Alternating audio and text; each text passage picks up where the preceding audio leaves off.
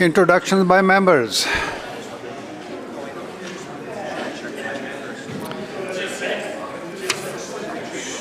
Minister of Forests. Great. Thank you very much, Mr. Speaker. I have two guests here today from Surrey Whalley, the pulsing heart of the centre of Surrey.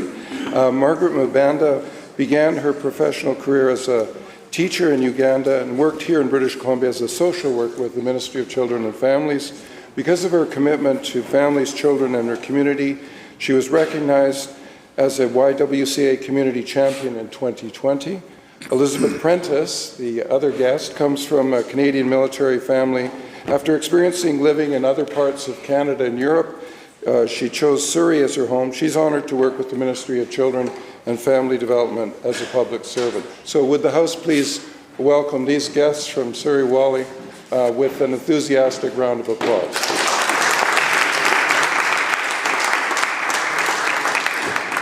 Member for Langley East. Thank you, Honourable Speaker. I'm absolutely thrilled today to introduce some incredible people who are joining us in the gallery today.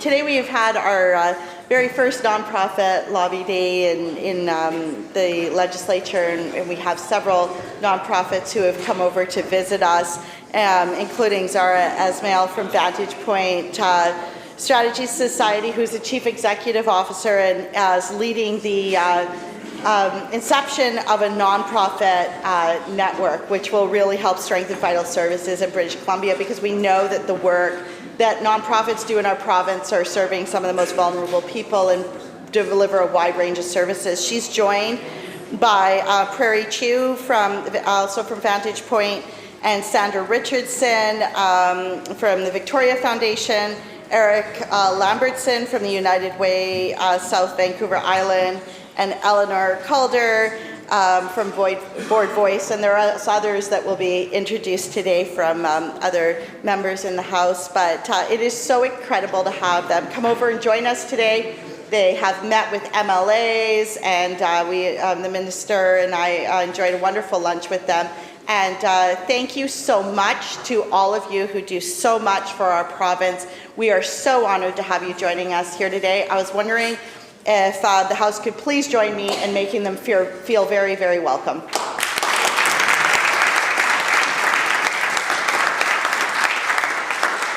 Minister of Children and Family Development. Thank you, Mr. Speaker. And I am going to pick up on an introduction for someone who's here for BC Nonprofit Day. Chantil Viode is here. She's the Executive Director of the Fernwood NRG Neighbourhood Resource Group, the neighbourhood house in my community. They are a $10 a day childcare centre. They provide food security. They are working with our community, our neighbourhood, as new affordable housing gets built. They are really a wrap around the community, wrap around the family, and I'm incredibly grateful for their work in the community and incredibly grateful for Chantil's leadership. And so will the House please join me in making Chantil very welcome in this place. Member for Caribou-Chilcotin.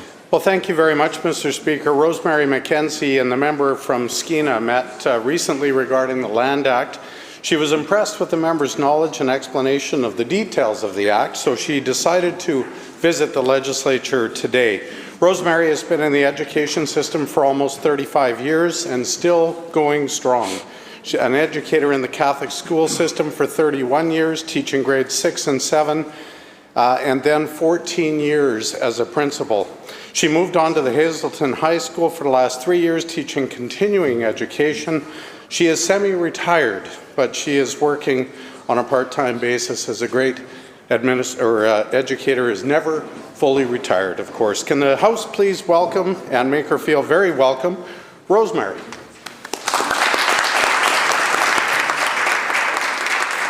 Minister of Jobs and Economic Development. Thank you very much, Honourable Speaker. You know, I represent downtown Vancouver.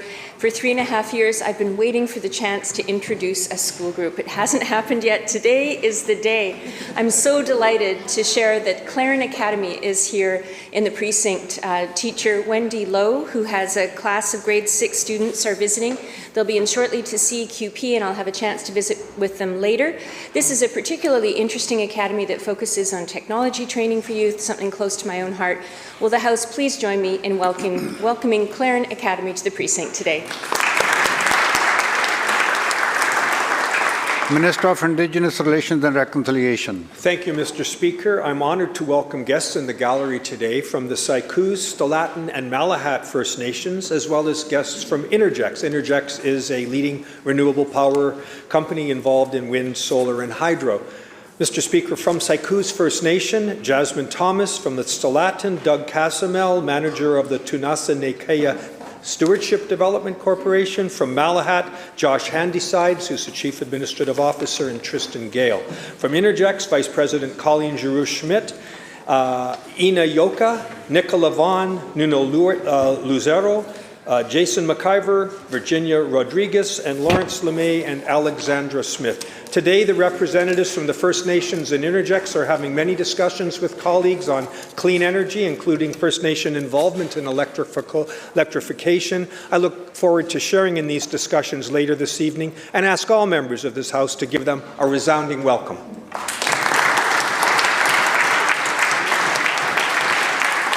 Member for Surrey Panorama. Surrey Panorama. Oh, thank you, Mr. Speaker. I want the House to help me welcome Brett Barden to the Legislature today. I met Brett Barden in 2011. He is a very keen volunteer and community activist, fully committed to social justice, to inclusion. He is one of those young men, and he is a young man, who is really committed to building up civic society and really demonstrates civic responsibility. He is currently serving as a staffer with USW, and of course he puts in lots and lots of volunteer hours in our community right across Surrey, but especially as my president for my riding in Surrey Panorama. Please help me welcome him to this House. Minister of Social Development and Poverty Reduction. Thank you, Mr. Speaker. Joining us in the gallery today, rounding out our visitors for Not-for-Profit Day, is my friend Signe Madden from United Way BC, from YMCA, Brenda Kent, and from YWCA Metro Vancouver, Amy Juska. We're very grateful for their work and partnership and the way that they challenge us to do more for people in British Columbia. Will the Legislature please make them very welcome? Member for Peace River North. Yeah, thanks, Honourable Speaker. I have a couple of introductions to do, or a couple sets of introductions to do today. First of all, coming all the way down from Fort St. John, good friends of mine, Rita and Shannon Stange, who are here today, the first time visiting the Legislature here, and looking forward to connecting with them later and showing them around this incredible building. And my second set of introductions is very quickly. I'm going to go through Brent Frayne and Sonia Grandal, who of course have been here numerous times before, great advocates for the PWD community. But more importantly, Sonia's mother, Colleen Grandal, who this is her first time to tour the Legislature here today. Would the House please make all of my friends welcome.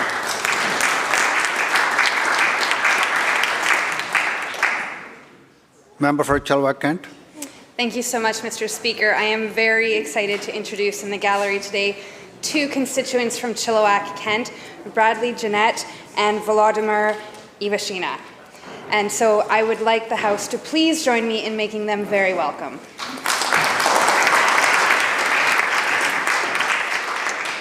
Members, it is my pleasure to welcome some very special guests today.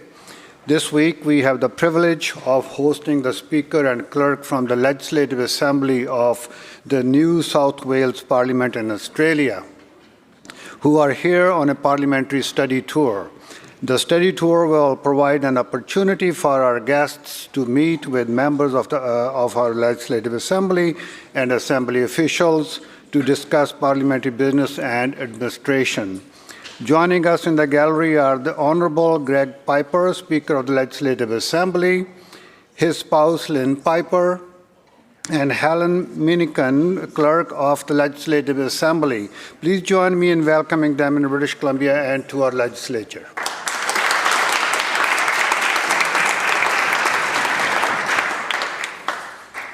Madam Clerk. Introduction of bills. Minister of Municipal Affairs. Thank you, Mr. Speaker. I have the honor to present a message from Her Honor, the Lieutenant Governor.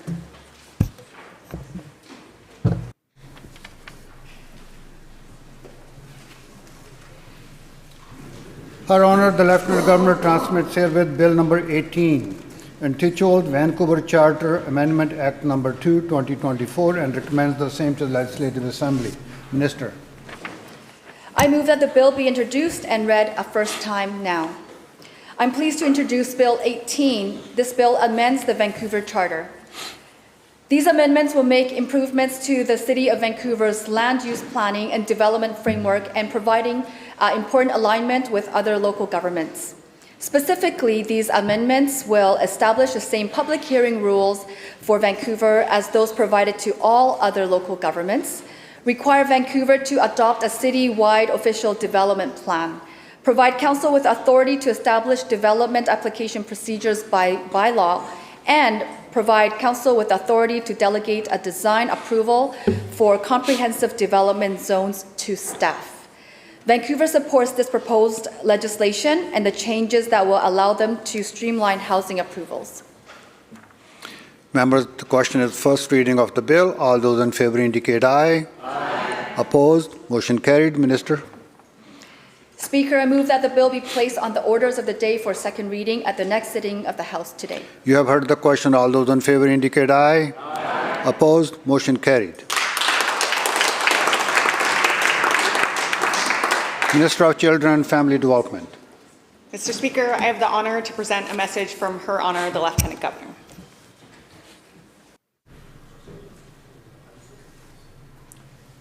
Her Honor, the Lieutenant Governor transmits herewith Bill number 19, entitled Children and Family Development Statutes Amendment Act 2024, and recommends the same to the Legislative Assembly. Minister. I move that the bill be introduced and read a first time now. It's my honor to introduce amendments to the Adoption Act and the Child, Family and Community Services Act. These statutes are the legislative framework for the adoption and child welfare system in BC. Following the passage of the Declaration on the Rights of Indigenous People Act, our ministry engaged with Indigenous partners across the province to co-develop Bill 38, Indigenous Self-Government in Child and Family Services Amendment Act.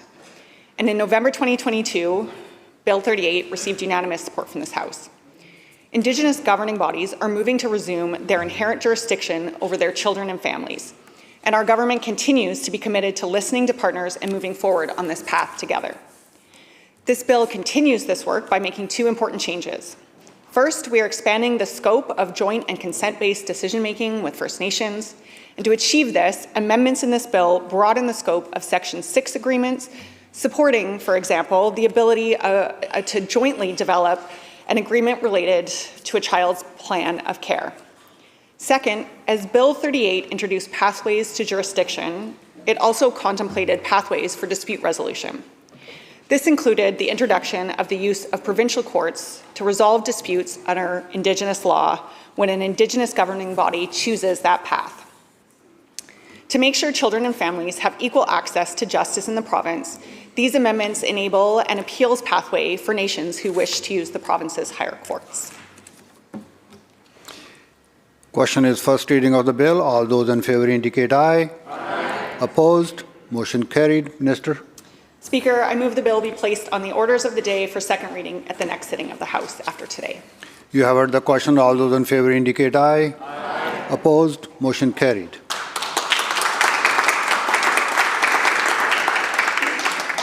Member for Delta South. Thank you, Honourable Speaker. I rise to move that a bill entitled the Preserving Brunswick Point for Agriculture and Migrating Waterfowl Habitat Act 2024, of which notices have been given in my name on the order paper, be introduced and now read for the first time.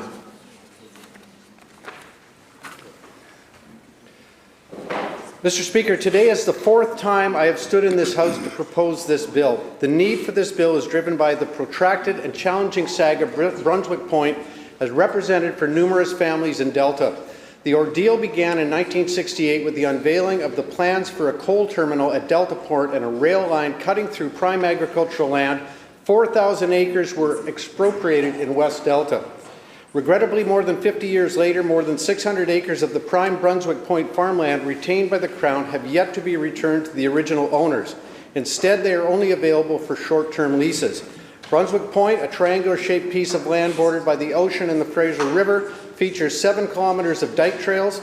The land also boasts fertile Class 1 soil, yielding top-quality BC potatoes, and is a crucial resting ground for migratory birds such as Canada geese, snow geese, swans, and snowy owls. The birds are well nourished by crop remnants, and the land is only 2 kilometers away from the Rifle Bird Sanctuary. With the Delta Port coal and container terminal and adjacent large-scale warehousing development nearby and growing, there is an urgent need to ensure this invaluable 600-acre tract remains dedicated to agriculture and wildlife conservation through the sale to local farmers or provision of long-term leases. The preservation of this land and its vital bird habitat from future development is paramount. Therefore, Mr. Speaker, I present this bill, hopefully that our collective efforts will safeguard this piece of our province's natural heritage and align with governmental commitments to protect the interest and well-being of British Columbians. Thank you, Mr. Speaker. Question is first reading of the bill. All those in favour indicate aye. Aye. Opposed? Motion carried. Member?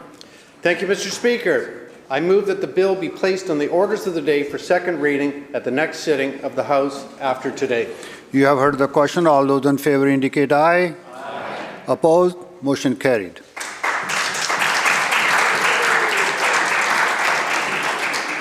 Madam Clerk. Statements by members. Member for Surrey Panorama. Mr. Speaker, this Saturday, April the 13th, marks the onset of the solar new year. Sikhs, Hindus and Buddhists around the world will celebrate Vaisakhi. Vaisakhi for the Sikh community holds special significance, traditionally celebrating the harvest of the winter crops, a time of joy and gratitude. It also marks the beginning of the Sikh New Year, commemorating the birth of the Khalsa and the Sikh faith. This year, the theme for Sikh Heritage Month is Chardi Kala. Chardi Kala is characterized as relentless optimism and resilience, even in the face of adversity, a belief that justice will prevail. Perhaps the most recognizable celebration for Vaisakhi are the Nagar Kirtans, where thousands of participants parade through the streets, striving to embrace Chardi Kala by celebrating their faith, remembering their history, and renewing their commitment to the Sikh way of life. Surrey is home to one of the largest. Vaisakhi is a time for renewal and recommitment to our values and principles, engaging in acts of kindness and service to humanity, or seva. The spirit of selfless service is an opportunity to look beyond ourselves and to foster a sense of community and compassion. It is a time to reflect and to strive to embody the qualities of courage, to embrace the spirit of Chardi Kala, unyielding optimism and resilience, regardless of the hurdle life throws in front of us. Let us celebrate the contributions of Sikhs in BC, Canada. Let us celebrate Vaisakhi. Let us commit ourselves to building stronger, more inclusive and more just communities. And to all, Vaisakhi diyan badaiyan.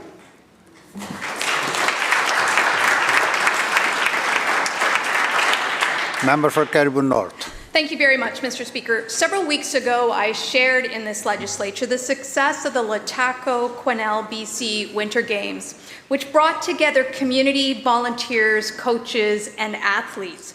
One of the venues used during the games was Barkerville, located on the traditional territory of the Dakat and Shwepnik peoples. This year marks Barkerville's 100th anniversary as a designated National Historic Site of Canada. Barkerville, facilitated by the Great Wagon Road, was the center of the Caribou goldfields, which were the catalyst for the political development of British Columbia. As we do the necessary and important work of reconciling our past, I want to highlight the work that the Barkerville Heritage Trust is doing to meet Truth and Reconciliation's Commission Call to Action number 67 in its recommendation for Canadian museums through living interpretation, through engaging with the public with stories that tell of our good, our bad, and our ugly truths of history. Barkerville's talented professional interpreters have deepened their roles and expanded upon their historic stories. Indigenous interpretation is integrated throughout the site's programs and encourages meaningful learning and conversations between interpreters and visitors in a safe and inclusive place. Barkerville is engaging in living interpretation, whether it's the historic streets in Theatre Royale, or now, spoiler alert, it has a TV pilot being filmed right now. It is actively engaging in reconciliation. We need to bring people together. Barkerville is one of those places that we can do that. And I can't imagine our country, our province, or our region without Barkerville. Please, ladies and gentlemen, join Barkerville and visit it this summer.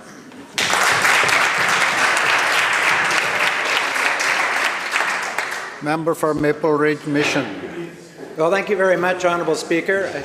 I feel it seems appropriate today, with so many nonprofit groups today, to send out a very heartfelt thank you from Maple Ridge and Pitt Meadows for two community champions, Heather Trelevin and Vicky Kipps, who are leaving their positions today. Heather Trelevin's journey from small town Nakusp to becoming the Executive Director of Maple Ridge, Pitt Meadows and Catesy Seniors Network reflects a remarkable dedication to community and advocacy.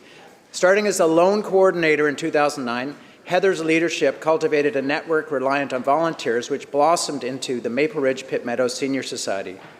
Recognizing the often overlooked wisdom of older adults, Heather tirelessly championed their voices, forging partnerships with government, service clubs, and nonprofits. Her commitment extended to initiatives like the Dementia-Friendly Living and the Age-Friendly Community.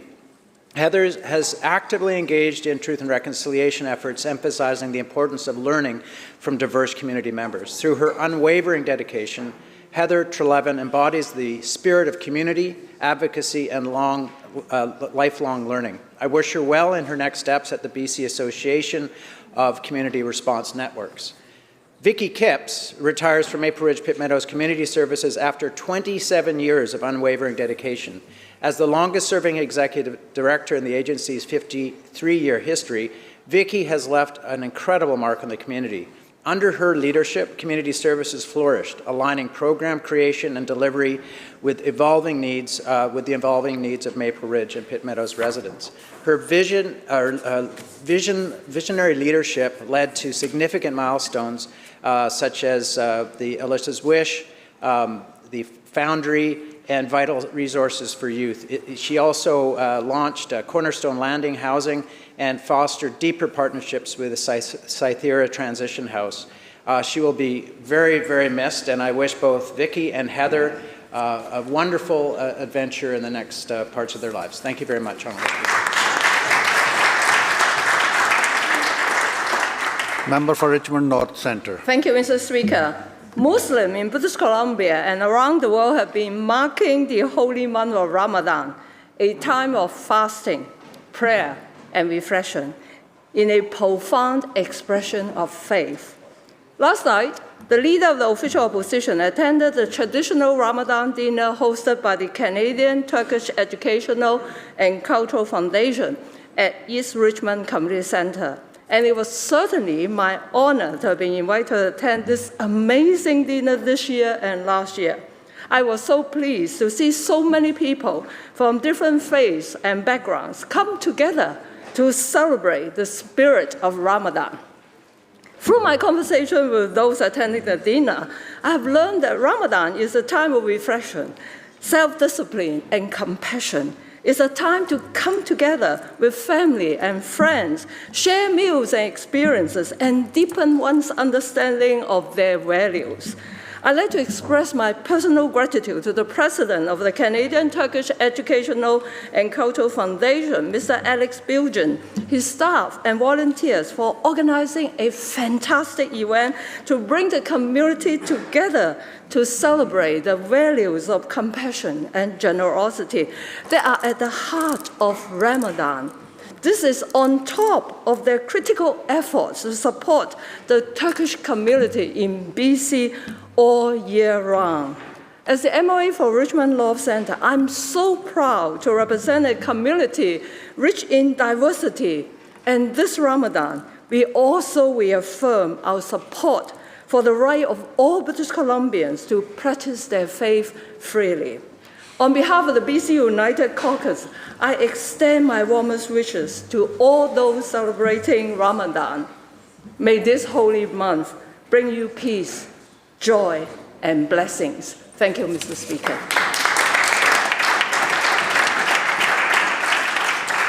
Member for Courtney Comox. Mr. Speaker, a local nonprofit, the Comox Valley Healthcare Foundation, takes our healthcare system in the Comox Valley to new heights. And it is thanks to the commitment of a dynamic board of 11 citizens led by President Bill Anglin and Vice President Susan Octorloni. With the diverse experience and skills of Rhonda Stevens and Avery Janes, who share the role of Executive Director. This team works with our community to raise funds for acute care at the hospital, community health care services, mental health and substance use, and at our 3 local nonprofit long-term care homes. They believe that when you give to any area of health care, you're helping to strengthen the entire system. The generosity of donors has brought amazing healthcare gifts, and we can all be grateful for the way our community steps up to make the Comox Valley the best it can be. This past year has seen some exciting campaigns come to fruition. The goal of $500,000 was reached to bring in improved medical imaging, which is faster and provides more accurate diagnoses and better patient comfort. In fact, patients across the North Island and Cathet Regional District also benefit. There's also a new wound simulation model for hands-on wound care education and practice. Then there's supporting peer training and overdose prevention, a very critical need today. A stellar campaign has brought innovative interactive sensory suites that help seniors with dementia in Cumberland Lodge and Glacier View Lodge to bond with their loved ones, fellow residents, and their care professionals. Finally, advancing research focused on aging and dementia to enhance the quality of dementia care in our community. It reflects the commitment of the Comox Valley Healthcare Foundation and its donors to help make life in the Comox Valley be the best it can be. It's never too late to be a part of it. Join the Healthcare Foundation by donating today. Thank you, Mr. Speaker. Member for Kelowna Mission. For the last 40 years, Childhood Connections has managed the Child Care Resource and Referral Program with exceptional dedication, making significant positive impacts in our Okanagan community. However, recent developments have put this invaluable service at risk.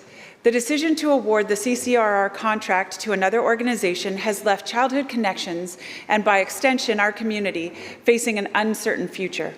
The implications of this decision extend far beyond the immediate loss of the contract. It jeopardizes the other crucial services provided by Childhood Connections, including drop-in childcare, support for neurodiverse children, a toy library, a food security initiative, and all are unique in flexibility and inclusivity. This weekend, hundreds of community members joined a rally and thousands signed a petition in support of keeping the centre open. Just consider the numbers. Over 200 hours of childcare are accessed every week at the centre. Assistance is provided to 797 parents for affordable childcare benefits.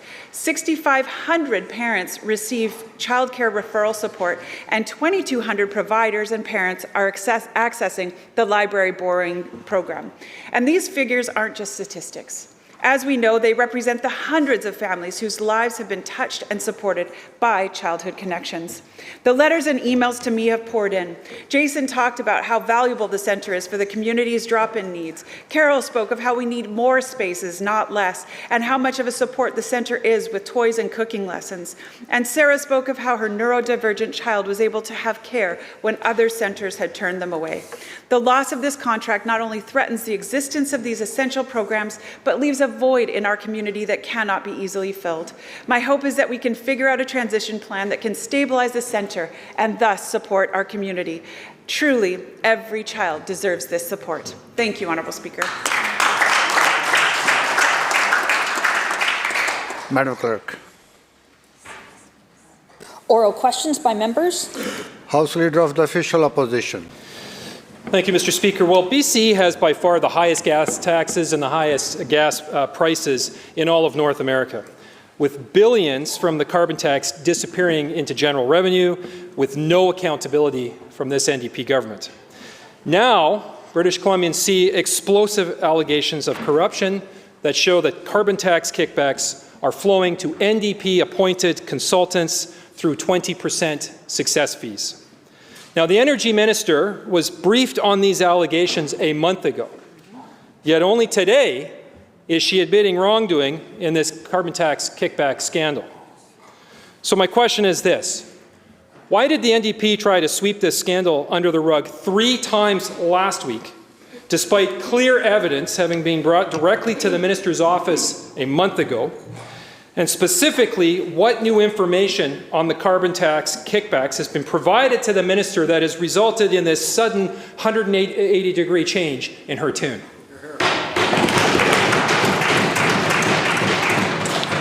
Minister of Energy and Mines. Thank you, Mr. Speaker. Grant programs have to be fair to all applicants, and the public must have confidence that they're administered in a way that's in the public interest.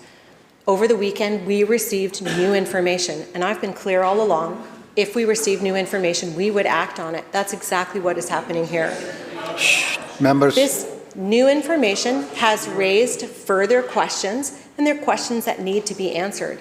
Mr. Speaker, that's why I've directed the Comptroller General to undertake a review of MNP's practices in 2 grant programs, and Mr. Speaker, that's why we want the Office of the Auditor General to do the same. Mr. Speaker, these programs must be fair. British Columbians need to depend on that fairness. They need to know that we are always, always acting in the public interest, and that's why we're taking action now.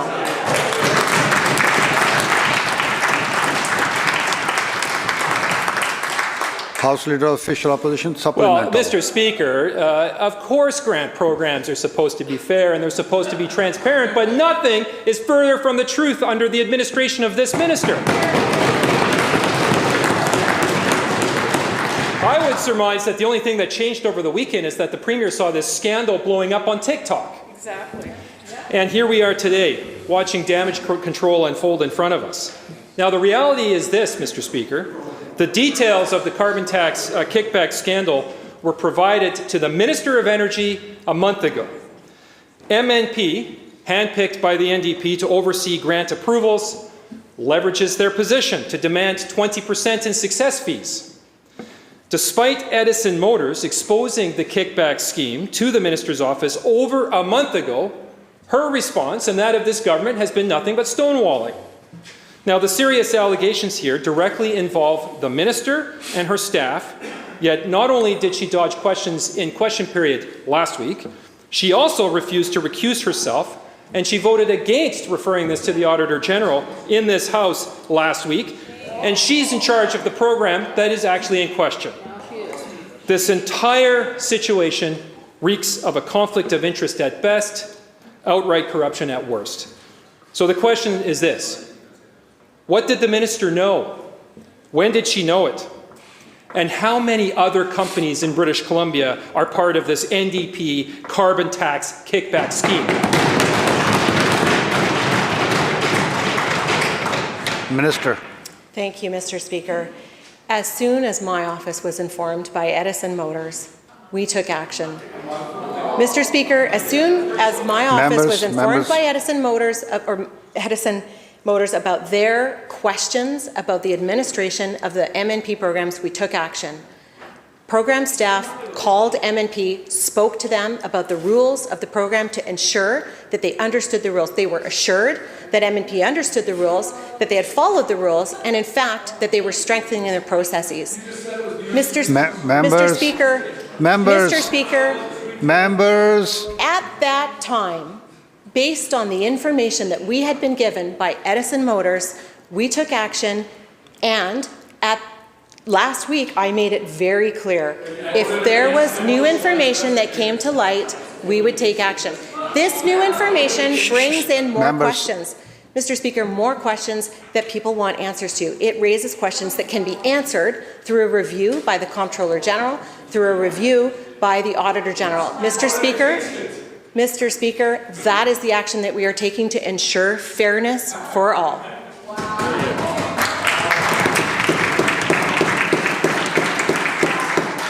Member for Kamloops North Thompson. Wow, what decisive action by the minister's office. They made one phone call to the group that was actually having the complaints leveled against them. Wow, that's sure a thorough way to make sure there's no wrongdoing going on, Mr. Speaker. Let's be clear, last week when I asked the question of the minister might want to go back and listen to Hansard. Not only did she not even come close to acknowledging the question, she just skated right by it, as if it wasn't even asked, and talked about something completely different. Wednesday, the NDP-dominated Public Accounts Committee voted against the Auditor General looking into this exact issue. Thursday, all the NDP members in this chamber voted against the same thing. 3 strikes. The minister keeps changing her story, Mr. Speaker. Last week, this wasn't even, according to the minister, a BC government program. The opposition was conflating the programs that were out there. It wasn't the same one. She can't seem to keep her story straight, and now after 1 million TikTok views over the weekend, suddenly they've had a moment of clarity. Well, Mr. Speaker, that new information apparently was egregious enough to suspend MMP without an investigation actually taking place. I notice the minister hasn't been suspended. Will the minister actually involve the RCMP as well, seeing as these allegations must be so egregious that you're not even letting MMP continue on with their current work?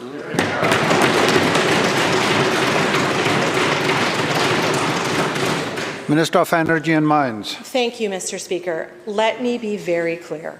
These concerns were brought forward to us by Edison Motors and information provided to us by Edison Motors, not by anybody else. Despite the fact the opposition bringing this up in the House, not one member of the opposition has spoken to me or provided my office with any information. We used the information that we had. We investigated, we spoke with Edison Motors, we spoke with MNP. But Mr. Speaker, Members. It's clear. It is so clear. These Members. processes need to be absolutely fair for all applicants, and that's why the reviews are so important. Mr. Speaker, the opposition understands that programs like these are sometimes administered by third parties. Their government did it. Our government does it. MNP is a Canada-wide company that provides these kinds of services to other provinces. It happens, they did it. We have strict agreements with MNP on what can and cannot occur in these relationships. Members, let's listen to the answer, please. Mr. Speaker, funding from grant programs can never be used for consulting fees. MNP cannot ask for it, they cannot request it, and anyone receiving funding from that program cannot use it to pay for consulting services.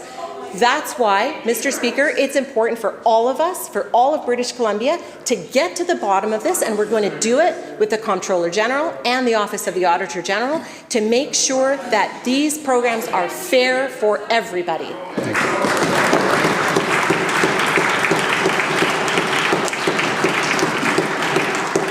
Kamloops North Thompson supplemental. Thank you, Mr. Speaker. Well, this is a made in BC NDP government carbon tax kickback scheme, plain and simple. What the minister doesn't want to acknowledge in this chamber, Mr. Speaker, is that the same information provided to her office on February 27th by Edison Motors, written evidence about the request for the 20% success fee on the heels of a rejected application, and if you reapply with our 20% success fee, we're confident you'll be successful. That's pretty clear. That was all the same written information given to the opposition parties on the same day by Edison Motors. Yet the minister last week said nothing to see here. In fact, it wasn't even a Government of BC program, was one comment the minister made last week. Then it turned into, well, we looked into things and there was nothing untoward going on. We find out today it was a phone call, one phone call. That was it. Wednesday, they say no to the motion. Thursday, they say no to the motion. The excuses keep changing. The bottom line is the carbon tax kickback scheme under this government's watch has failed miserably. No one believes that the minister has looked into this properly.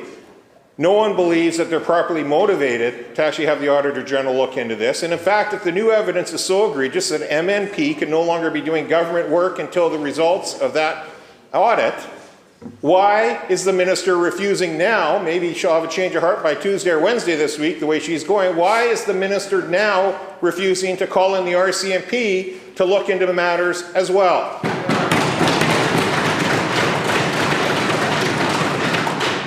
Minister. Mr. Speaker, this is about the administration of two specific government grant programs that are administered by MNP. It is about the practices that MNP uses in administering those programs and other services that they may offer. Mr. Speaker, the opposition can conflate different words and different times and different programs. It's what they do. Members. Mr. Speaker, I have been very clear. These are programs that are administered by MNP, two programs, the ARC program, the Civic program. Concerns about those programs were brought forward to my office. We took action the day we heard about that. And Mr. Speaker, members, to get to the bottom of this, please. To get to the bottom of this, let's have the Auditor General do their work. Mr. Speaker, let's have the Comptroller General take a look at this work. And Mr. Speaker, the new evidence that we received this weekend begs too many questions. That's why we're taking action now. We know these programs must be fair for every single applicant. Come to order, please. That's why we've directed the reviews, and that's what's going to take place. I hope the opposition will support that.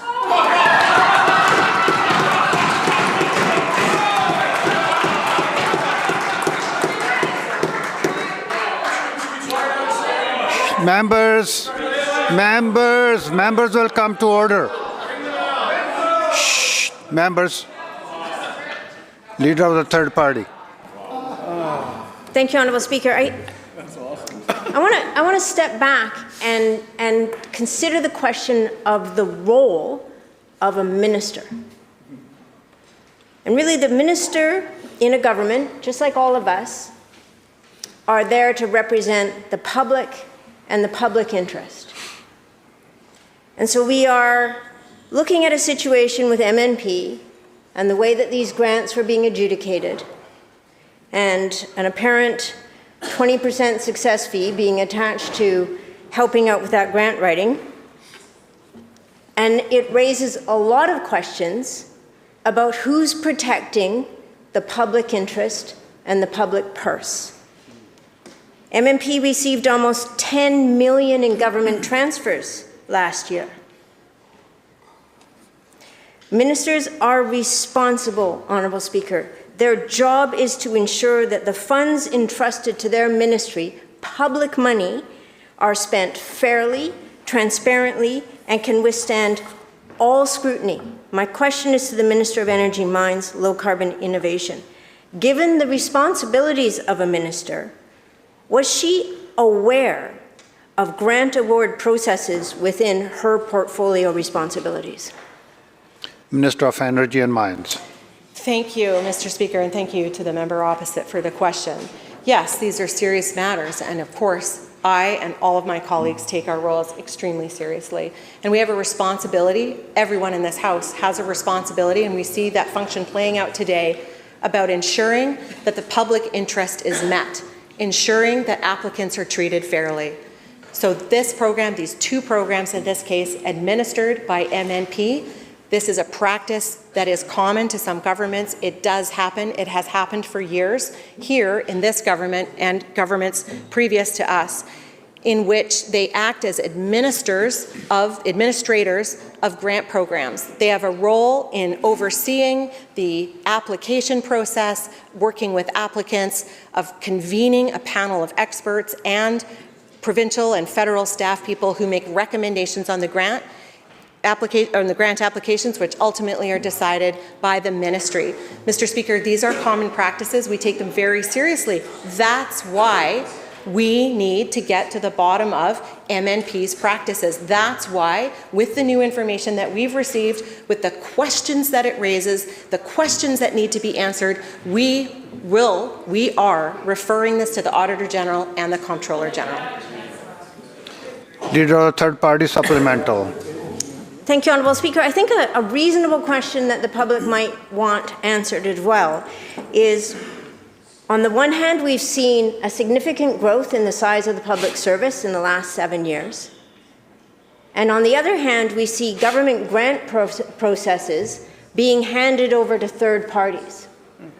And so I wonder about why it is we don't have staff in government, with all the staff that have been hired, to actually administer government funding.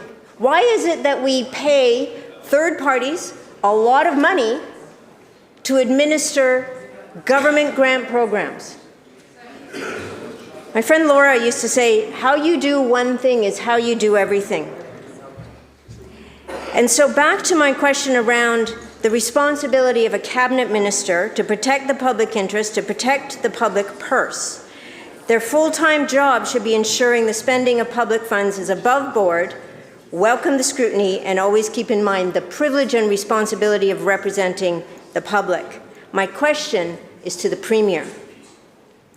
Given what has been uncovered about the Clean BC grants, will this Premier ensure that all government grants are reviewed, particularly those being administered by third parties? Minister. Thank you, Honourable Speaker, and thank you again to the member for the question.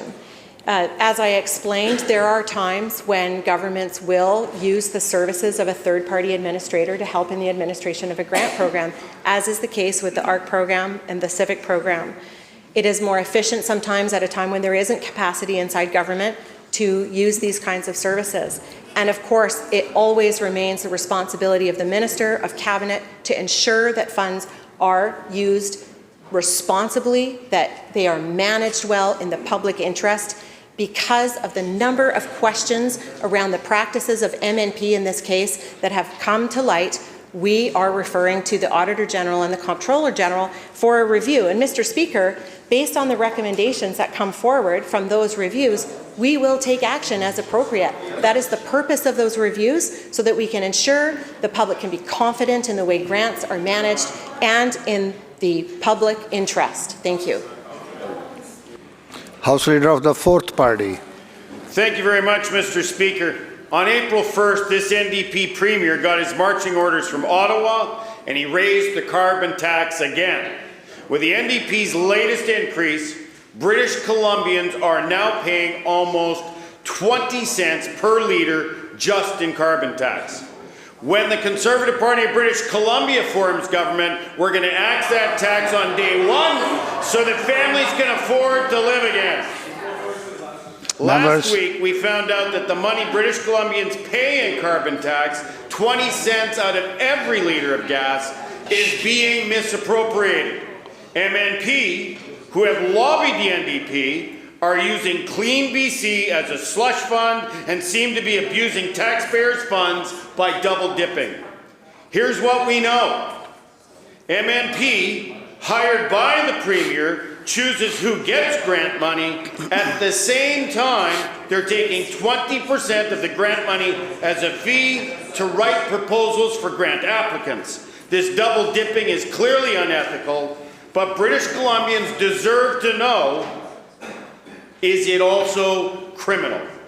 And how are the NDP involved? So my question through you to the Premier, Mr. Speaker, when will you ask the Attorney General and Solicitor General to support an RCMP investigation into the corruption that has occurred under your watch?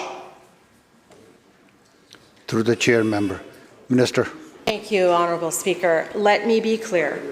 MNP does not make the final decisions on the Civic and ARC grants. They administer this grant program on behalf of government in a tight contractual arrangement with very clear parameters around what is and is not an eligible expense, including any kind of consultancy or lobbying fees.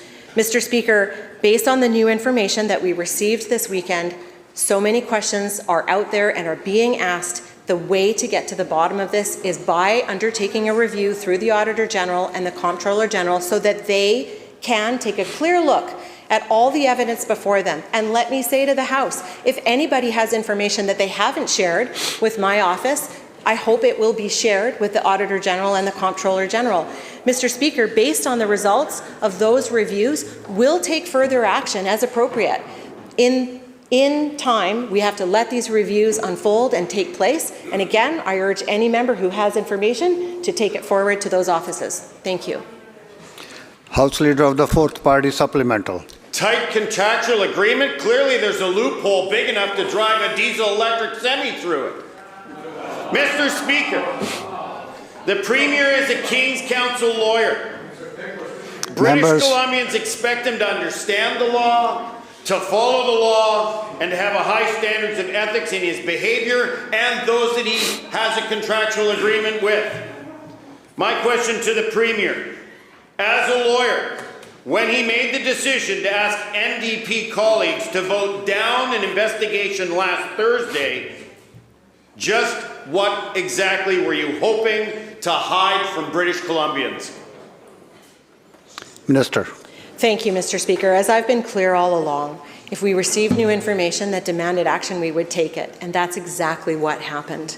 Based on the information that my office was provided on February 27th, that was looked into, that was discussed with MNP, that was discussed with Edison Motors, and with new information coming forward this weekend, questions have been asked. We know we need to look into the practices of MNP to assure British Columbians that all applicants are being treated fairly and to ensure that grant programs are managed with the interests of people in mind 100% of the time. Mr. Speaker, that's the work that will be undertaken, and I look forward to sharing the results of those reviews with this House.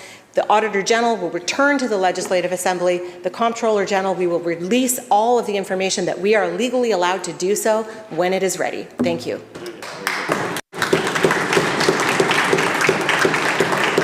Member for Surrey South. Thank you, Mr. Speaker. Open illicit drug use is so out of control in hospitals that drug dealers are now brazenly conducting business on the rooftop patio of St. Paul's Hospital. A concerned nurse says, quote, "We know they are drug dealers, and yet they come and go." Another nurse at St. Paul's Hospital says, quote, "Absolutely, there are people throughout the hospital who are dealing and using everywhere," end quote. Instead of hospitals being places of recovery, there's chaos with rampant illicit drug use, violence, and predatory drug trafficking. And Mr. Speaker, it's truly mind-boggling.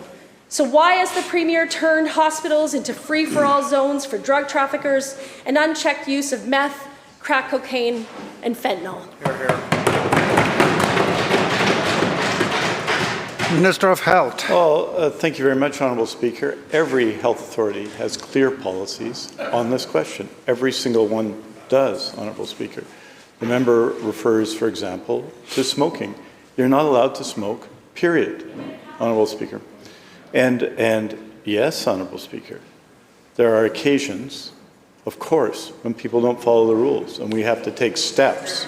We have to take steps to protect the doctors and nurses and health sciences professionals and healthcare workers and members of the public who are affected by that, including other patients, Honourable Speaker. And that is precisely what we're doing. We've taken specific action at the instigation of the BCNU, but also the Hospital Employees Union and the HSA, to increase security in our hospitals. And we'll be taking and continue to take action to ensure that people working in hospitals are safe, Honourable Speaker.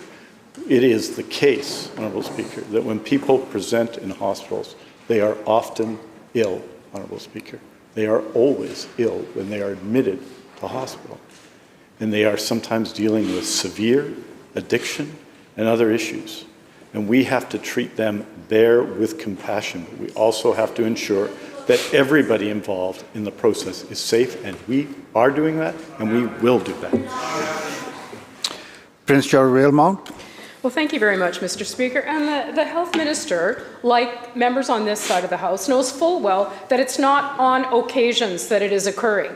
It is happening every single day in hospitals right across British Columbia. And the latest group of courageous nurses to speak up were actually at St. Paul's. So he can ignore the words of the opposition, but this is what the nurses at St. Paul's had to say, and I quote, "You can barely walk into some of the rooms. There's needles and broken crack pipes all over the floor," end quote. They go on to say that housekeeping will not clean some rooms. That's not an occasion in my comments to the minister. That is every day. And in fact, what they said, and I again quote nurses, "We have patients in 4 bedrooms that have been exposed to patients fighting with their drug dealers in their room," end quote. On what planet is it acceptable for the minister to continue to duck, dodge, and weave and ignore the concerns of nurses across British Columbia? It is time he stood up, took responsibility, and made the priority the safety of nurses and patients in our healthcare system. Minister of Health. Well, thank you very much, Honourable Speaker, and absolutely. My priority is the safety of patients, of people visiting the hospital, of nurses, of health sciences professionals, of healthcare workers. It's why we've taken specific action with all of the representatives of those unions and of the doctors of BC to increase the level of security. The member says starting tomorrow. No, Honourable Speaker. It was, of course, well over a year ago that we said we were going to change security. We're going to move from the privatized system, which was the legacy of the past, to Honourable Speaker, a system where we add 320 relational security officers, and we will be adding more, Honourable Speaker. And the reason we did that was to ensure that our security staff was better trained, which was something that nurses and many others had advocated for, and to ensure, Honourable Speaker, that there was greater safety in facilities. It is the case, Honourable Speaker, that people who suffer from severe addiction problems are in acute care hospitals every day. That is the case, Honourable Speaker, and we have to take very specific steps to ensure that everywhere, regardless of whether it's St. Paul's, regardless of whether it's Baker, regardless of whether it is Prince Rupert, regardless of whether it's Dawson Creek, that everywhere, Honourable Speaker, the same policies apply and are seen to apply. Kelowna Mission. Nurses face a daily reality of drug-fueled violence. Laura Martin, a nurse at Victoria General Hospital, says, and I quote, "It's happening daily. I have people in tears on a daily basis because of exposure and violence, but when they've reported, nothing has changed," end quote. WorkSafe BC's investigations confirm this, revealing a systemic failure to protect healthcare workers from open illicit drug use. My question is actually to the Labour Minister. How many injury claims have been filed by healthcare workers as a result of the NDP's reckless decriminalization policy? Minister of Health. Oh, thank you very much, Honourable Speaker. And in every case, Honourable Speaker, people deserve to be supported. And, Honourable Speaker, we are going to continue to do the work with the BC Nurses Union, with individual nurses, with nurses in facilities, with health sciences professionals, with HEU members to ensure that everywhere, it doesn't matter which hospital you're in, the rules should apply. No matter which hospital you're in, the rules should apply, Honourable Speaker. Members. We face, Honourable Speaker, as members know in this province, people living with serious addiction issues every day. This is not new, although it is surely more serious now than it has been because of the nature of the toxic drug emergency. It is never allowed. It is never allowed that people smoke in our hospital, Honourable Speaker. It is never allowed. That doesn't mean, Honourable Speaker, that doesn't mean that people do not break the rules, Honourable Speaker. It doesn't mean they don't break the rules in washrooms. It doesn't mean they break the rules elsewhere. Members. Honourable Speaker, the opposition House Leader, who is part of a government that privatized security, that downgraded security, is opposed to us hiring 320 more security officers who are employees of the health authorities.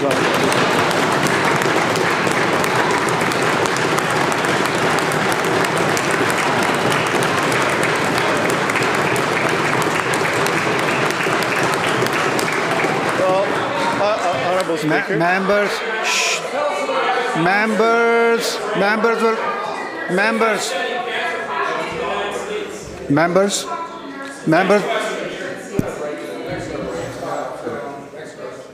Members, Minister will conclude. Honourable Speaker, I meet all the time with nurses, and we discuss these very questions, because they are of serious concern to nurses and everyone in healthcare every day, as are the impacts of the toxic drug emergency. That's why we've taken action, and we'll continue to take action with our nurses, with our health sciences professionals, with our healthcare workers. And Honourable Speaker, we'll take those actions in spite of the opposition of the opposition. Member for Kelowna Mission Supplemental. Unbelievable. Well, what the minister is doing. Members, please. Members, come to order. Member. What the minister is doing isn't working. Nobody believes this minister when he says that he can actually keep patients and nurses safe. Day in and day out, nurses are at risk and attacked because of the NDP's decriminalization policy and the minister failing to do his job. At North Island Hospital in Campbell River, one nurse has been exposed to illicit drug smoke 6 separate times and has seen her colleagues, including pregnant staff and patients, exposed to the same toxic smoke environment.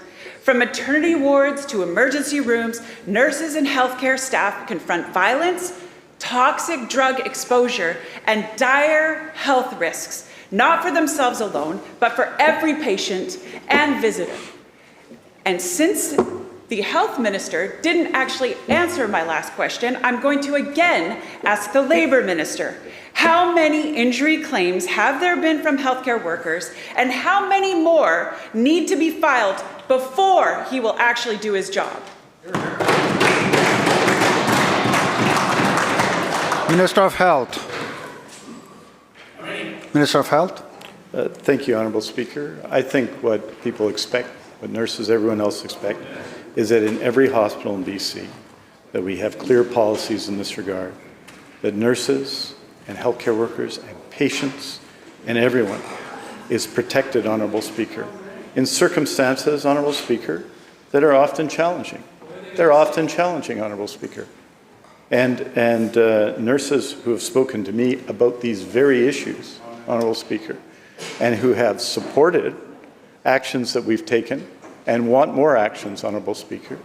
Nurses who've consistently done this have made this case to me directly. I listen to nurses and health sciences professionals and healthcare workers on these questions all the time. As we face challenging issues in the community, we face challenging issues in hospital, which in many ways are a reflection of the community. And that's why we have to continue to support everyone who works in healthcare and everyone who visits a facility and ensure that violence, in particular, is never acceptable in a hospital or anywhere else. The bell and the question period. Minister of Energy and Mines. Speaker, by leave I move that the proceedings of the House on the consideration and decision of the motion by leave moved by the member for Kamloops South Thompson during the morning sitting of Thursday, April 4th, 2024, be declared null and void. That pursuant to Section 13 sub 2 of the Auditor General Act, the House request that the Auditor General undertake an examination of the administration of grants by MNP LLP under the Advanced Research and Commercialization Program and the Commercial Vehicle Innovation Challenge. Is leave granted? Please proceed. Thank you, Honourable Speaker. Honourable Speaker, as has been canvassed throughout the question period earlier this morning, it is clear that with new information that has come to light this weekend, that the right thing to do is to refer this matter to the Auditor General. Mr. Speaker, the practices of MNP must be examined so that British Columbians can be assured that all grant applicants are treated fairly and that all public interest matters are taken into account as public funds are dispensed. Mr. Speaker, this is important. We take this seriously. We've acted since the time that we found out about these issues. Now is the time to make this reference, and by providing this motion, I ask the House support it. Thank you. Member, the leave was granted. You want to move the motion now? Move the motion? Please So move it again? All right. read the motion. Okay, so I move that the proceedings of the House on the consideration and decision of the motion by leave moved by the member for Kamloops South Thompson during the morning sitting of Thursday, April 4th, 2024, be declared null and void. That pursuant to Section 13, Sub 2 of the Auditor General Act, the House request that the Auditor General undertake an examination of the administration of grants by MNP LLP under the Advanced Research and Commercialization Program and the Commercial Vehicle Innovation Challenge. Thank you. Motion has now been moved. Opposition House Leader. Well, thank you very much, Mr. Speaker. Well, what an unbelievable turn of events on this file. You know, we heard in question period today the minister over and over again say that when new information was presented, that she swiftly, swung into action, and she made a phone call to MNP. Now she's accepting the item that we asked for on multiple occasions last week. Mr. Speaker, the one I do want to, in addition to, and any member obviously is welcome to speak to this motion as they see fit, and I'm sure that there are others that will want to. The inconsistencies in what the minister has said on this file are breathtaking. The fact that it was her office and her staff, and presumably her, that were briefed on this by Edison Motors in the first place a month ago, but that wasn't enough information to take action. The fact that we asked a question in question period last Tuesday and highlighted the concerns that had been raised with the opposition parties, that didn't trigger any action from this minister. And then the Public Accounts Committee holds their meeting last Wednesday night. And again, the official opposition makes it very clear on the record that we have very grave concerns about this, and we bring it forward, and we move a motion very similar to the one here today, asking that this be referred to the Auditor General and the Controller General, and that wasn't good enough for the minister at that point. And then in this chamber, I stand up and the very motion that we've now just had to rescind so that the minister can bring forward the exact same motion, because that's how the standing orders work in this place, now presumably is based on some spectacularly new and obviously very damaging or concerning information that of course the minister won't provide any details on or shed any light on. But I'll tell you the one most glaring piece that's missing from this minister's approach, this government's approach, the Premier's approach on this, because every British Columbian now knows about how secretive this government is and the lack of transparency. Every British Columbian knows how this government operates. Obviously, over the weekend, the thousands and thousands and thousands of communication officers that this government has hired in the last few years swung into action. Damage control, TikTok, everything's going crazy because of this corruption, alleged corruption in the scandal that just stinks. The piece that is most galling, that is most glaring, that's missing from this motion is there's no date, there's no time reference for the Auditor General to actually report back. And could that be that there is something happening later this year? Could it be that there's something in the offing that could be happening? There's 5 weeks left in this legislative session. There is no reference in the motion that the minister just moved, directing the Auditor General to report back with findings, whatever those findings end up being. And the Auditor General will do this work. So, Mr. Speaker, with that in mind, we believe that British Columbians have a right to understand what actually has happened here. They have a right to know what the minister knew when she knew it. They have a right to know what her staff knew when they knew it. British Columbians have a right to know the decisions that MNP made versus the decisions the government made, because the minister's tune on that changed 6 ways from Sunday just in question period here alone, all over the map. British Columbians deserve answers on all this, but they deserve answers in a timely fashion. So, Mr. Speaker, I would like to move an amendment to this motion, that the motion be amended by adding Be it further resolved that the Auditor General make public an interim report on the matter no later than 90 days hence, and make a final report public no later than September 1st, 2024. That's the least that this minister can do to try and shed some light on this scandal.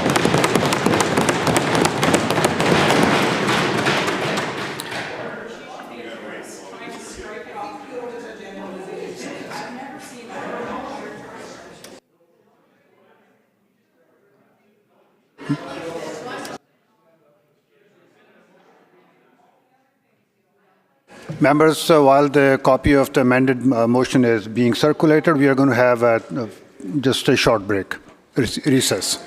Yeah.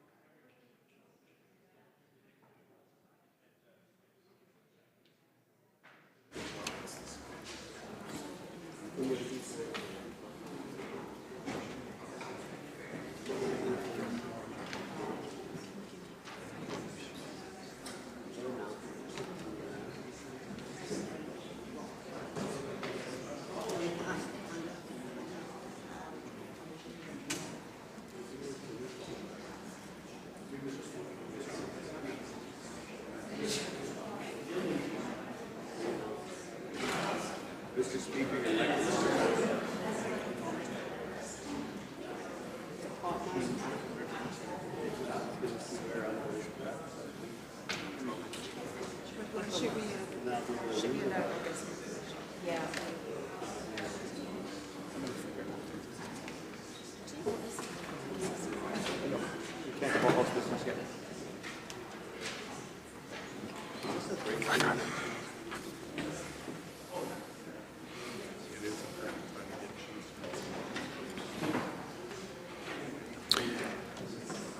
Calling the House to order. The amendment was moved by the opposition House Leader, and it reads that the motion be amended by adding, be it further resolved that the Auditor General make public an interim report on the matters no later than 90 days hence, and make a final report public no later than September 1st, 2024. So now we are dealing with the amendment. So member for Kamloops North Thompson on the amendment. Thank you, Mr. Speaker, and I'll just have a few words to say to the amendment. And it is interesting that the time is right now, according to the minister. It wasn't right on Thursday, but it's right on a Monday to take action and engage the Auditor General and the Comptroller General. It's interesting how fast the government's mind can change on this. And that's part of the problem. It seems to be a ploy for political expediency instead of transparency and accountability for the public. I have no doubt that the government is going to try to push back and say, oh, there's no way the Auditor General could meet these timelines. Well, in fact, they probably could and likely could. We're talking about two programs that haven't actually been around for very long. Very, very tight window of what they actually people can apply for. There's not a lot of heavy-duty truck companies out there trying to apply for innovation and green technology grants. There'd be a few, absolutely, but it would not take the Auditor General that long to start to be able to dig in and provide a preliminary report as to what has actually led to the 180-degree change in attitude from this minister. And again, we heard in question period today, the minister, for the first part of the questions, indicating that MMP was the sole adjudicator, and that's standard practice, and they have consultants adjudicating all over. And then later on, saying that in fact it's the government that makes the final decision on grants or not. So even within question period, the story couldn't be kept straight today by the minister. That's very serious, Mr. Speaker, and that's why we were calling for the RCMP to be engaged as well. But we really don't want to see this, and I don't think it's in the public interest, to see something drag out for a very long time. We've saw what happened federally with the RiveCan and the questions and concerns and how that spiraled out of control very quickly once a little bit of a thread was tugged. In the backdrop of the controversy around carbon tax, what's that discussion that's happening provincially and federally, and the fact that this is a granting program that is funded by carbon taxation, if you want to have public buy-in for things like carbon tax and green innovation funds, the public has to have confidence that they're being actually dealt with in a proper way, in an appropriate way. So the faster we can get a preliminary report, the faster we can get the actual report, the better. And frankly, not allowing the government to try to hide behind the veil of an election to think that they can just sweep a potential corruption scandal like this under the rug is the appropriate course of action. So the government and the minister had a change of heart in the space of 3 days on this. We're not sure. Maybe the new information they found is that the Auditor General said they were going to investigate anyways, and this is a way for the government to try to appear to be taking action, because the government House Leader last week pointed that out. That despite the no vote from the government for wanting an investigation into their actions, the Auditor General could still just go ahead and do it unilaterally. And that might be the information, but we don't know, because this minister won't actually share any of that information with the House. And again, the minister on February 27th, her office staff had the exact same information everyone else in this chamber actually had that was in opposition. And they did nothing with it other than a phone call. That is the level of investigation we're led to believe suddenly changed on the weekend, with the minister unable to provide any actual basis other than saying new information came to light to take the action they did. So I fully support the amendment. I do hope the government will fully support the amendment. It just puts some certainty and some urgency to a very important issue going on within government that is actually starting to cast a shadow of doubt on not just this granting program, but for many other granting programs out there right now, where people are wondering just exactly how this government conducts their business and how their ministers actually result in decisions for doling out government money for grants. Because the minister made that very clear at the end of question period. It's still the government makes the final decision on these grants. And that's a very concerning change of events based on all of the evasive answers from this minister all last week and for the first half of question period today. So I think it's in the public interest that we have this within 90 days, a preliminary report, and by September 1st, the public actually has the final report so we know just what the heck was going on with this electric fund. Thank you.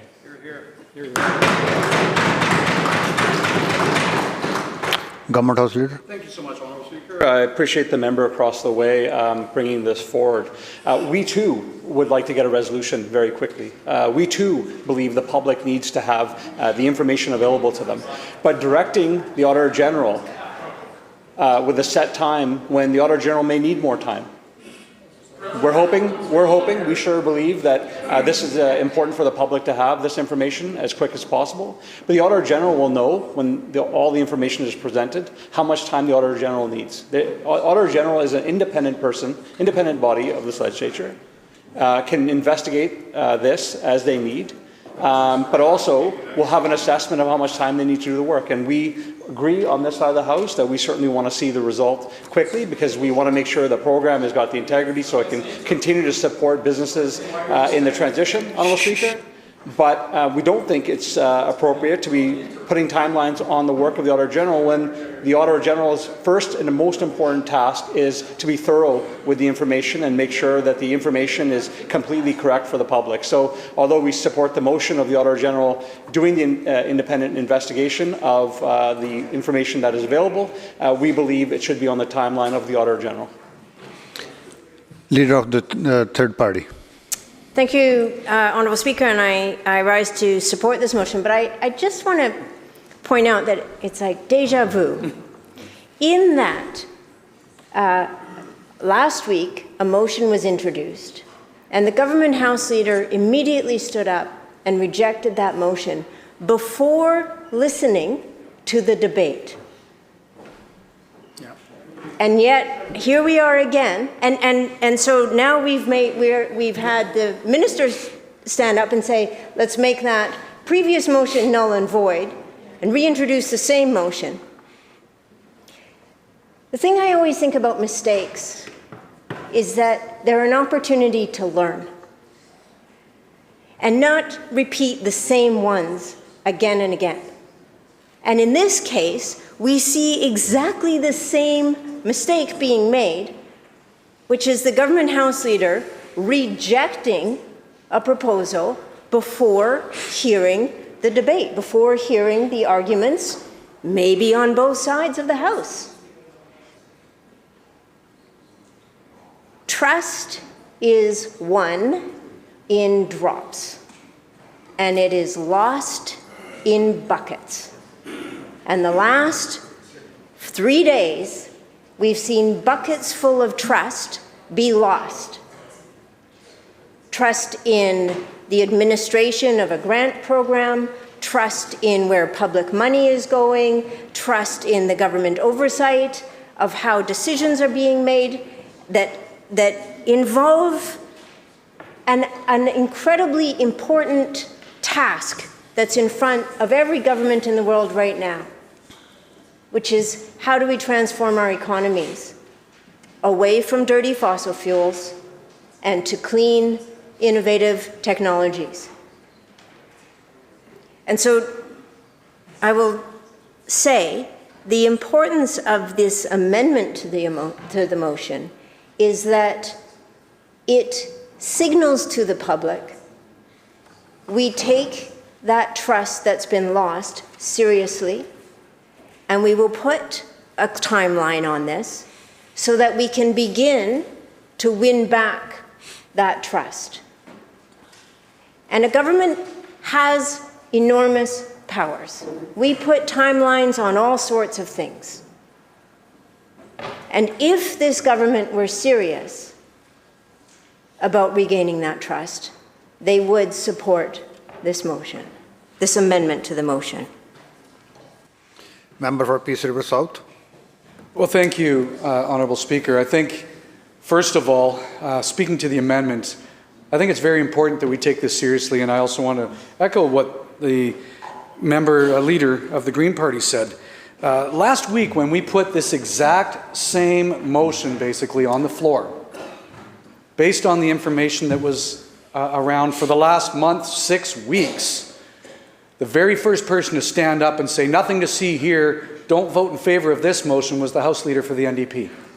And he did that again here again today. Because supposedly last week, this was absolutely horrible. Why would we even consider talking to the Auditor General, the Comptroller General, or anyone to look at an investigation?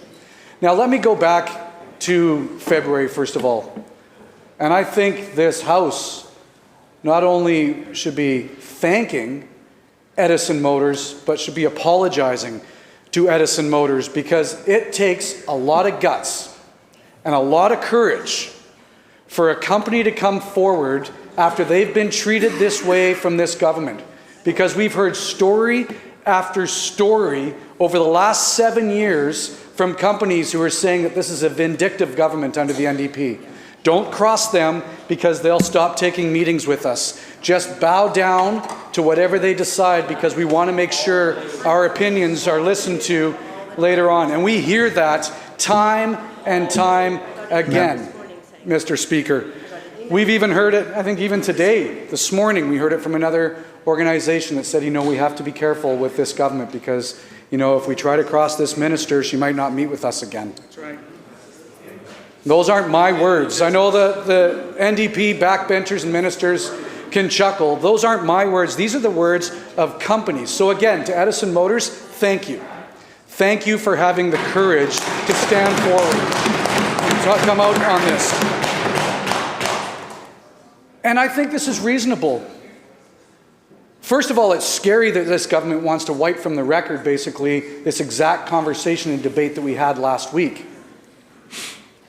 But if it is as so serious as the minister has said, that there's been some epiphany over the weekend, other than what we talked about of social media and the public outcry, the minister said that she has specific information that has come over the weekend.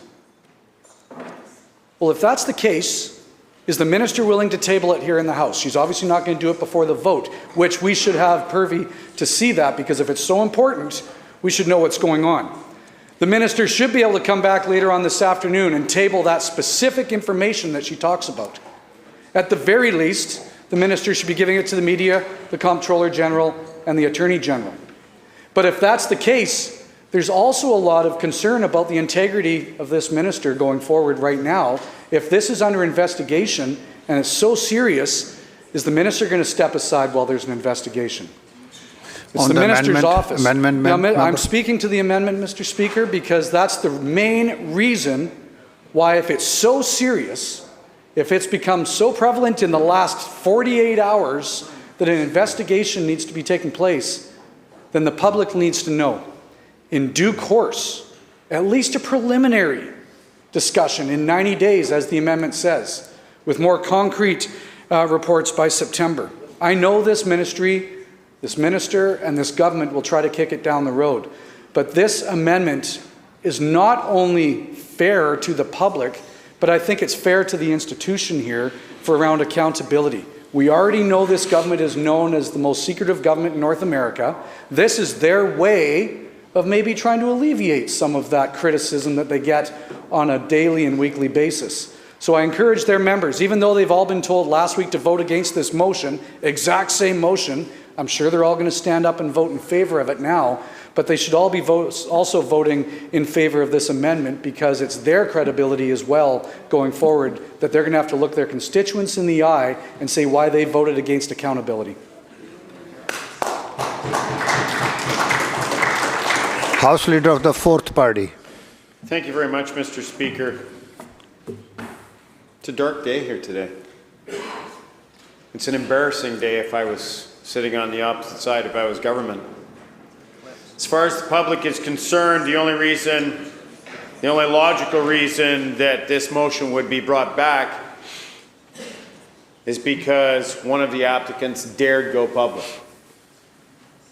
Had they listened to the other side of the House, had they voted on behalf of what's right by the taxpayer that pay to run this House, had they not followed party line as what they were told to do, this embarrassing day would not be on them. And here we are again, when it comes to an amendment for an interim report, they're prepared to sweep that under the rug because it might be embarrassing. We all know the game. Let's delay this until after the election. Nothing to see here, folks. Move along. Absolutely nothing to see. Carry right along. You know, all's good here in all's good here in Victoria Land. On the amendment, member? On the amendment, this is exactly what they're trying to do. Once again, Mr. Speaker, is avoid accountability. And the laughable part is, it's a third party that is being alleged here. What is it that the government is desperately trying so hard to hide? An interim report could be something as simple as, here's what we found thus far. There's more yet to dig and more yet to find. We do not have a conclusive answer to your questions. But the public has a right to know how their money's being spent. The public has a right to know whether or not we have a competent government that's overwatching the hard-earned tax dollars that they give without choice, I might add. We have gone to the public and said 20 cents a litre is what you pay for a carbon tax, but don't worry, some of that carbon tax is going to go to great innovative ideas. Yet when it comes to this particular idea, they want to hide again. They should vote and do themselves a favor and vote in favor of this amendment, because it's the right thing to do on behalf of the taxpayer, Mr. Speaker. It's the right thing to do on behalf of the taxpayer. But I fear that they will vote no because of their extreme arrogance to ever vote for anything that anyone else other than themselves comes up with. Would you like to speak? Members? I mean, you'll have your opportunity if you want to get up. Member, through the chair. So, Mr. Speaker, this is an embarrassing moment. This is an embarrassing moment on behalf of the government. Members, member for Abbotsford South has the floor. Member, we'll continue. It took the rare occurrence for the company that put it all on the line to say, hey, you know what? Something's not right here. We're being told by the same company that awards the grants that if we hire them to write the grants and give a 20% VIG, we'll get the grant.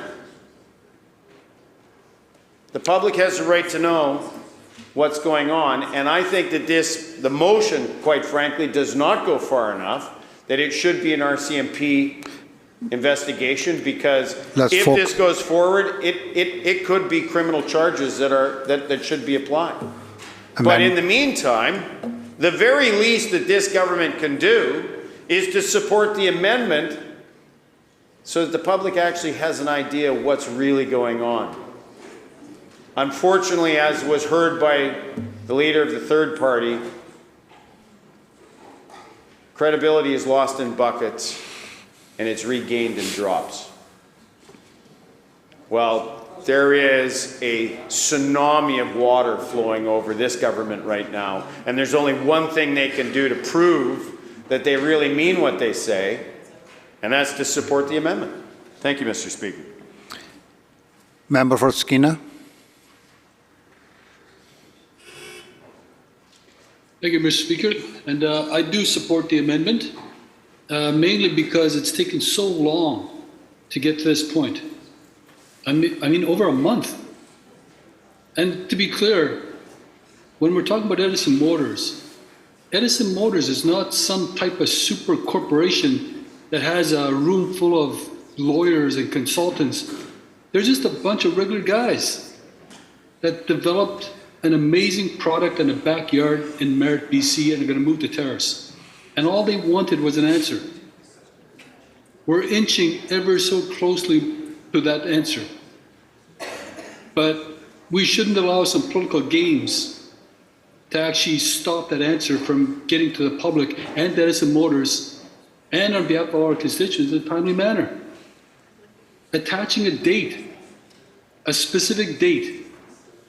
Now, I've watched this in the last 7 years happen in the House where things were urgent, the whole House mobilized to get answers in an efficient manner, more quick than usual. In this case here, we're talking about something fundamental that everybody talks about every single day in the legislature. Clean energy, transition, economy, the citizens of BC. And all these citizens, all these regular citizens are asking for is, can we get an answer? And that's what this amendment is speaking to. And the time that has been wasted.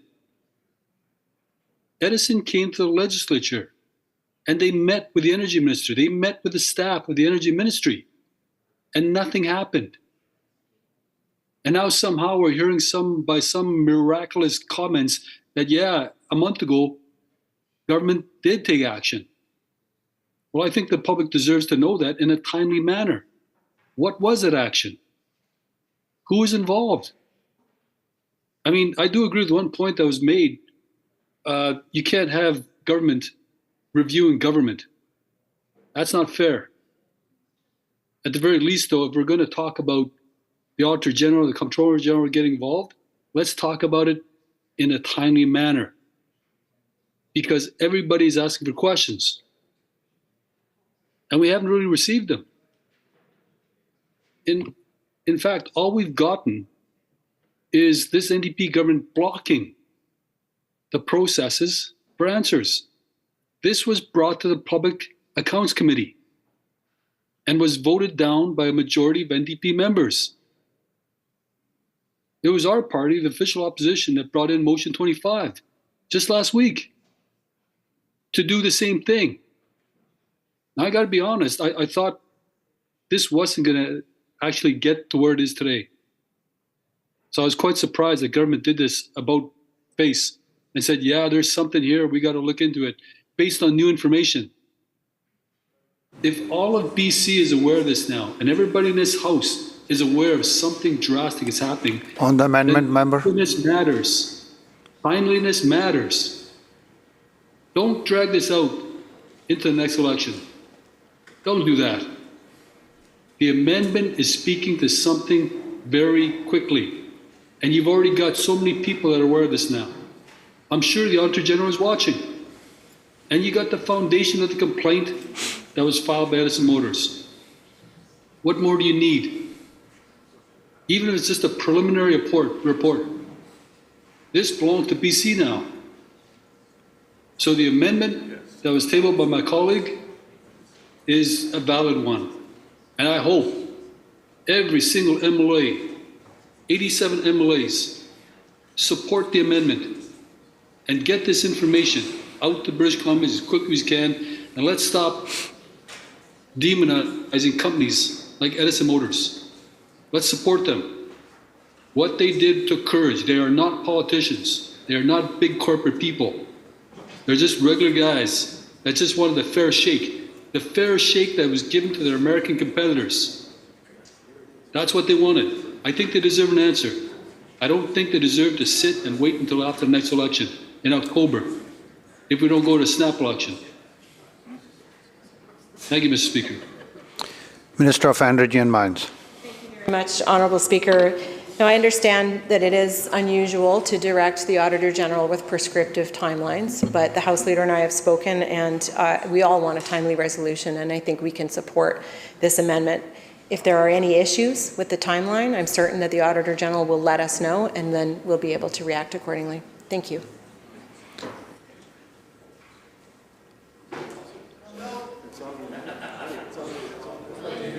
Guten East. Thank you, Honourable Speaker. I'm in trouble later on.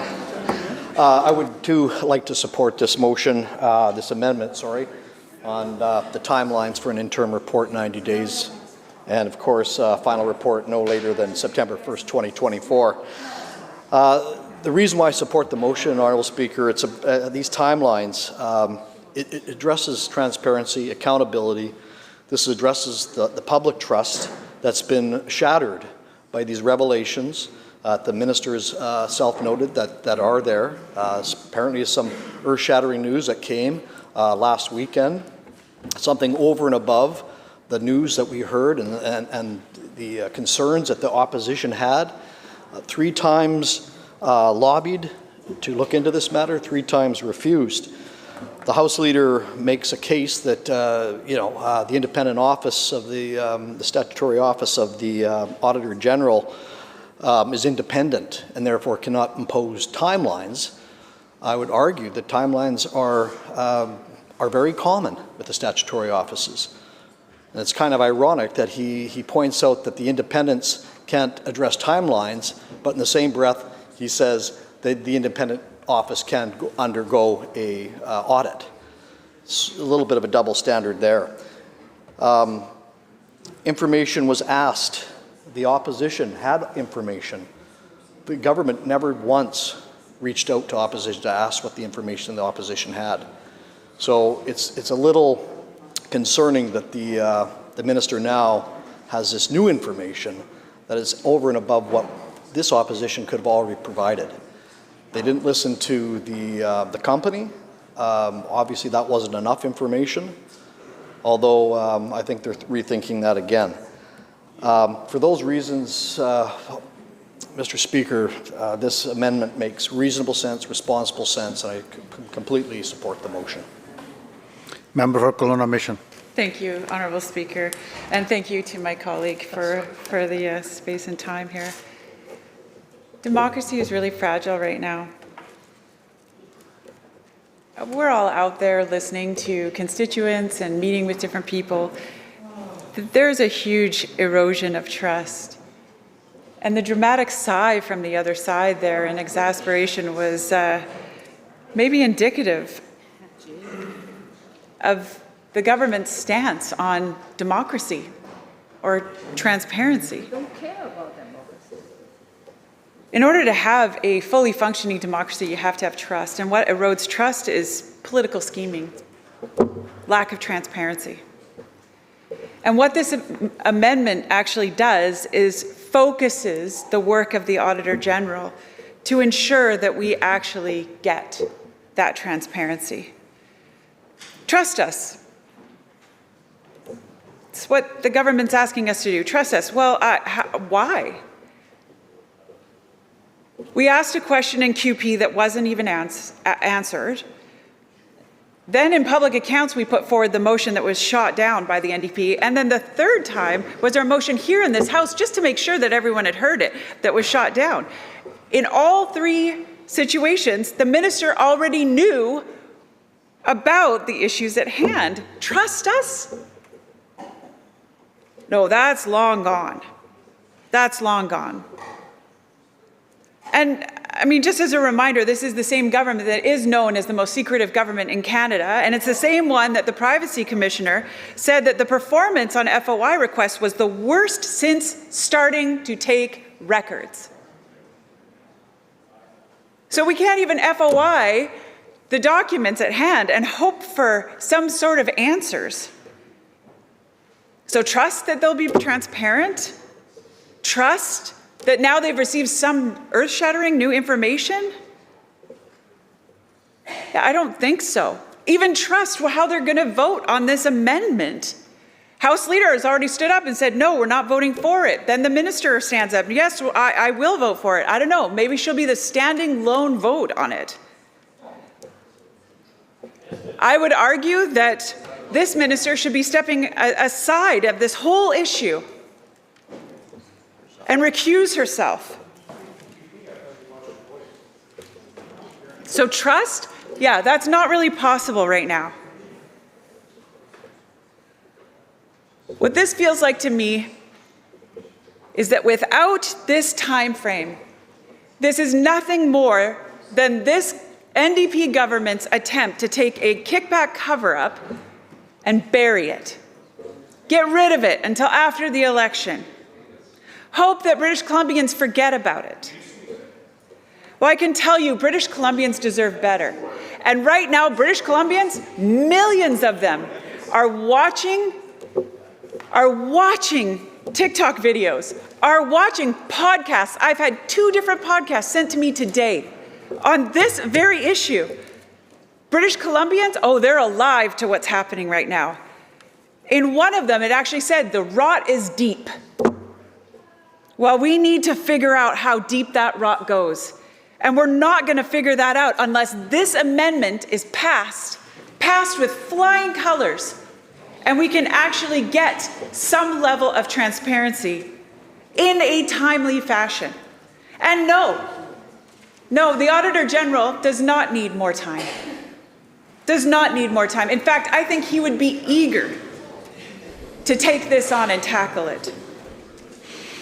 The minister concluded her comments by saying, hopefully, the entire House will vote for her motion. Well, if this entire House doesn't vote for this amendment, we're looking at a kickback cover-up burying scheme. Thank you.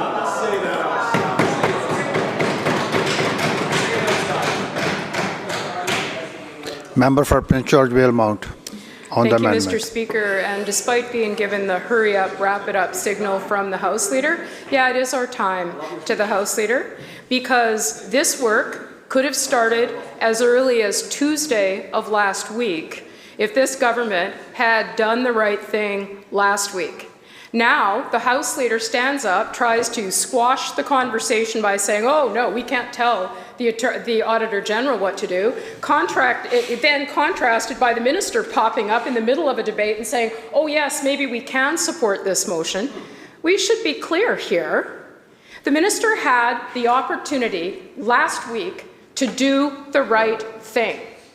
And her answer was to do anything but actually answer the questions. And the members can continue to mock with their finger pointing on the other side. That just shows the seriousness of the level of this debate and the lack of respect on that side of the legislature. Shame on you. Shame on you. Mr. Speaker, is that tolerated? Apparently. Member for Prince George Valemount has the floor. So we should be clear about what happened here. The minister refused to answer questions. She's known about this issue for at least a month. It was raised on multiple occasions in the legislature. And today, with what I'm assuming she and others think is a clever protocol motion, she thinks we can just get rid of that motion, null and void, and that somehow it will be forgotten that she actually avoided this entire topic just last week. And now suddenly we're worried about the schedule of the Auditor General. We should be far more worried about the lack of transparency of this minister. And I would like to suggest that she should do the right thing today, because her actions and her office's actions will be part of the investigation that is done. And the actual suggestion from this side of the House is there should probably be consideration of involving the RCMP. This minister should do the right thing. She should, at minimum, hand this file off to someone else to deal with it so that the work can be done that includes looking at what this minister did, what she didn't do, what she knows. And let's be clear. The minister comes here today and says new revelations. Then the minister should stand up in this House and use the process of what takes place in this House and table, whatever it is, the damning information that she received that actually changed her mind. That's what she should do. So, Mr. Speaker, this is an utter embarrassment for this government. Last week, serious allegations were brought to light, which the minister knew about a month before that. And the answer was every single MLA got up and said, voted no on that side of the House, every government MLA. And then today, we are subject to this absolutely embarrassing procedural motion to strike out the motion that they voted against. Why? So they could suddenly table their own motion. I can honestly tell you that is nothing short of embarrassing. And I can assure you, the people of British Columbia won't know that it's been stricken from Hansard records, because there is ongoing dialogue about the depth and the incompetence that's taken place in this legislature. So I would challenge the minister today to do the right thing. Hand off the file at least, recuse herself from this discussion, and allow an in-depth investigation to take place On the amendment. so that she can be cleared for all of the actions that she's taken. House Leader of the third party. Yeah, thank you, Mr. Speaker. It simply needs to be said that the advice last week of the government House Leader was that there was nothing to see, and all of the members of the government followed that advice. The advice of the government House Leader today in the efficacy of this amendment was not possible. Now we have the minister standing up saying it is possible. Very clearly, we have a government that either doesn't know what's going on or are entirely confused amongst themselves. And I just say this, Mr. Speaker, this is an important piece of this motion that has been brought forward by the Minister of Energy Mines, this amendment that my colleague from the government or the opposition House Leader has raised, because the people of British Columbia have exactly one opportunity to weigh in coming later this year. One opportunity to determine who they are going to trust their government into the hands of. One opportunity to get it right, Mr. Speaker, and they deserve to have the best information that they can in order to make that decision. And so when we see the largest budget in BC history being tabled by the government, and then you learn that, and frankly, you know, I think that for the majority, if not all the members of the opposition, the information that was provided by this company was enough to at least lead us to the conclusion that an investigation needed to be made. And the minister, at least the ministry, and maybe the minister didn't have the information handed over from ministry bureaucrats. And if that's the case, then I have to ask the question, why is the minister not being informed by her own bureaucrats of damning information, potentially corrupting information that one of her own grant programs has been potentially or allegedly corrupted? Why is that information being withheld from the ministry? It goes back, or the minister goes back to the question that my colleague asked in question period. But Mr. Speaker, we have a government that has tabled this year, and we're still in the debate of it, the largest budget in BC history.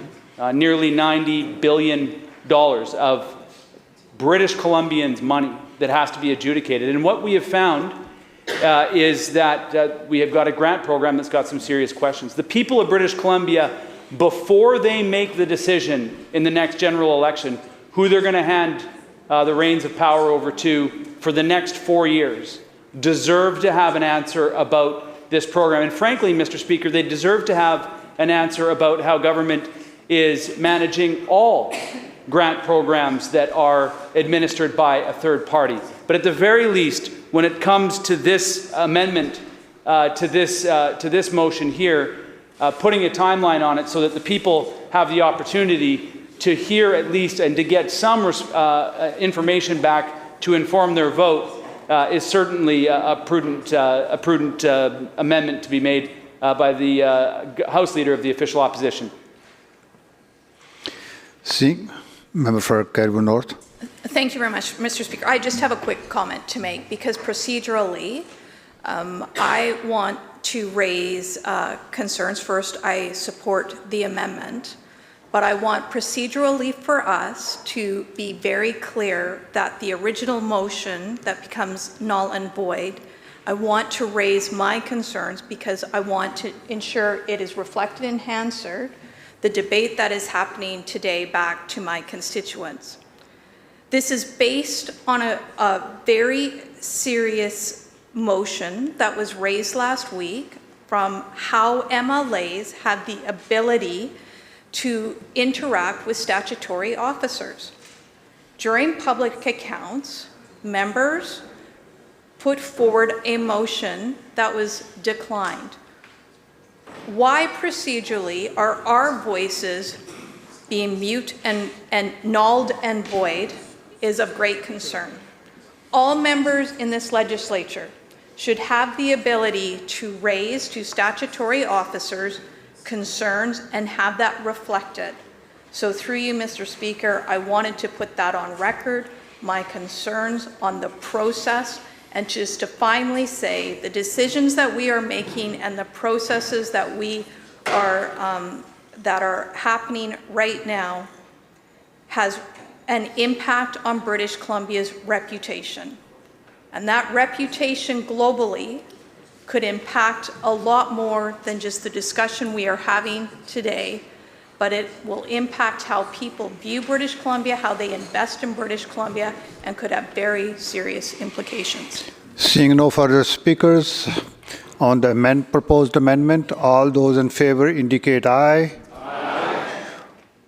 Opposed? Amendment is passed. So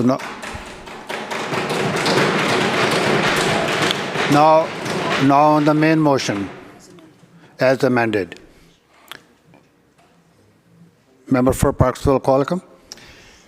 Thank you, Mr. Speaker. I appreciate the fact that we're able to have this discussion in the House, but concerns have been raised about a particular company and the way that they're delivering grants or administering grants in the province, and so I move an amendment striking the word under and replacing it with including but not limited to in the main motion.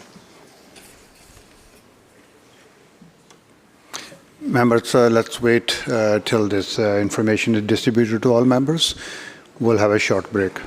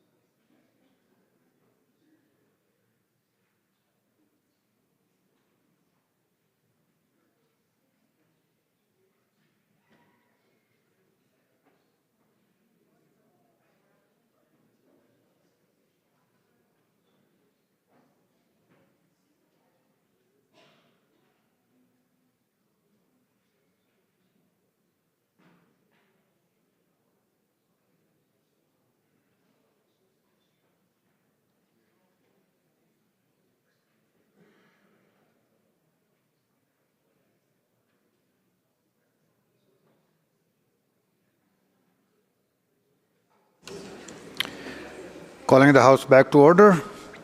Members, the amendment was moved by Parksville Qualicum to in the second paragraph of the main motion. Member?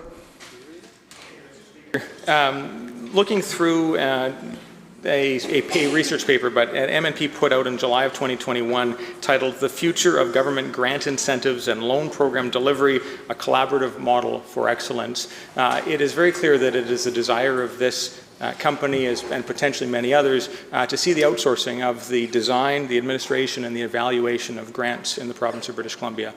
We saw last week in the debates that took place, very short debate, about the concerns raised by opposition about the way that these programs are being administered. And then through the weekend, watching the video of Edison Motors, it is very clear that something is broken. This motion, as it is written originally, limits the Auditor General's purview to look at two particular grant streams. I am very concerned, as are many people in my community, about the way this grant was administered. This video that went on TikTok and then has since gone on to Facebook and X and other platforms has been seen by over 1 million people. I have people in my community who are not political at all that are reaching out to me asking what on earth is going on here.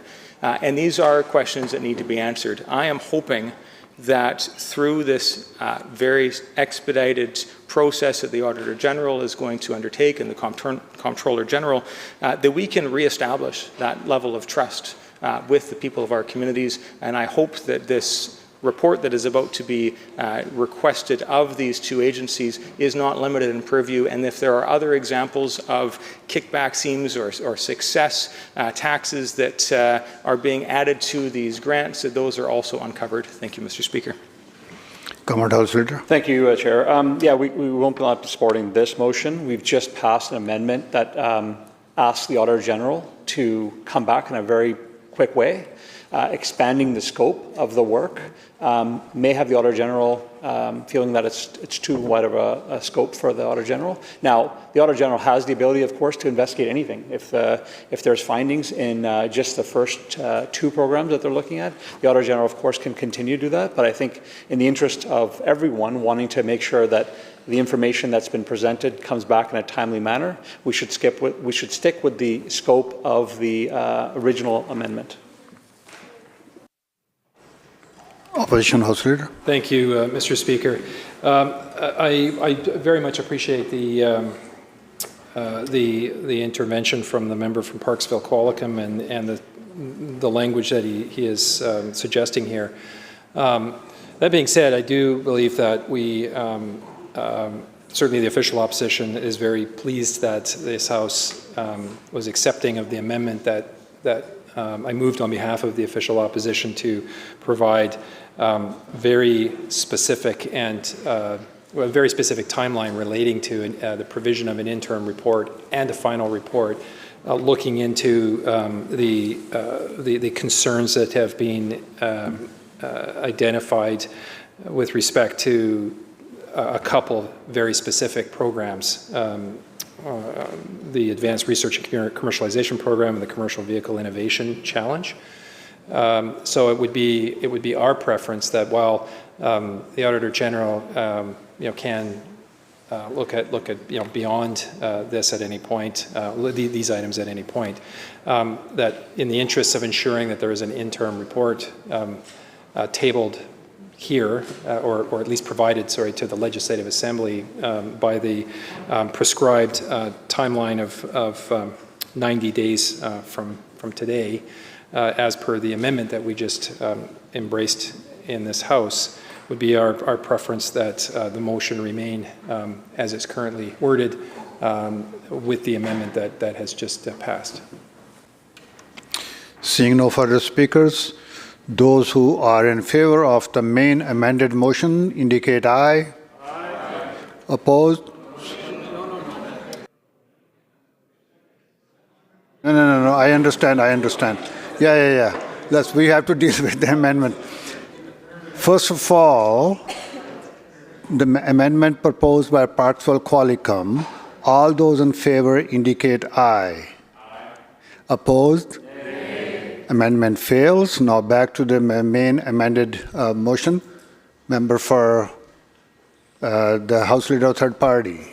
Thank you, Mr. Speaker. I just want to add to the record in this that in the video that has been referenced a few times here, the individual who was talking in it, Chase Barber from Edison Motors, raised the question as to whether or not that it was smart for him to raise this issue the way he did to the ministry, and then as well to all of the members of the opposition, and suggested that it was probably smarter for him to just buy into the scheme, get the money, invest in the product. I think that on behalf of all British Columbians, it's important to acknowledge that doing the right thing and acting ethically need be rewarded. And I, in fact, think that Edison Motors will be rewarded for the ethical business that they demonstrated by bringing these allegations and these concerns first to the minister or the ministry, and then to the other members of the House so that we could actually do the proper work on behalf of all British Columbians. And so I didn't want this opportunity to pass by because the question was asked openly. Is there a reward for ethical behavior? Is there a reward for those that decide not to buy into what seems like a corrupt scheme simply because it's easier to do that, to get the money that's requested? And so I raised my hands up to Mr. Barber. I raised my hands up to his team for operating the way that they did. And it's my hope, certainly, that his business is rewarded for the ethical behavior that they demonstrated.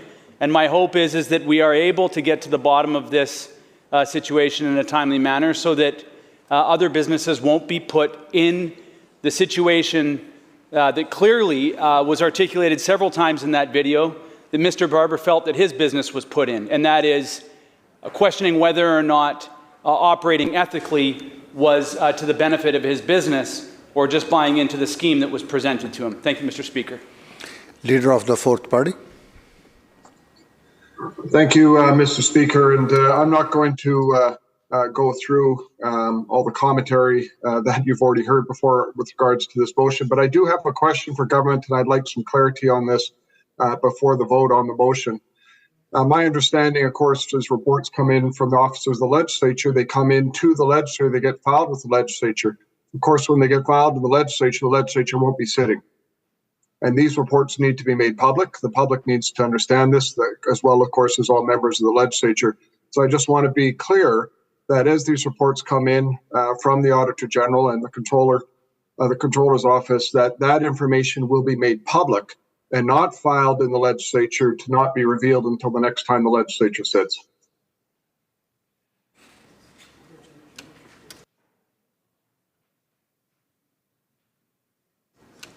Government House Leader. Thank you, Honourable Speaker. I've just been informed the Auditor General doesn't need to table the report. Auditor General can make the report public at any time.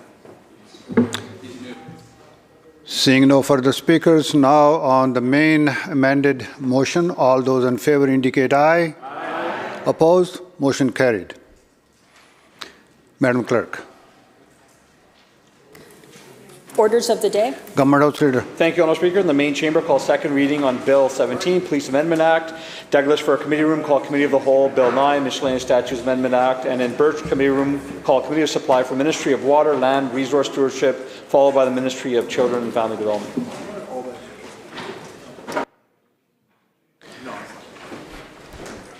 Member for Kelowna Mission. I seek leave to introduce a petition. Is leave granted? Aye. Please proceed. Thank you, Honourable Speaker. I have the honour of presenting a petition signed by 2,510 concerned parents and community members urgently appealing for support in keeping Childhood Connections operational. Childhood Connections serves as a cornerstone in our community, offering invaluable services that foster early childhood development, support families in need, and provide an inclusive and safe space for all kids. In light of this, we humbly urge you to consider the far-reaching impact of Childhood Connections and take immediate action to secure its future. Our community's strength lies in its ability to come together to support its most vulnerable members. Today, I stand united with each of these signatories, in fact, mine is one of them, in our plea to preserve this vital service that has touched so many. Thank you for your attention to this matter and for your ongoing dedication of the welfare of all British Columbians. Committee chairs.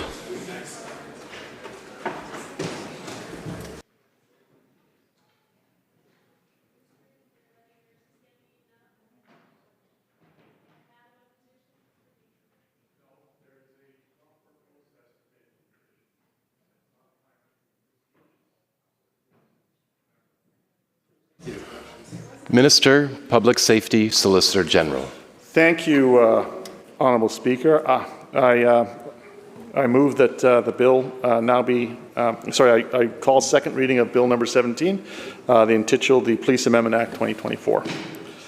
And I move that the bill now be read a second time. And Honourable Speaker, it's my pleasure to rise today to speak about Bill 17, the Police Amendment Act 2024.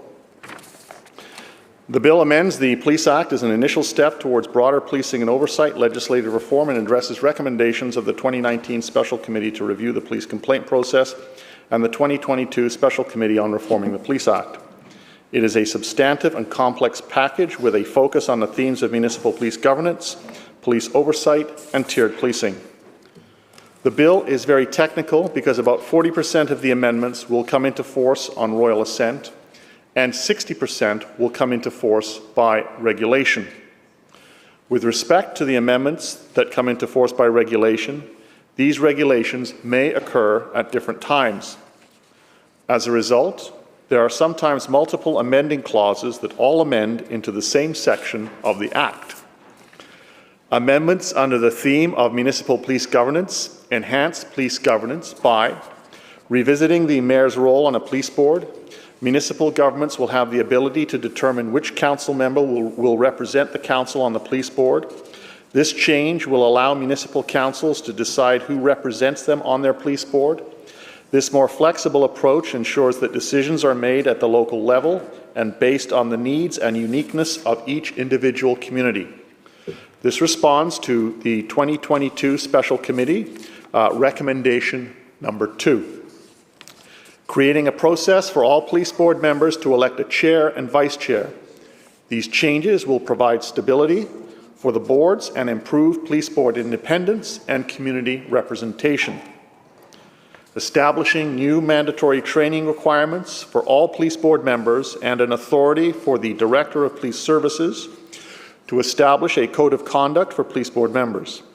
This amendment is intended to ensure board members are held to the highest ethical standards in the fulfillment of their duties and to increase public confidence in policing governance. This change responds to the 2022 Special Committee report. Clarifying how police budgets are approved. Municipal councils will now be required to notify the ministry if they have not approved the proposed budget by the 15th of May each year. The Director of Police Services will remain the final decision maker for budget disputes. This government recognizes the urgency and challenges in some communities around police conduct. This bill will improve public confidence in police oversight by adding additional actions to the definition of misconduct and aligning the types of discriminatory behaviour that are police misconduct with the BC Human Rights Code. This responds to 2022 Special Committee Recommendation number 9. Establishing a process to ensure that an officer who moves between different police agencies can have disciplinary consequences imposed by their current employer for misconduct that occurred in their previous role. Making municipal police misconduct oversight more efficient by allowing the Police Complaint Commissioner to call a public hearing within 6 months instead of having to wait until the conclusion of the disciplinary proceeding, which can take years. This responds to 2019 Special Committee Recommendation number 16.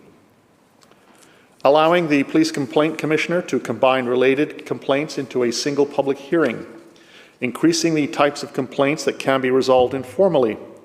This responds to 2022 Special Committee Recommendation Number 9, and providing the Police Complaint Commissioner with guideline making authority respecting the investigative and disciplinary process. This responds to 2019 Special Committee Recommendation Number 13. This bill will provide better outcomes for diverse communities by authorizing the Police Complaint Commissioner to conduct systemic reviews of issues related to police misconduct and complaints. This responds to 2019 Special Committee Recommendation Number 12, and appoint a broader range of misconduct observers and cultural safety monitors, including members of Indigenous communities. This responds to 2019 Special Committee Recommendation Number 9. There is currently a gap in the independent oversight of misconduct complaints against detention guards in police lockups. Some of the amendments are designed to close this gap by expanding the mandate of the Independent Investigations Office to include anyone who is working as a lockup guard, and requiring that municipalities which are responsible for paying for their own police services only employ lockup guards who are also subject to the Office of the Police Complaint Commissioner oversight.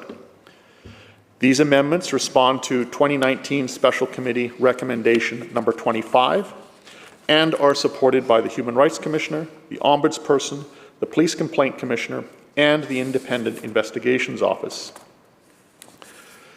Supporting communities and being responsive to their needs are key parts of this bill. We are doing this by enabling the Solicitor General to delegate to the Director of Police Services the power to reassign municipal constables during an emergency. This is a tool to help government respond faster to our communities in the event of an emergency such as a natural disaster. This responds to 2019 Special Committee Recommendation Number 25.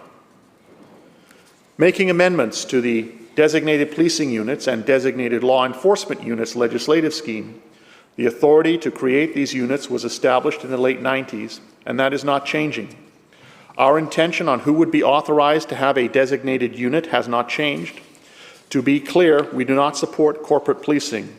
These amendments solely eliminate the undue difficulty and red tape associated with how designated units are established and amended. This responds to the 2022 Special Committee Recommendation Number 5C.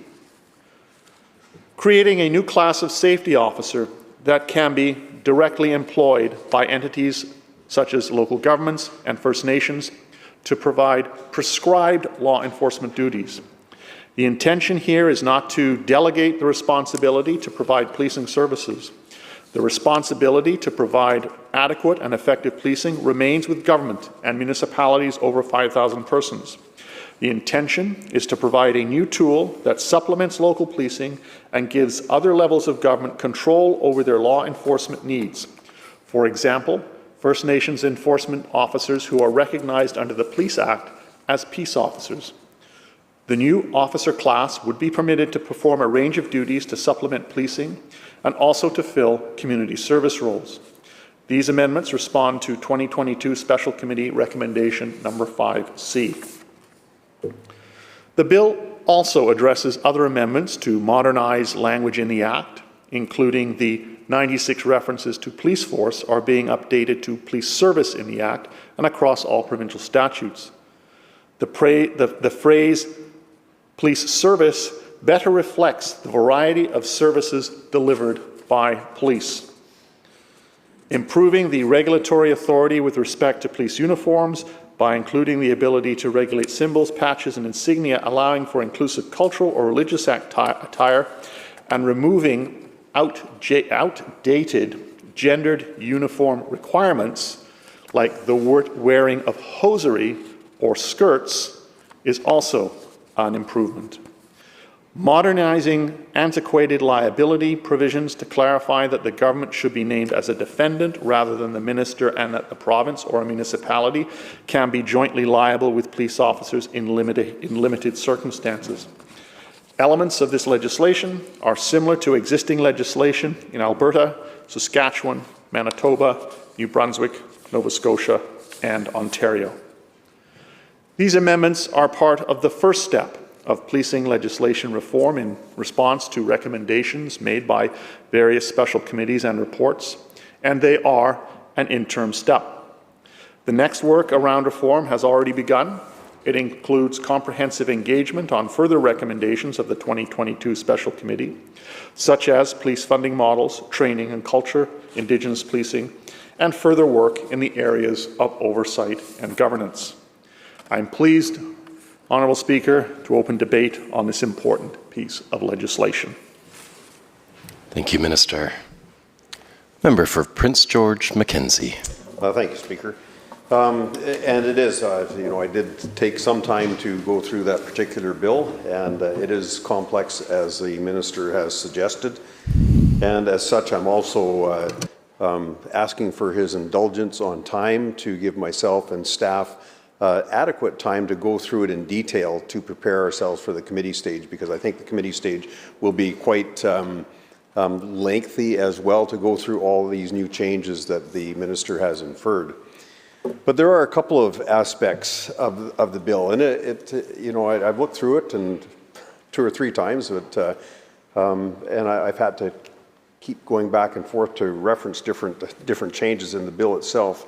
But one thing that I find glaringly absent, and it goes back to my time in the chair as well as the Solicitor General, was when we popped the hood open on a complex bill like the Police Act.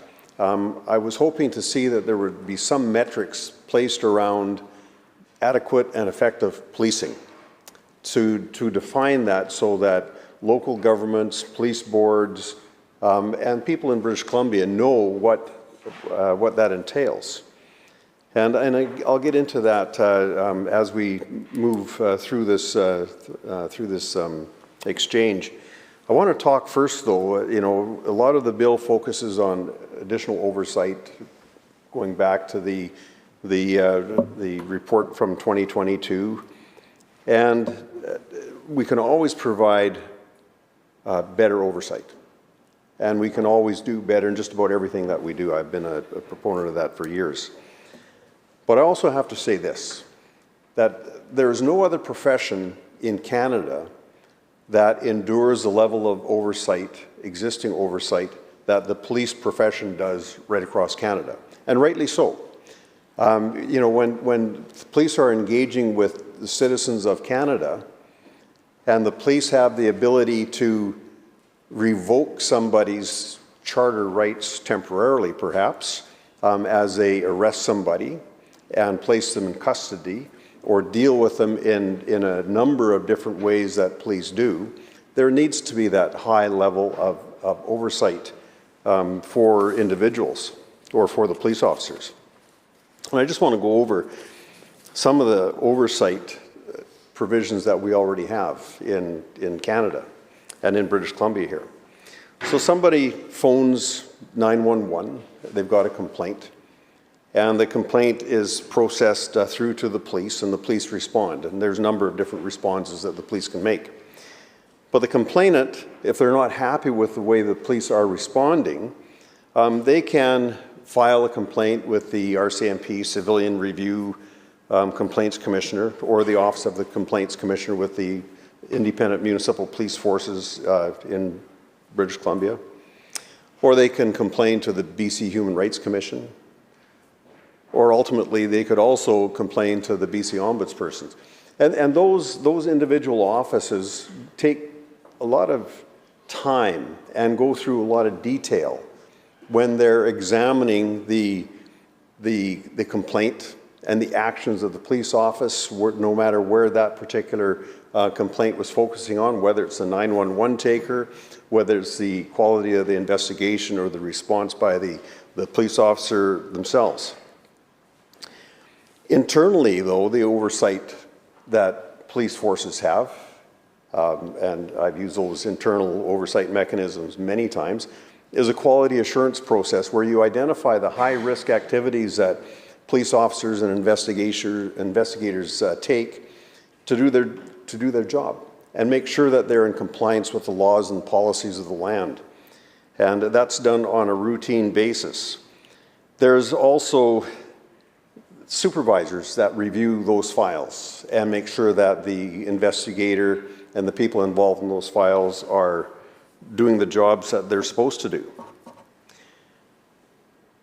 There's also external mechanisms at this particular point in time when we have an incident that takes place and we have the independent investigation office that has to come in and provide that oversight to make sure that the police operated in compliance with existing laws and policies and the charter and those other things. There's oversight involved with the coroner's inquiry or inquest or any other tribunal that may be set up to review a particular incident in the public forum. All oversight. But there's another level of oversight that police forces in British Columbia and Canada also have to satisfy. And every investigation they do or they undertake, or every complaint that might lead to a criminal charge, ends up having the judicial oversight provided by the provincial court.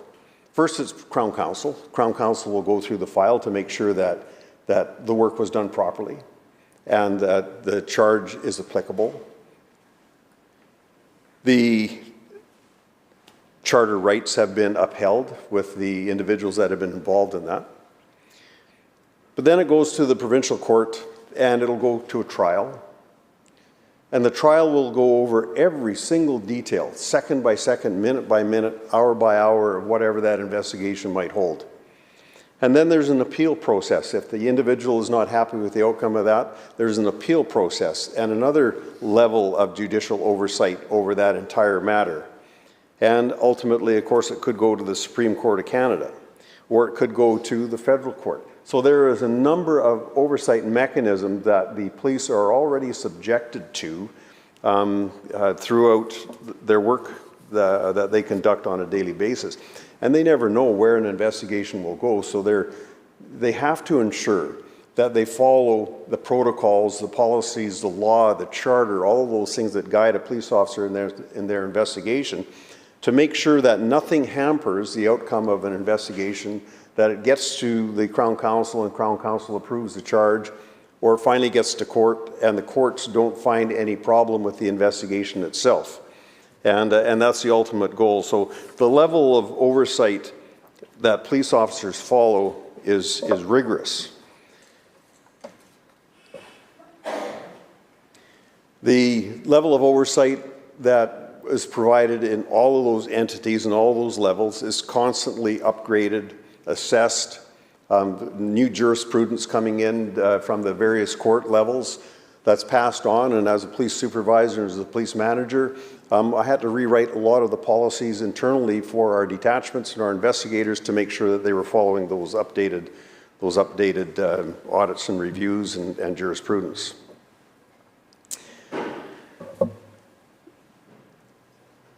Oversight is, and I support oversight. Everybody needs somebody looking over their shoulder, particularly in the function of a police officer, to make sure that those charter rights and the citizens' rights are protected. But we also have to ensure that the police officers' rights are protected as well. They work in a very complex arena where they are enforcing these different laws, and if something occurs where perhaps they may have inadvertently missed something in the charter or missed a step important in the investigation, that they are also protected by due process and whatnot. So it's complex. And anybody, and I know this bill also talks about the IIO and the Public Complaints Commission, but the IIO in particular, there'll be training offered. The bill addresses a number of those areas there. But that's a very complex issue as well.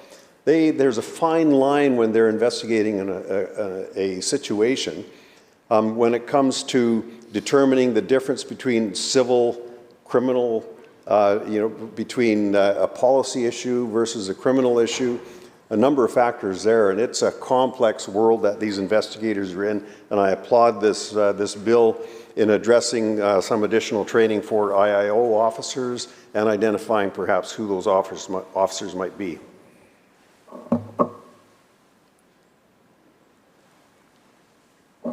But I want to go back to adequate and effective policing. And I think that that was a hole that I struggled with when I was trying to determine the adequate level of policing throughout our province and the different detachments that we have. I'm thinking, how does a minister or the director of police services determine what that adequate level and effective level of police service is?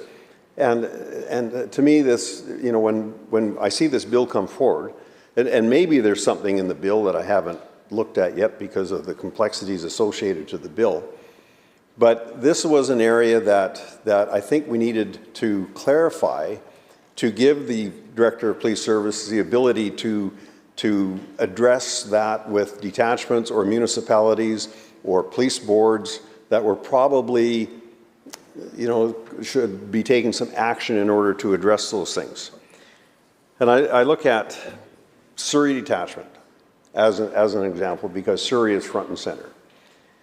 And if looking at the amendments to this act that it addresses, there's some good things in here that needed to be addressed with respect to guards and matrons and the function that they perform and liabilities and issues around municipalities and government, you know, IIO training.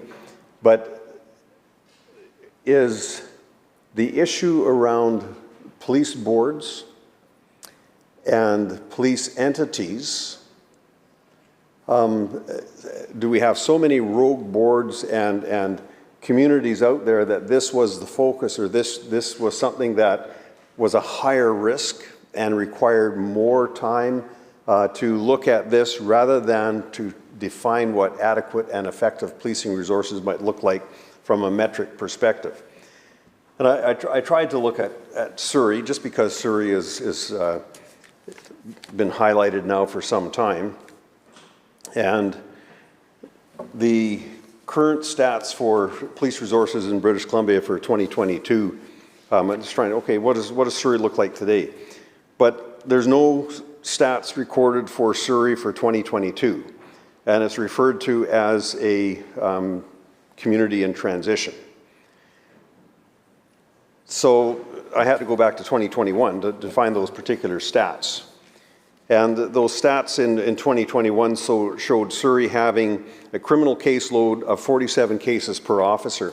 And I use that because that's what I used to use as a detachment commander and as a district officer as well in determining my workload for the members of the 42 detachments that I provided oversight to, and to make sure that everybody had the resources necessary that I was capable of providing at the end of the day.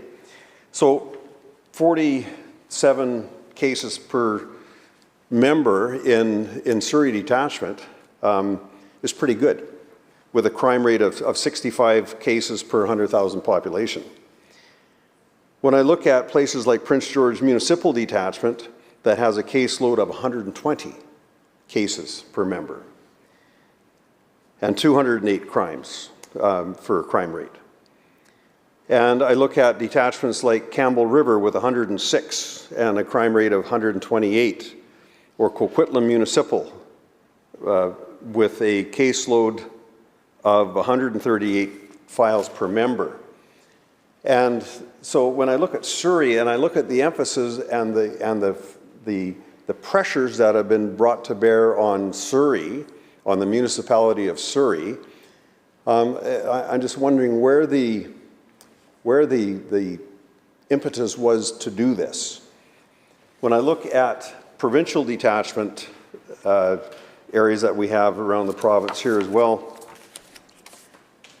and I didn't highlight them on this, but you know, I look at many of the provincially funded detachments that are the responsibility under the SolGen without a municipal contract or without a provincial or police board, with rates as high as 600 or 400 or 250 crimes per member to look at. And most of them are all very serious persons crimes of serious sexual assaults, assault causing bodily harm, you know, and in communities like Quaracha, which is the north end of Williston Lake and even further north, that is hours away from any kind of a backup unit, or Takla, or Vanderhoof even, or some of those other communities that are the responsibility of the provincial government that have been overlooked. And there's nothing in this amendment that gives me any confidence that that is going to change in the coming future. To me, that is that's a very high responsibility or a very high risk. When we see our members working hard, trying to investigate 150 crimes a year per police officer, which exceeds Surrey's 47, that's a priority. How are we going to address that community and provide the help necessary for those men and women doing the work to make sure that they don't get burned out, to make sure they have the support that they need, dealing with all the issues that we have to deal with today? So there was nothing in the amendments that gave me any confidence that this particular issue was being addressed. Add to that, in every community that we have, including our First Nations community, the devastating consequences on decrim and the number of opiate overdoses that we're seeing increasing everywhere we go. The impact that has in our communities on homelessness, on crime. The police are trying to deal with these issues. It's like sticking your finger in a dike that's got a million holes in it. You don't know which one to stick your finger into. And they're trying to deal with addictions and mental illness with no tools. And the default is always to call the police, and the police are trying to deal with it as best they can. And oftentimes these individuals are violent.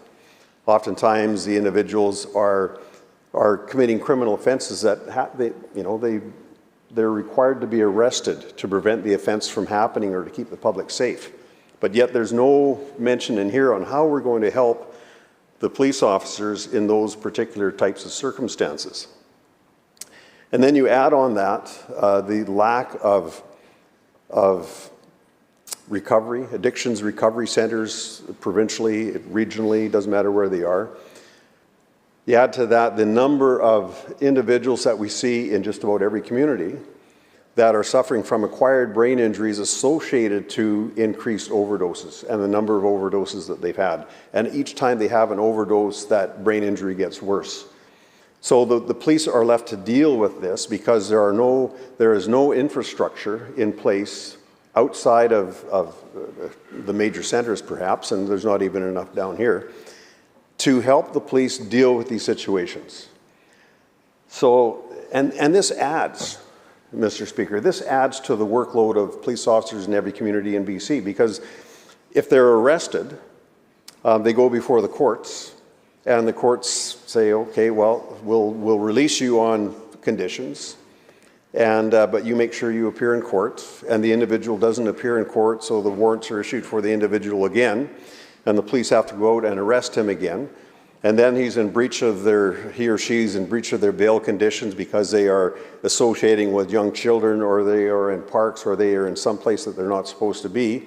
And it's taking police resources to address that. So how much of our current police resources that are investigating these 200 crimes per year, each officer, is invested in repetitious crime, in crimes that are going on and on and on because of catch and release, because of the inability of a justice system to deal with addictions and mental illness that they're not designed to deal with them in the first place. And there's no other place for the police to take these individuals for the kind of help that they need. When I go back to in front of my office in Prince George, there was an altercation. There was an individual out there, and it was very cold out. And he's hollering and screaming at everybody that comes by, and he's got a big blanket around him. And my staff called the office, and the police showed up very quickly.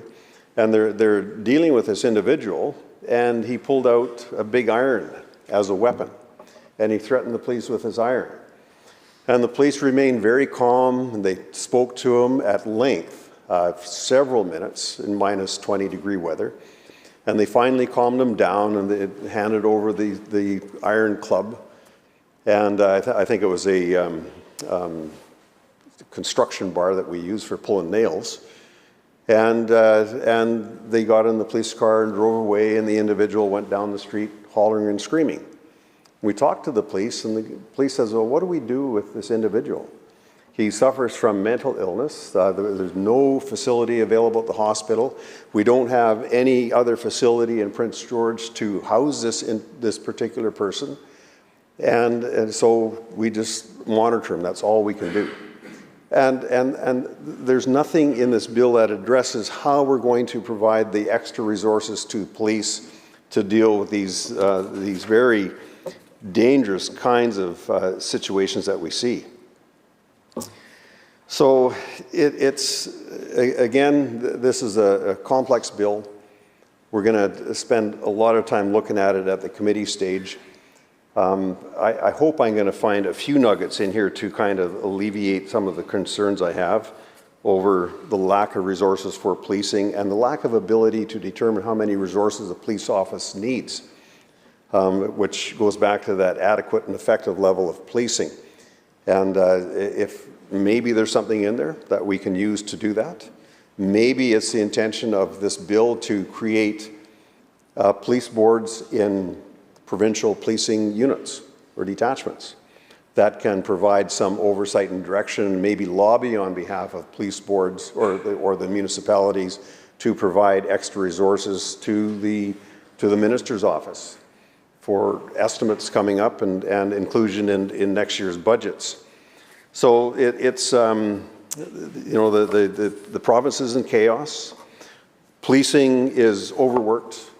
There's a number of police officers that are off-duty sick because of either operational stress injuries or physical injuries associated to having to arrest and rearrest violent individuals who are violent, quite frankly, probably because of the drugs that they're taking. Excited delirium comes to mind, and I've been involved with individuals that were high on drugs and were suffering from what is some people call excited delirium. And so I think that this was a key issue that the minister has missed. And you know, do we have rogue municipalities and rogue police boards that require all this attention? And without looking at the adequacy and effectiveness of policing? I don't think so. And I'm hoping that politics didn't play a role in the focus on police boards and the focus on police entities and some of the changes that we see there moving forward. So, but we will find that out in the committee stage, and I'm sure that there'll be a lot of discussion there. And once again, I'm asking for the minister's indulgence in providing us that adequate time for review of this particular bill so that we get through the complexities. Thank you, Mr. Speaker. Thank you, Member. House Leader, third party. Yeah, thank you, Mr. Speaker. I'm the designated speaker on behalf of the third party on this bill. Thank you. I stand here to speak to Bill 17, the Police Amendment Act, Mr. Chair. On July 8, 2020, the Minister of Public Safety and Solicitor General formed a special committee on reforming the Police Act. British Columbians will remember the work started and then it was interrupted by a snap election that following September. However, when Parliament was reconstituted, we got a new special committee with the same mandate: study policing in British Columbia and make recommendations for police reform. You may remember the superheated political tensions around policing at the time. With the unknowns of the COVID-19 lockdowns, George Floyd having just been murdered by the Minneapolis police officer, there were growing calls to defund policing across the United States and Canada. In British Columbia, we had our own stories of police brutality, leading to some in our communities to call for the defunding of police forces. Striking the all-party committee, naming it Reforming the Police Act, putting reform at the front was a choice of our public safety minister.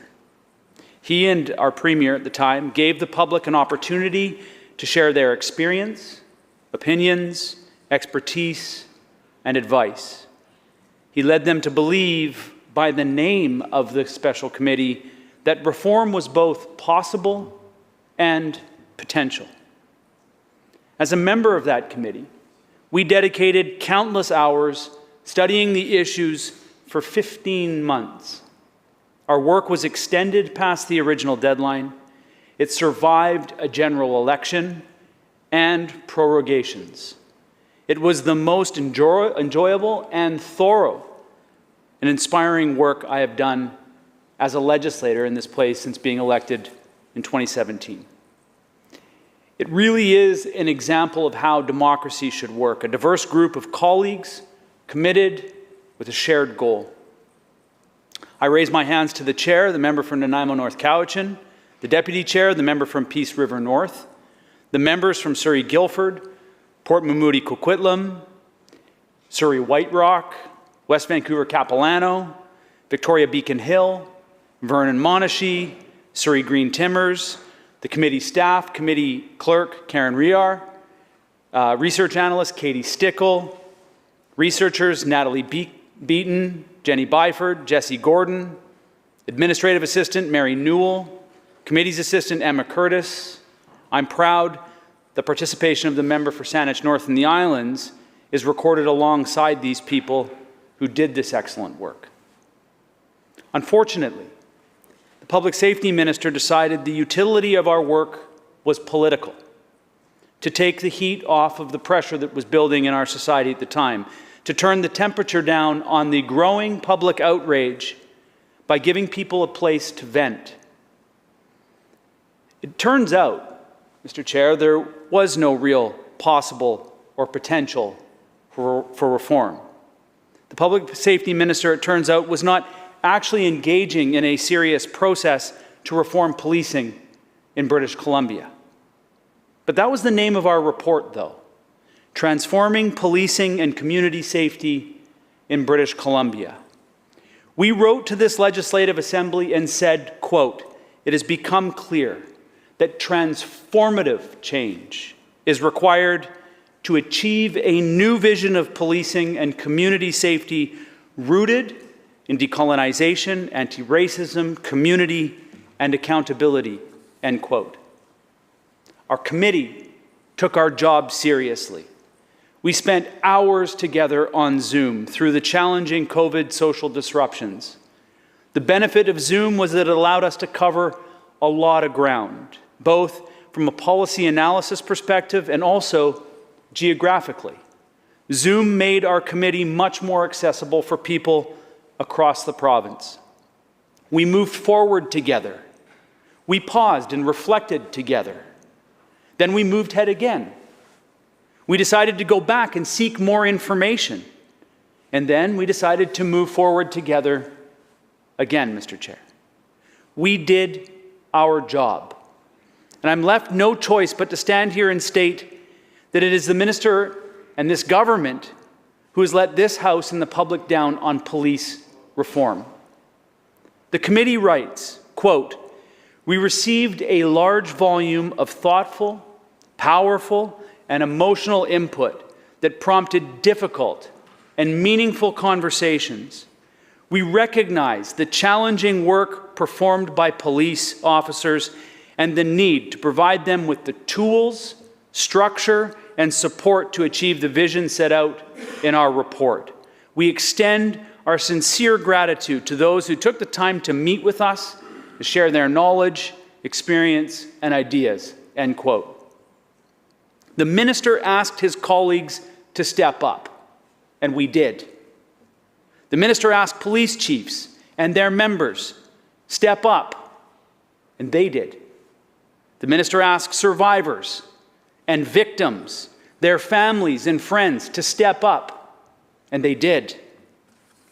The minister asked community leaders, mayors, First Nations chiefs, academics, adjacent stakeholder groups to step up, and they did. The minister asked the public to step up, and they stepped up. We are just a few weeks away from the 2-year anniversary of the date we tabled our 96-page report, April 28th, 2022. the result of thousands of hours, an extraordinary effort that the minister requested from hundreds of people, hundreds upon hundreds of people. 411 individuals and organizations contributed. We received 1,432 responses to our survey. And this bill, Bill 17, is how the public safety minister steps up for British Columbians in return. It really is an offense to that process and to all those people. It's an affront to a democratic institution, and that's not an exaggeration, Mr. Chair, it's just fact. In the meantime, since the tabling of that report, an absolute political fiasco has evolved over the Surrey policing transition. And it never would have happened had the public safety minister just followed the plan his special committee had laid out for him. Instead, what was squandered was all the goodwill, the political will, the alignment across all parties in the legislature, and likely the confidence of anyone who's followed this issue over the last 24 months. What we get here in Bill 17 is a handful of amendments that allow the minister to crawl out of the hole that has been dug with respect to the chairs of the police boards. It's a version of our recommendation 2B. He's relieving himself of the public stress he might face should Surrey Mayor Brenda Locke become the chair of the Surrey Police Board. It makes modest changes to police oversight. However, it is a far cry from our recommendation number 9. It makes a few other changes. The ministry media release has the gall to frame Bill 17 as, quote, paving the way to police reform, end quote. It was clearly written by an all-too-eager issues management type from in the government communications machine, ensuring the public safety minister is appearing to modernize policing far more aggressively than is actually happening.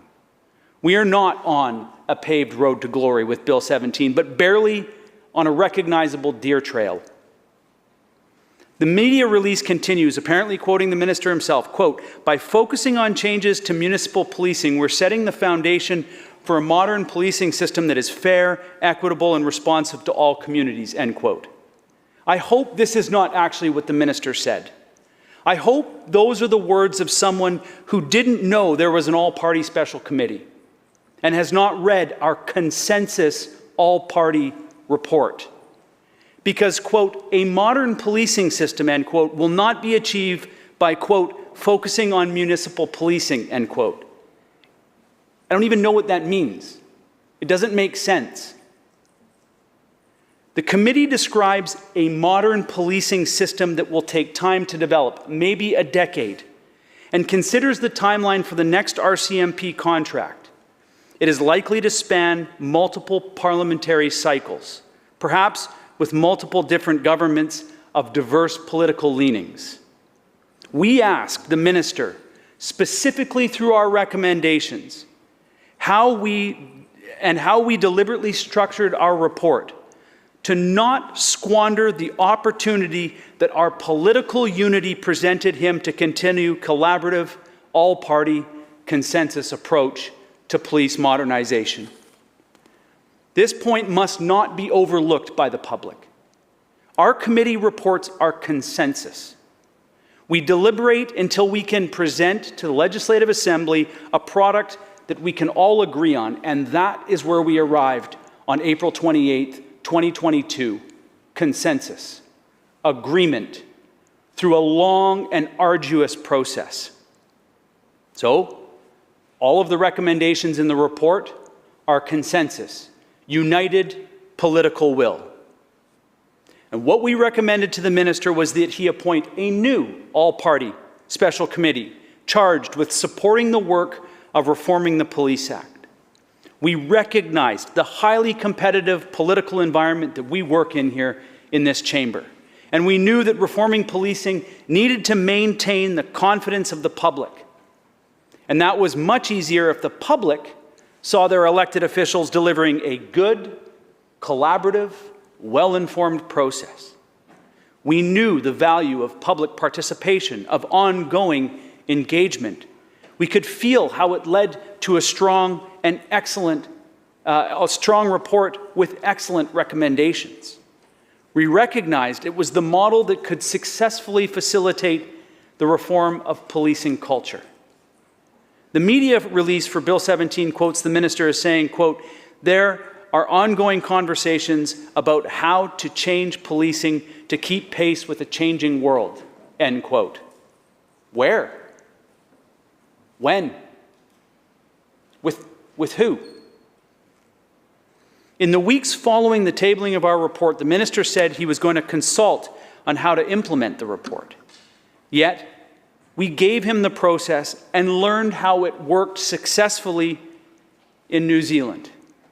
We needed a similar, depoliticized process focused not on the politics of police reform, but rather the important policy work that needed a united legislative assembly in support of the minister and his ministry team.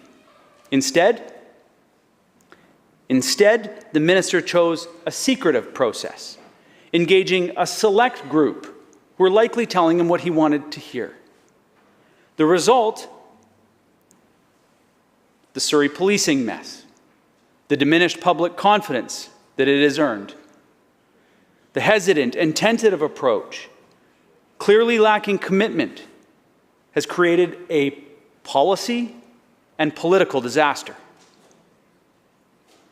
Who here in this House thinks that we're on a good track after watching how the Surrey policing transition has been navigated? What should have been a complex and tricky policy landscape, but a relatively simple political situation. The all-party political will was earned by building trust with each other, gathering information collectively, and engaging in robust and respectful dialogue, discussion, and debate. In the end, we recommended a new provincial police service. The Surrey Police transition could have been the pilot project, a model to be implemented across the province. It is the largest RCMP police detachment in British Columbia, so if we could have done it there, could have done it everywhere. Policing leaders in our province, along with many others, recommended we move away from the RCMP. Yet, the minister decided he knew better. And rather than working to implement our recommendations, frankly, he worked to undermine them. 2 years after we tabled our consensus report, we get Bill 17, a disappointingly small number of amendments that in no way reflect the effort that we put in, despite, in his introductory speech, trying to tie them to several recommendations. We are no further ahead.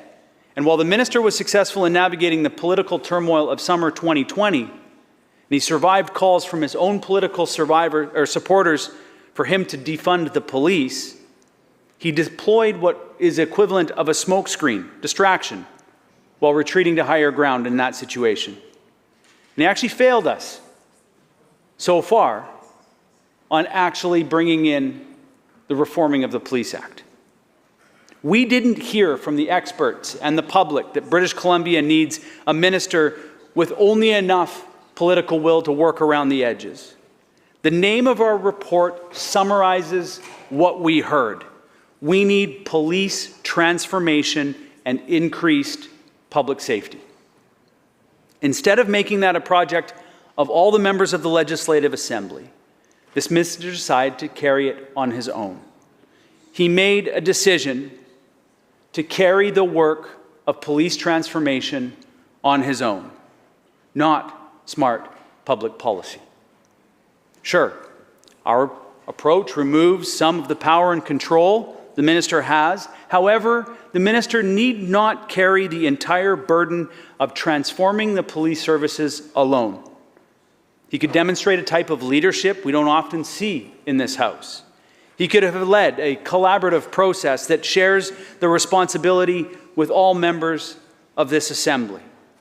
And, as it turns out, future members of this Assembly. By excusing members of the opposition parties from the process, burying police modernization in the darkness of his ministry bureaucracy, The minister maintains strict control over the process. However, he also assumes full responsibility for its success and its failures. As his critic on this important work, I report that so far, he's failing British Columbians on delivering police transformation and police reform. For months, he stood in this chamber and has been forced to respond to why public safety is so compromised, to defend his government's decision while stranger attacks increase in frequency and ferocity, along with a growing perception and perhaps the reality that our communities are no longer safe.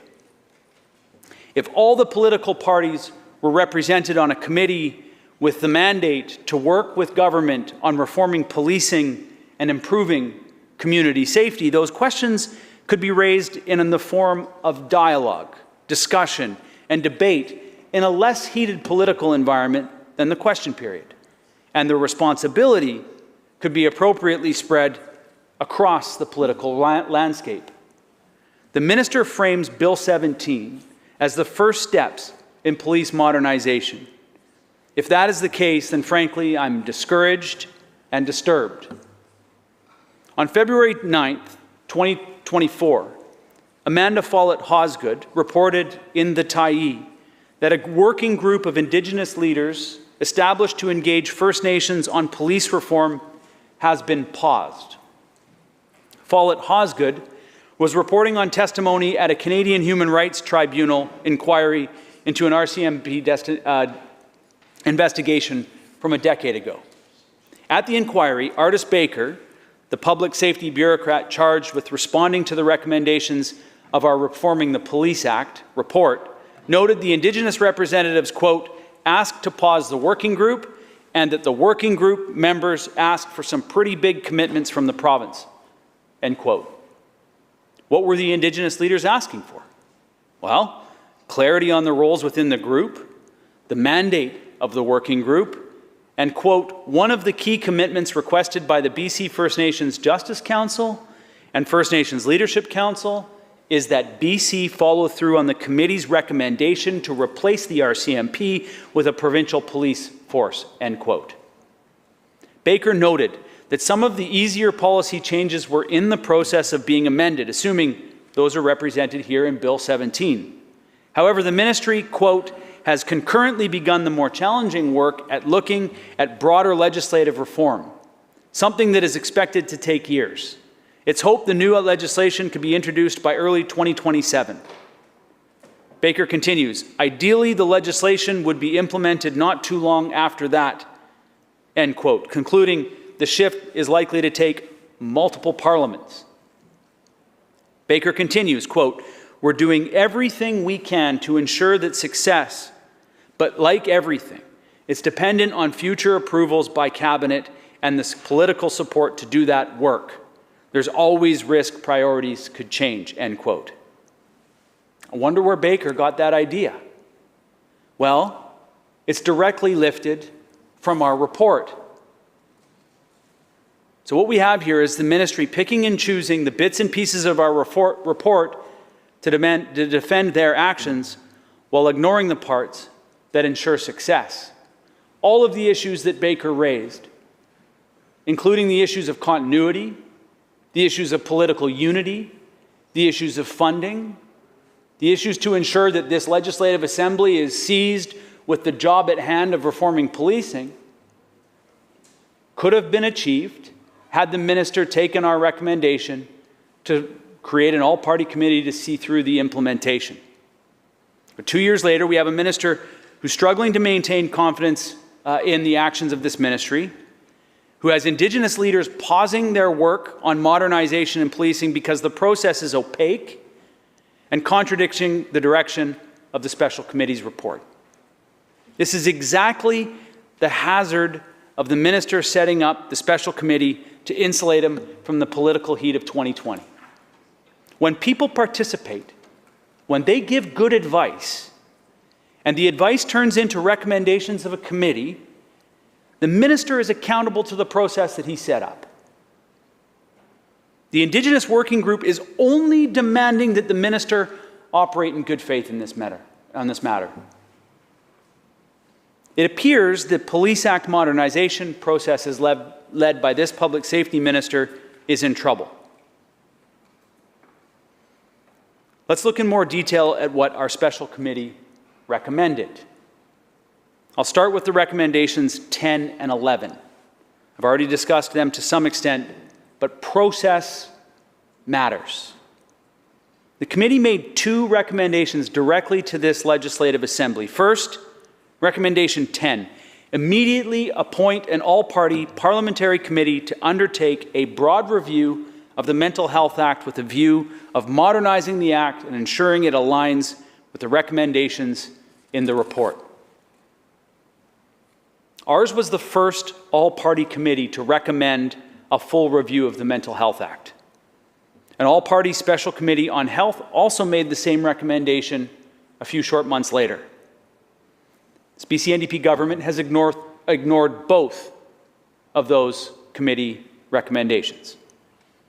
And those recommendations didn't happen because a handful of MLAs are looking to derail a government agenda. Those recommendations happen because dozens of people contributing to our committee hearings told us how outdated the Mental Health Act is and how it is not serving British Columbians, and in some cases, how it's actually a potential threat. Here we are, 2 years later, thousands of people still being hurt by the Mental Health Act, and the BC NDP government bewildered why it's not getting different results. It's eye-watering on so many levels. Recommendation number 11.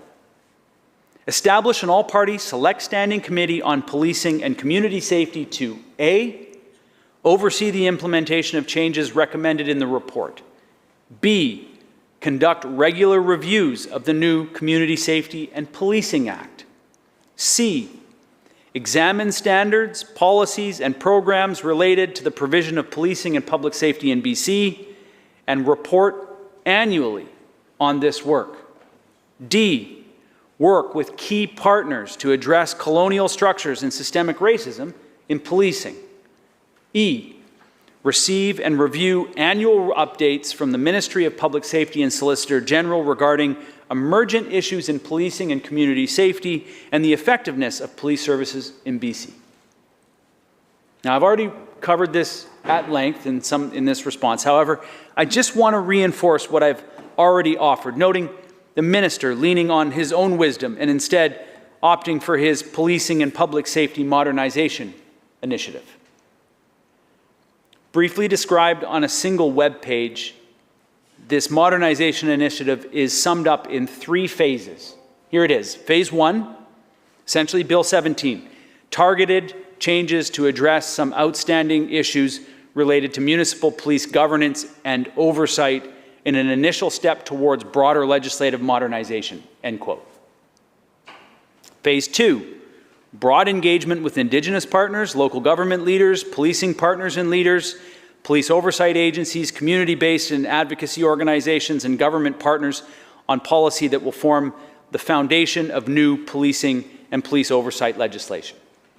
Phase 3, if the policy is approved by government, legislation will be co-developed with Indigenous peoples and local government leaders along with plans for implementation, end quote. What was the point of our Reforming the Police Act Special Committee? What was the point of 15 months' work if the minister is going to outline in his modernization initiative on a single web page 3 phases that basically describe a restart of the work that we did?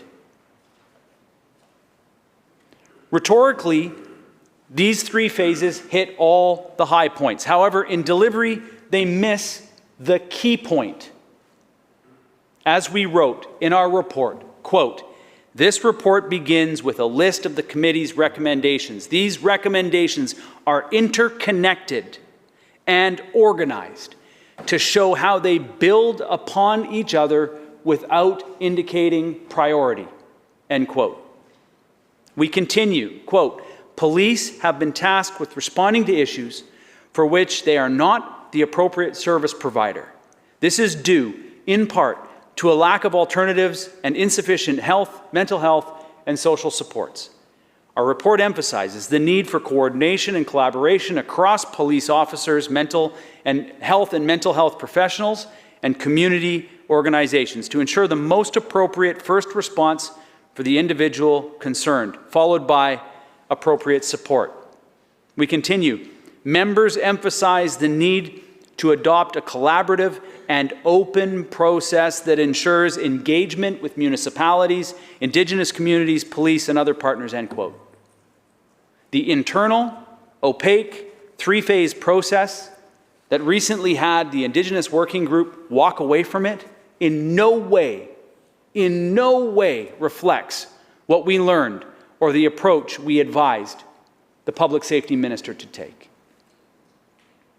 Now, to the meat of the recommendations that provide a clear vision, the pathway to reformed police and community safety systems. Balance the minister's description of his three-phase process with what we offered. Recommendation number 1, implement a new Community Safety and Policing Act to govern the provision of policing and public safety services based on values of decolonization, anti-racism, community, and accountability. This includes A, ensuring Indigenous peoples and nations and municipal governments are engaged in the drafting of the legislation. The language here is specific, and we discussed it at length. Community safety was put ahead of policing because the focus of the public was about increasing confidence in police through a community safety approach. Note, collaboration with various governing bodies at the front end of our narrative. Recommendation number 2, transition to a new BC Provincial Police Service that is governed by the new Community Safety and Policing Act. This includes A, establishing a governance model such as municipal or regional police boards or committees that is representative of the community and provides opportunities for local input on policing and public safety priorities. B, ensuring municipal council representation on municipal police boards or committees while not allowing the mayor to serve as board chair. C, amalgamating police services on a regional basis where there are opportunities to address fragmentation, to ensure equitable access to policing and public safety, and improve efficiency and effectiveness. D, ensuring two police of jurisdiction to facilitate the process of transitioning from one service to another. The part of this recommendation that gets all the attention is the new provincial police service. We technically agreed that we technically already have our own police service in the Act. It's just contracted services to the RCMP. We heard repeatedly that the RCMP was struggling to meet their contractual obligations in their agreement with the province. A host of issues were raised. First of all, it is unclear whether the federal government will even continue with the RCMP's community policing program. In other words, we're waiting for them to make a decision that will impact our policing. Rather than take the special committee's recommendation to Ottawa and demand an answer as soon as possible, our public safety minister has sat back and waited for Ottawa on their timeline. As the remaining recommendation outlines, we have significant policing and public safety needs in our province that are simply not being met by the RCMP. Their chain of command runs past our borders to the nation's capital. Their training and accountability programs are out of our control. Their inability to recruit is leaving our police detachments understaffed. Seriously, we have to wonder what the public safety minister is waiting for. The unwillingness to take hold of the report we gave him and truly deliver public safety reform in our province has created problems in Surrey, and it's creating problems for the public safety minister in other parts of our province as well.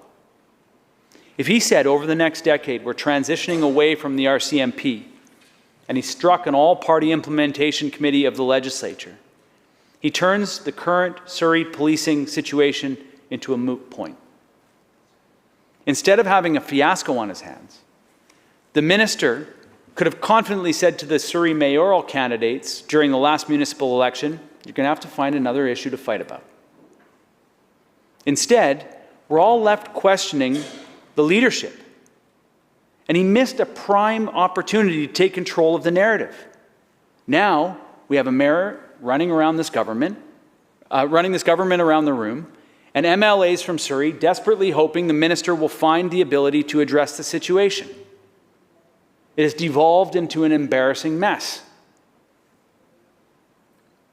Now, I am glad that the minister, as pointed out in the opening speech, has taken the advice of the special committee to change the language from police force to police service. This was a part of our report that we talked quite a bit. It actually is important. It's not just Orwellian doublespeak. People say, well, that was the most minor change that you could make. It actually is about setting tone and culture. With respect to the police governance, community representation is key, allowing local council representatives, but not politicizing the board by removing the mayor as chair. By creating regional policing services, it reduces the number of police services and fragmentation. We hope to enhance cohesion, cooperation, and coordination across geographic regions, not just for policing, but for a myriad of other public services. It is not that policing organizations are deliberately not cooperating with each other. They do cooperate. However, when we create these artificial lines on a map, there's an inclination for the administrators of those services to focus exclusively on their territory. Removing the ability for criminals to take advantage of the potential gaps in communication and information sharing is necessary. Finally, addressing the need to have 2 police services of jurisdiction may seem more like a granular recommendation than the rest. However, we learned from the Surrey policing transition that under the current policy, there can only be 1 police of jurisdiction. And this has the potential to create unnecessary roadblocks and competition. It's inexplicable to me that the public safety minister did not make this change months ago.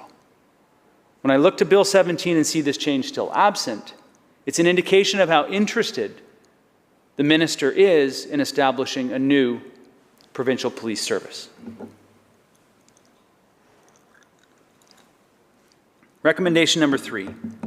Ensure all Indigenous communities have direct input in their police service structure and governance, including self-administered services, which could provide policing to neighboring non-Indigenous communities. Currently, Indigenous communities have the option of accepting the provincial police service, the RCMP, or creating and funding their own tribal police service. They cannot apply the policing funds transferred to them from the federal government to contract another police service. For example, if my home community in Sartlip wanted to contract police services from the Central Saanich Police Service, they could not use the federal transfers to pay for it. In this era of reconciliation and self-determination, Indigenous leaders should be able to partner with the service that they feel best delivers for their community.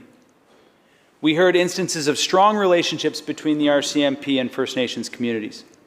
However, we also heard of situations where there is no relationship, where the RCMP barely show up when they're called upon. The problem is the inconsistency in the service delivered by the RCMP. There is a perception that Indigenous peoples were leading the defund the police movement. Perhaps an assumption that is a result of the RCMP's role in removing children on behalf of the state and sending them to residential schools. A perception that First Nations leaders and communities didn't like or want policing. And while there is a challenged relationship between First Nations people and the RCMP, we heard consistently from Indigenous leaders they wanted policing and public safety services in their community, and most importantly, they wanted a strong relationship with those who were delivering those services. We heard they'd like options, maybe even establishing their own police service. And we also realized how paternalistic our system currently is. The last line of this recommendation is an acknowledgement that we currently view Indigenous communities as policed communities, and do not consider it as a possibility that the Indigenous community could actually provide the policing services to a broader region. For example, we heard how well respected the Statliam Tribal Police is and is in their community. Why couldn't they be contracted by Lillooet, for example, to provide policing services for the broader community? We heard how the RCMP policy of moving police officers every few years, a design that does not allow strong relationships to develop, has been detrimental to building confidence and trust. I've seen the negative impact in my own community when a trusted officer is inexplicably moved. It breaks that trust, limits the ability of the RCMP to effectively police, and Indigenous leaders with no support in dealing with the challenging public safety concerns they face. Recommendation number 4, create and appropriately fund a continuum of response to mental health, addictions, and other complex social issues with a focus on prevention and community-led responses and ensuring appropriate first response. This includes A, increasing coordination and integration across police, health, mental health, and social services. B, integrating mental health within 911 calls. There's not enough time and space in this speech to describe the scale and magnitude of this particular recommendation. When you call 911, you're given 3 options: police, fire, ambulance. If it's not a fire or healthcare, then it falls on the police. More and more police are relied on by our fragmented social services to deliver a frontline mental health response. They're not trained for this work. They're not supported by the government to do this work. We've seen the impact of this both on people suffering from a mental health issue and the police that are responding to the calls. We have a patchwork of specialized units where police respond alongside a psychiatric nurse. We also have peer-assisted crisis teams that respond with police in the background in support. But we do not have a mature province-wide program that ensures all our first responders have the support they need to address the evolving needs in our community. The Public Safety Minister has sat on this recommendation for 2 years. Meanwhile, every day, 24/7, our police services have been dealing with a mental health and addictions crisis that they are not trained or well equipped for. Shame on this government for not making this a priority. And we wonder why we get the results that we do. If the public safety and health and mental health and addictions minister are all going to fail to deliver a coordinated social service team that is appropriately trained to deal with mental health and addictions, then at least provide resources at the hospital to change the current process. We have heard that after someone is sectioned under the Mental Health Act, that the police officer will bring the person to the hospital and have to sit and wait until they can hand the individual off to a doctor. That can take hours, taking police resources off our streets. It has been recommended that there be a special constable at the hospitals that can take the responsibility for the person so police can go back to doing their job. No action.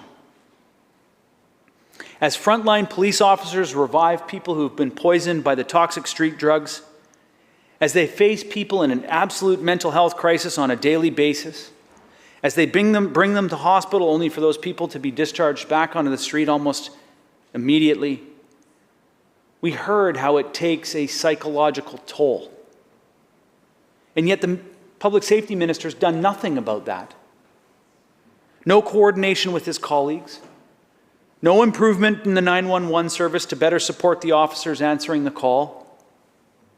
This minister has spent 2 years fighting with the mayor of Surrey rather than leading the transformation that is well understood that is needed. If there was one area that we could have reformed, that we had broad public support, it's this one.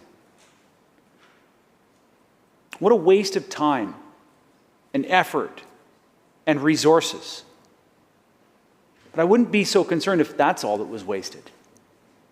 The minister's lack of action is taking a toll on the mental health and well-being of our frontline officers. There's no way that being confronted by the futility that they face every single day will not undermine that confidence and trust of the officers in this House. That frustration for the lack of action on good recommendations that will improve a police officer's workplace that have gone ignored for the past 2 years will not undermine the confidence that they have in their government.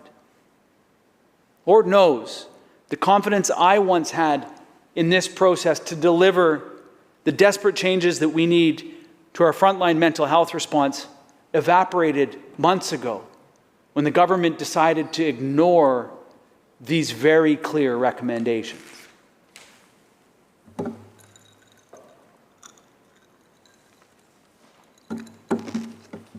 Recommendation number 5, ensure equitable access to quality policing and public safety services across BC.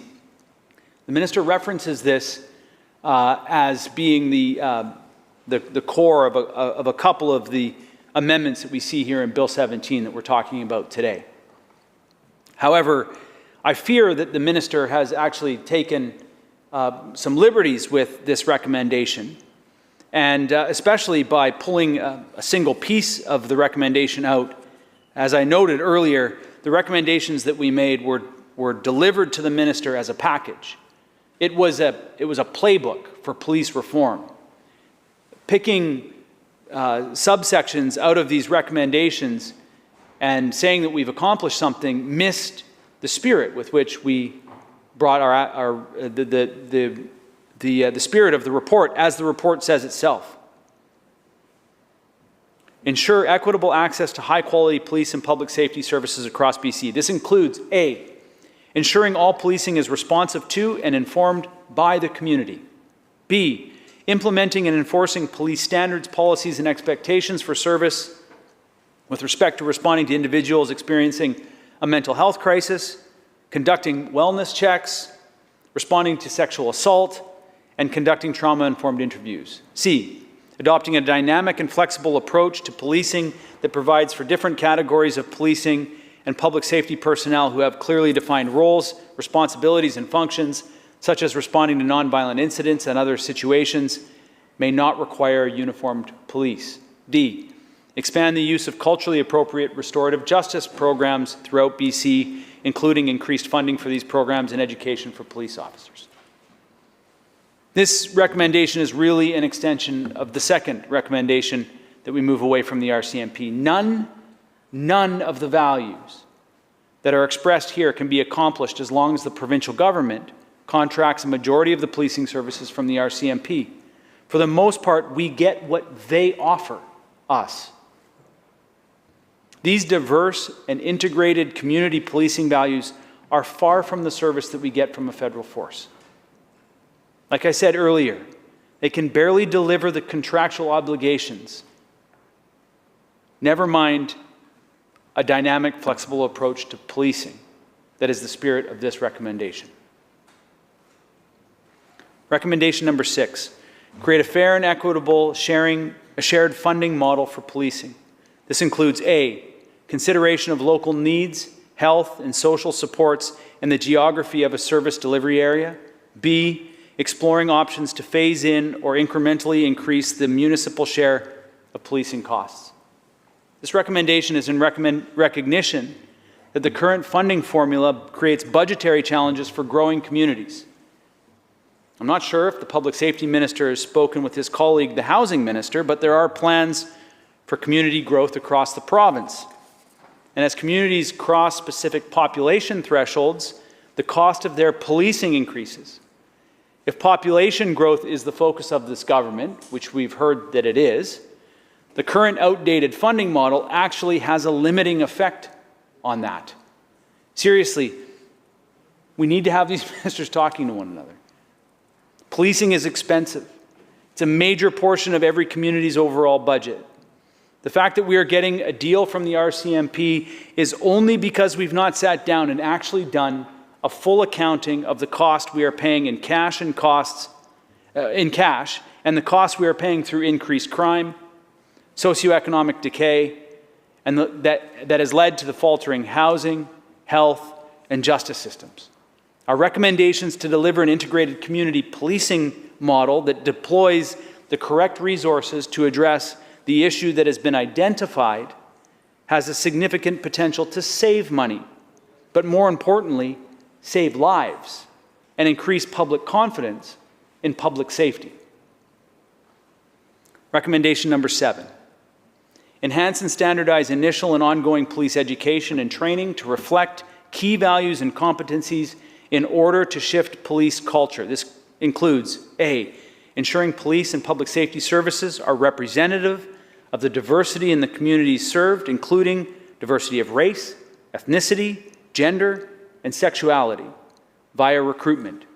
B, implementing screening and performance evaluation for existing officers and new recruits that reflects desired values and principles, including humility, honesty, empathy, lack of bias and prejudice, to ensure that these individuals are best suited for their current position or advancement and are a good fit for the community. C, conducting regular mandatory psychological assessments for all police officers in BC. D, enhancing and standardizing training required for police recruits and implementing mandatory and meaningful ongoing education with respect to anti-racism, cultural competency, and trauma-informed practices.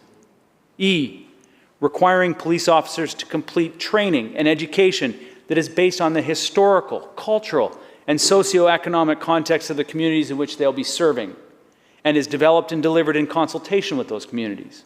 F, developing benchmarks to measure the efficacy of police training and education with respect to a shift in police culture and conduct. Again, as the committee's recommendations are laid out, modernization of policing services is a fully integrated project. Whatever the public safety minister is calling police modernization is not police modernization. It's the status quo, tinkering around the edges of a system already in place because nobody has the political will to stand up and actually do the work that's needed to modernize our policing systems. What we articulate in this recommendation should be a source of excitement for everyone who is concerned about public safety. There is a dangerous social trend, and it's at the heart of the defund policing movement. It is a result of some very public, some very disturbing incidences of police brutality, and an apparent lack of justice for those who were brutalized at the hands of police. It's the result of systemic racism and prejudice that has been woven into the fabric of police organizations by the people in this chamber. Our political ancestors are responsible for the historic aspects of this, and we are responsible for not doing something about it. While I have been particularly hard on the public safety minister, our special committee tabled our report to this legislative assembly. Ultimately, the failure of holding the public safety minister accountable for this lack of meaningful and collaborative action on this file lays at our collective feet. That's why I have said what I have said publicly. That's why I stand here with no qualms in calling him, calling our premier, calling all of us to seize ourselves of our responsibility. Police are not bad people. There might be bad people in policing, but police are not bad people. As it currently stands, RCMP training is federally controlled. Their pedagogical approach, police culture that is taught, controlled by Ottawa. Even if we wanted to create a different policing culture, it's not possible unless Ottawa agrees for British Columbia to inform the police training process. And why would they do that? It goes against what a national police force actually is. It's probably why we landed on agreement for a new provincial police service. Our report and our recommendation are about taking control of the culture of policing and public safety in British Columbia and developing a world-class recruiting and training program, requiring people who we give the most power to in our society the education, the support, they need to succeed and make the best decision that they can every time they're called upon to make a decision. And we're really far away from that right now in this province.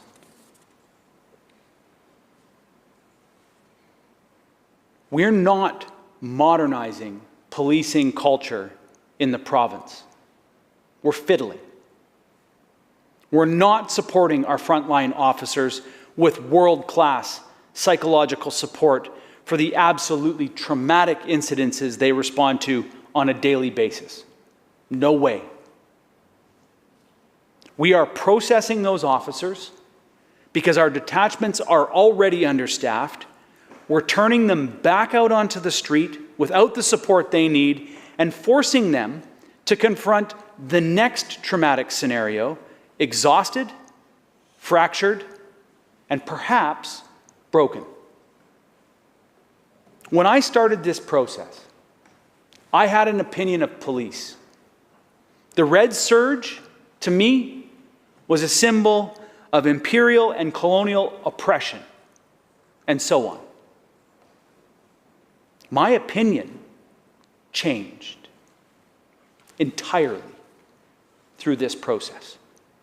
What I learned is that while there are, or may be, some bad people in policing, it is government, it's this legislative assembly, who are not making it a priority to have police recruiting protocols that attract the best suited people to policing, that give them the top-notch training, that provide regular psychological assessments and support, that require police to gain an early understanding of the community and the unique cultures of the communities that they're policing before they begin policing those communities. It really, really is remarkable how deficient the status quo is in this area.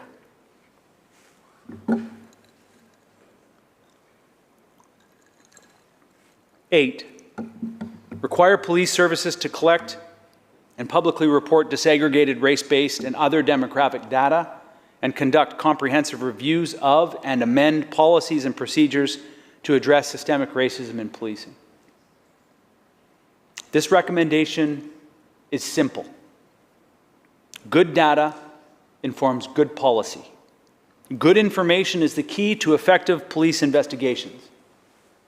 And believe it or not, it's also the key to evidence-based legislation. Shocking that the Public Safety Minister wouldn't apply these basic principles of police investigations to police modernization. Recommendation number 9. Establish a single, independent, civilian-led oversight agency responsible for overseeing conduct, complaints, investigations, and disciplinary matters for all police and public safety personnel with powers or authority under the new Community Safety and Policing Act. This includes A, prioritizing the creation of a standalone legislation for police oversight. B, ensuring the oversight agency is reflective of the diverse population and cultures of BC. C, providing navigation and triaging services to assist complainants through the complaints process. D, implementing a multi-stream approach to processing and offering multiple resolution pathways such as direct conversations, mediation, or restorative justice. E, revising the definition of misconduct to include demeaning and discriminatory conduct, language, jokes, statements, gestures, and related behaviors. F, establish a duty to cooperate with investigations and a duty to report misconduct for all police and public safety personnel with protections for reporting. We are making amendments in Bill 17 to police oversight. The fact that aspects of this recommendation have been ignored in Bill 17 is a travesty. These are basic things that we can all agree on. Of course, we don't want police to be using demeaning and discriminatory. Why not add it? We debated, we discussed, we dialogued. We agreed that this was something as an all-party committee that should be added to it. The fact that it's not part of this legislation, really frustrating. I want to repeat here, police aren't bad people. There could be bad people in policing, but police aren't bad people. And the public perception that entrenched all cops are bad lays at our feet here. As most of this House has sat silent while the pictures, videos, and stories are shared of the actions of the RCMP unit known as the Community Industry Response Group, the CIRG, hearing in court of members of that unit picking on the disabilities of neurodiverse people, calling Indigenous people ogres and orcs, and senior officers allegedly of that unit allegedly sexually assaulting someone who's being arrested, allowing the public safety minister to not respond to questions that I ask in question period about these issues, leaves the public with no choice but to believe that there are no repercussions for bad behavior. When the public hears about the police battering people in custody, driving Indigenous people out onto the prairies and dumping them on the side of the road in the middle of winter, when the public hears about police arresting Indigenous elders and their grandchildren, handcuffing them in public because of a suspected fraudulent status card, when missing and murdered Indigenous women cases are described as not suspicious before the police even start the investigation, when RCMP complaints process is essentially the RCMP investigating themselves, and complaints about officers not properly identifying themselves during an arrest take years to resolve, and the correspondence is the most frustrating exchanges a citizen can have with a bureaucracy disinterested in fairness and justice, when all of that and so much more, Miles Gray, is met with no response from government, gee, I wonder why there are citizens in our communities who grow concerned. When the top cop in the province is seen as a chief apologist for all of that, when the public fails to recognize that those incidents are but grains of sand in the hundreds and hundreds and hundreds of thousands of calls attended by police in our province,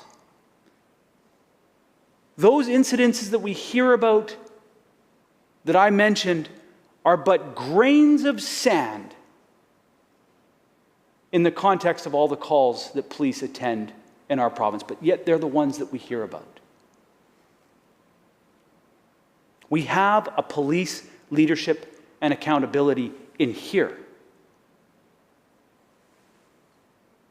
Bill 17 creates a perception that the public safety minister is improving police accountability, allowing the police complaints commissioner to start an investigation early and to conduct systemic reviews. It's great. But the delusional authors of the media release announcing Bill 17 write, quote, "The province has committed to developing and implementing police reform that is responsive to the diverse needs of all communities and fosters increased public trust in policing, particularly for Indigenous and racialized communities," end quote. That's a joke, not funny.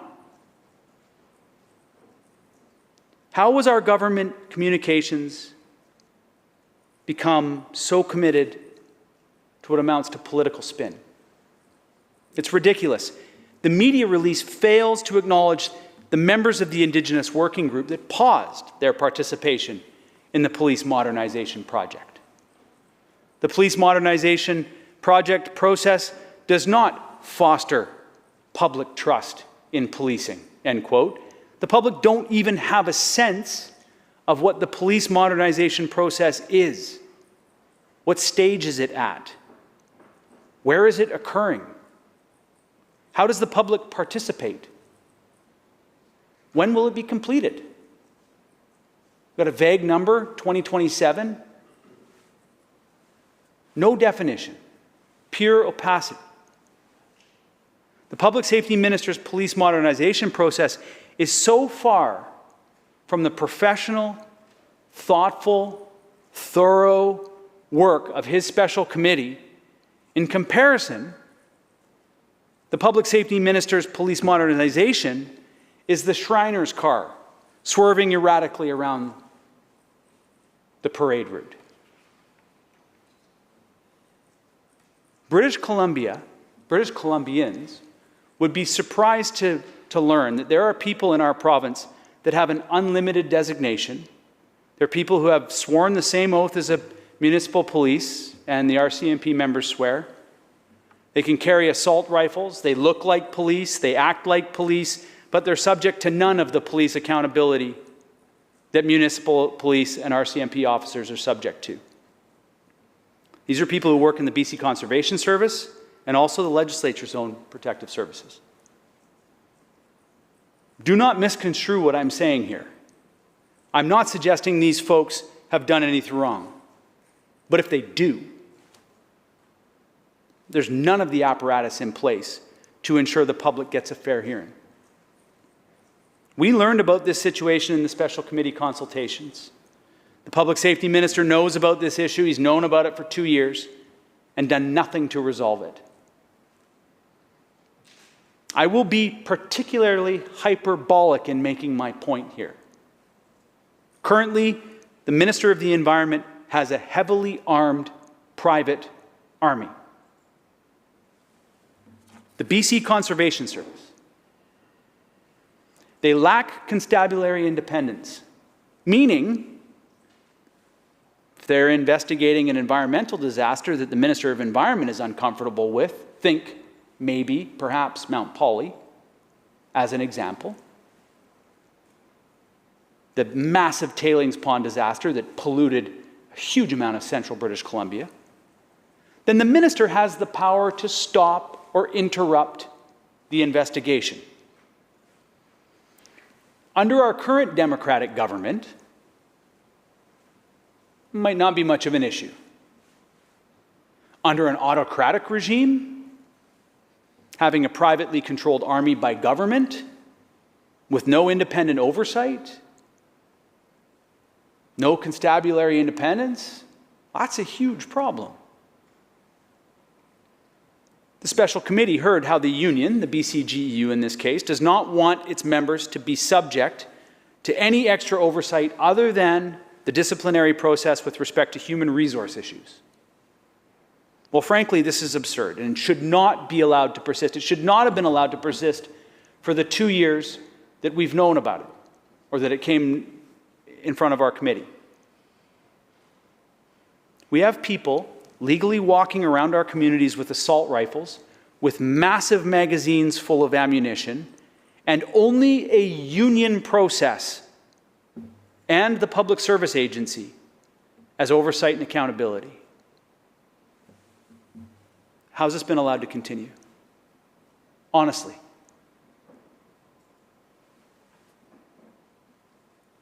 Maybe this BC NDP government doesn't want environmental investigators to be able to actually uncover the truth of the environmental damage the government is allowing to go unchecked. Maybe it's just incompetence or an oversight. But the situation is not safe for anyone. It's not safe for the public, because if there is an incident, there is no independent oversight. It's not safe for the members of these services, because they're at the whim of a government and their political reputation. It's not fair for other provincial constables who have sworn the same oath of office, that have the same unrestricted powers, but have to face the scrutiny of police complaints and oversight, no matter how lax or ineffective they might be considered. Honestly, is anybody going to care about this situation that has been allowed to persist for the past 2 years? It's been brought to the attention of government? Nothing. So you might have sensed from this speech that I have a waning confidence in the work of police reform undertaken by this public safety minister and by this government. I'm frustrated that the committee's time was wasted, that the public's time was wasted, that all the participation, thousands of hours collectively wasted. I'm angry that our special committee was used to frankly insulate the government from the growing calls of defunding police during a politically intense time. Just because there's no loud calls now for police reform or defunding the police doesn't mean the contributions that the public made to our special committee are any less true than they were when they made them. All the things that are outlined in our 11 recommendations, plus the sub-recommendations, remain as true today as they were when they were raised. We learned in the process that, in fact, the calls to defund the police are an emotional response to the public's lack of confidence in the leadership of the top cop, whoever it might be.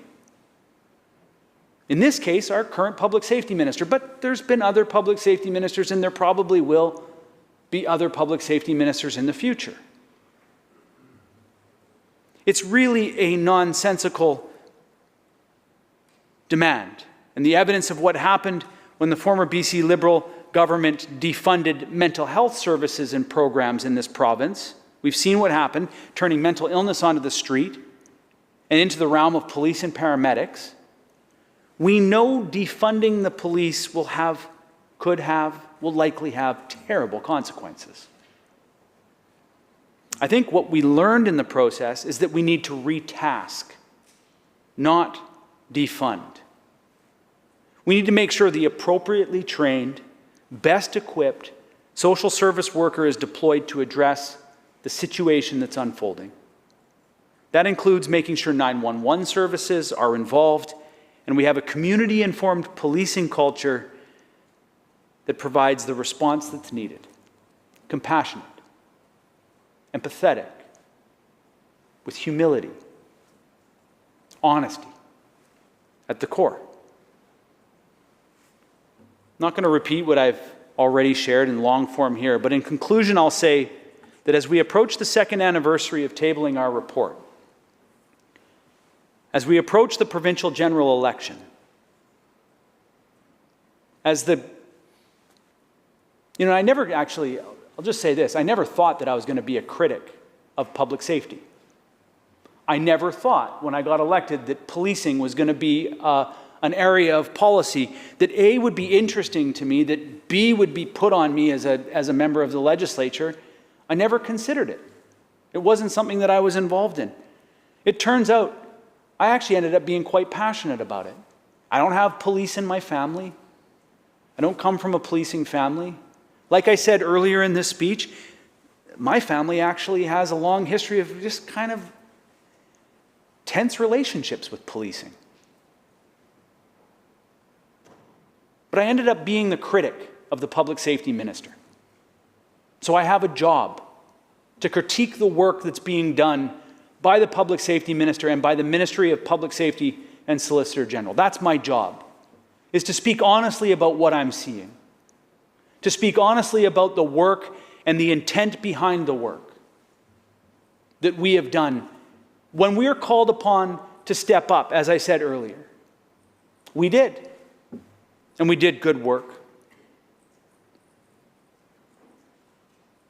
It's unfortunate, but I have to, as we head into an election and people are looking at how government is doing on certain files, this one is failing. This gets a failing grade. It's not a partisan thing. Not at all. It's an assessment of what's happening in police reform, the work that we did, the expectations of the public who participated in the process. I've been active on this file. I've taken this job seriously. The analysis here is of the public policy response and the response of the leadership that I've seen within this file and on this ministry. Frankly, what I've seen is a minister that has sacrificed the consensus that his special committee gathered, the political will and alignment, and frankly, squandered it. I look to the police officers and their family, and I say with confident certainty, they've been let down. I look to the public and say with confident certainty, they've been let down.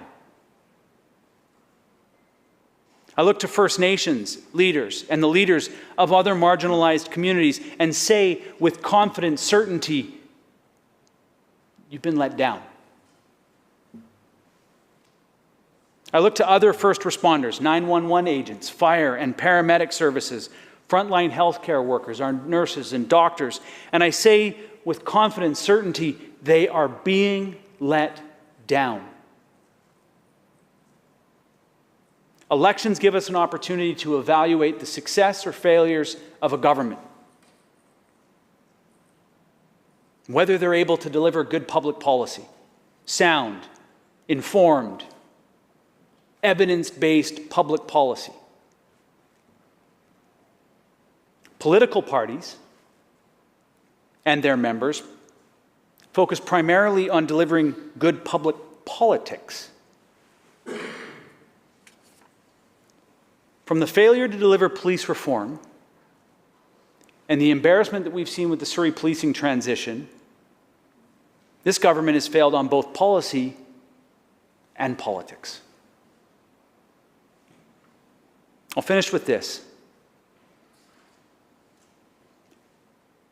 I have focused a lot of this speech with direct criticism of the minister and the ministry, and I take no pleasure in that. People might think, oh, it's just politics. It's not. I like the minister. I enjoyed working with him as the government House leader. However, on this file, I'm left with no choice but to speak honestly about what I've seen and what I've experienced and the work that I've done. When the minister decided to forego the creation of an all-party police transformation committee, when he decided to fully shoulder the modernization of policing and not build on the consensus that we had established, this could have been a decade-long project that was diffused across all the political parties of all the political stripes in this province. But the public safety minister chose to move it from a project that necessarily needed to be of the entire legislative assembly to one that he was going to go at alone. So he receives the grade. He receives the attention on the Surrey policing transition. Receives the attention for not following through on the Reforming the Police Act Committee recommendations. And here we are today, 2 years closer to a looming deadline at the end of the current RCMP policing contract, and we have no greater clarity on the future of policing in British Columbia than the first meeting of the Special Committee to Reforming the Police Act. Thank you, Member. Seeing no further speakers, that closes the debate. All those in favor of a second reading Bill 17 Police Amendment Act 2024? Aye. Opposed? Carried. Government House Leader. Thank you, Mr. Speaker. I move the bill be committed to a committee of the whole to be considered at the next sitting of the House after today. Members have heard the question. All those in favor? Aye. Opposed? Carried.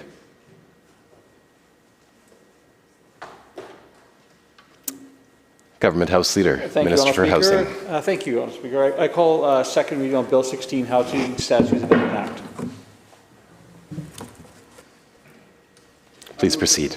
I move that the bill be now read a second time.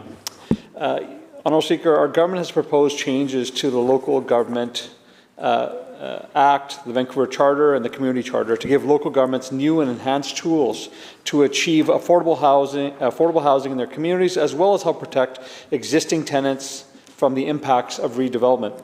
The legislation introduces new authorities for local governments to secure site-level infrastructure to service new development.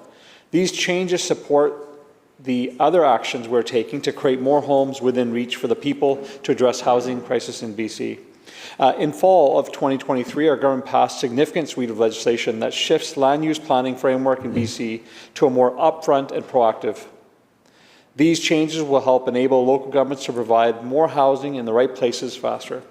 As a result of these legislative changes, however, we know that local governments require new tools to continue to deliver affordable housing, tenant protection, and key pieces of site-level infrastructure. These things are critical to ensuring that people have access to the homes and amenities that make for complete, livable communities. The legislation we are proposing today helps address this need by allowing local governments to require these outcomes outside of rezonings. These changes will also help give greater certainty and clarity about requirements for the development industry, including nonprofit developers, renters, landlords, as well as the public. Let me go into a few specifics. Under the proposed changes, our local governments will be able to require new high-density developments to include affordable housing through the adoption of inclusionary zoning bylaws. These bylaws must be set out, the amount of affordable housing units required, the tenure below market price, how long the units must remain affordable, and the density levels needed to offset the cost of building the required affordable housing. To ensure that we get affordable housing without deterring new housing, local governments will have to do a financial feasibility analysis and consult with home builders and other stakeholders. Home builders will also be able to meet the inclusionary zoning requirements in other ways, like providing cash in lieu of affordable units or building the affordable housing units on another site. The province will monitor how the tool is implemented to ensure it is working as intended. And regulation-making authorities will provide checks and balances for the province to set up and ensure communities do not deter building the housing people desperately need. Regulations could define which communities can use the tool or set maximum number of affordable units that can be required in a development. We're also proposing changes that existing density bonus tool to clarify how it will be used to ensure consistency with inclusionary zoning. Under existing density bonus authorities, home builders can choose to build to a higher density in exchange for providing affordable housing or amenities in a new development. The changes we're proposing today will clarify that home builders can meet density bonus requirements by providing cash in lieu of amenities or affordable units, or by building affordable housing units on other sites. They also establish how density bonus and inclusionary zoning work in transit-oriented development areas by setting out that by mid-2025 or later prescribed date, a local government can only use density bonus authorities to obtain amenities or affordable housing on density that is above the minimal allowable density in transit-oriented areas. Together, these changes will ensure that local governments have a range of tools to obtain affordable housing in their communities. I'm also proposing changes that will help protect existing tenants from impacts of redevelopment. As we know, those impacts can be significant. At the local level, a number of communities have developed tenant assistance policies to help renters facing displacement. To support these efforts, the proposed amendments provide the municipalities with the explicit authority to develop tenant protection bylaws and require home builders to fulfill obligations of these bylaws.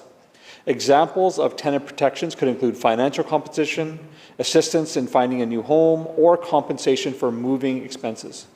The new authority will give municipalities the ability to develop tenant protection bylaws that are implemented at the development permit stage. The amendments will also allow municipalities to withhold development permits until owners meet the conditions of those bylaws. Additionally, municipalities will be able to request information about the effect of proposed redevelopments on tenants, which will give them more data to design tenant protection bylaws and better understand these issues. The province recognizes that municipalities will have been proactive and have tenant assistance policies already in place that have been negotiated at rezonings. These changes give them clear authority to develop bylaws, provide more certainty for municipalities, home builders, and tenants.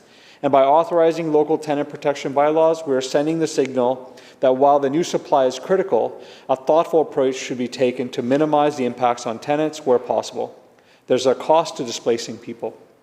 Lastly, we're providing new authorities for local governments to secure site-level infrastructure to service new development. Specifically, these proposed changes would provide local governments with new works and services authorities, including expanded authorities in 3 categories. An increased range of these kinds of works and services that local governments can require in new developments, including, for example, street furniture or green furniture, or green infrastructure, apologies. The authority to require works and services for infill development that do not involve subdivisions, and the authority to require new developments to provide up to an additional 5 meters of land for wider roadways to accommodate alternative forms of transportation. This bill will also give governments a new authority to define and require transportation demand measures in new developments. These can include things like charging stations or secure bicycle parking facilities. While the new authorities allow governments to require items that were already being secured through rezonings, the proposed changes also include guardrails to address concerns that new authorities could make development overly costly or infeasible. These will give us the ability to make sure that the use of authorities does not even unintentionally impact the viability of new developments. They will also let us adjust the types of items that can be required if needed.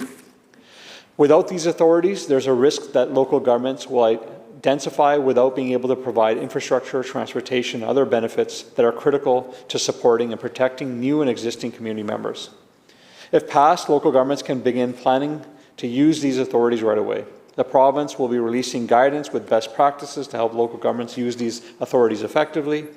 The changes proposed in this legislation are crucial to the success of larger changes being made to our land use planning system to address the housing crisis while also creating livable communities. With that, I welcome to my colleagues across the way for their comments. Thank you. Thank you, Minister. And we have a committee ready to report out.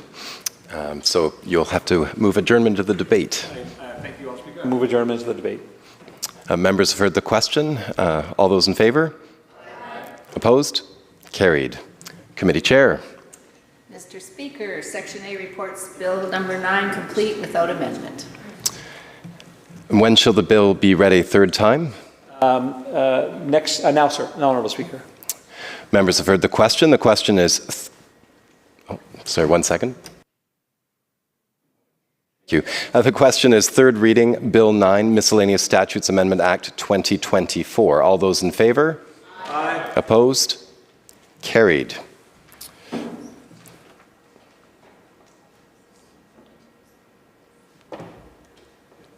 Minister. Thank you, Honourable Speaker. I call... sorry. Before we do that, I need to say something important.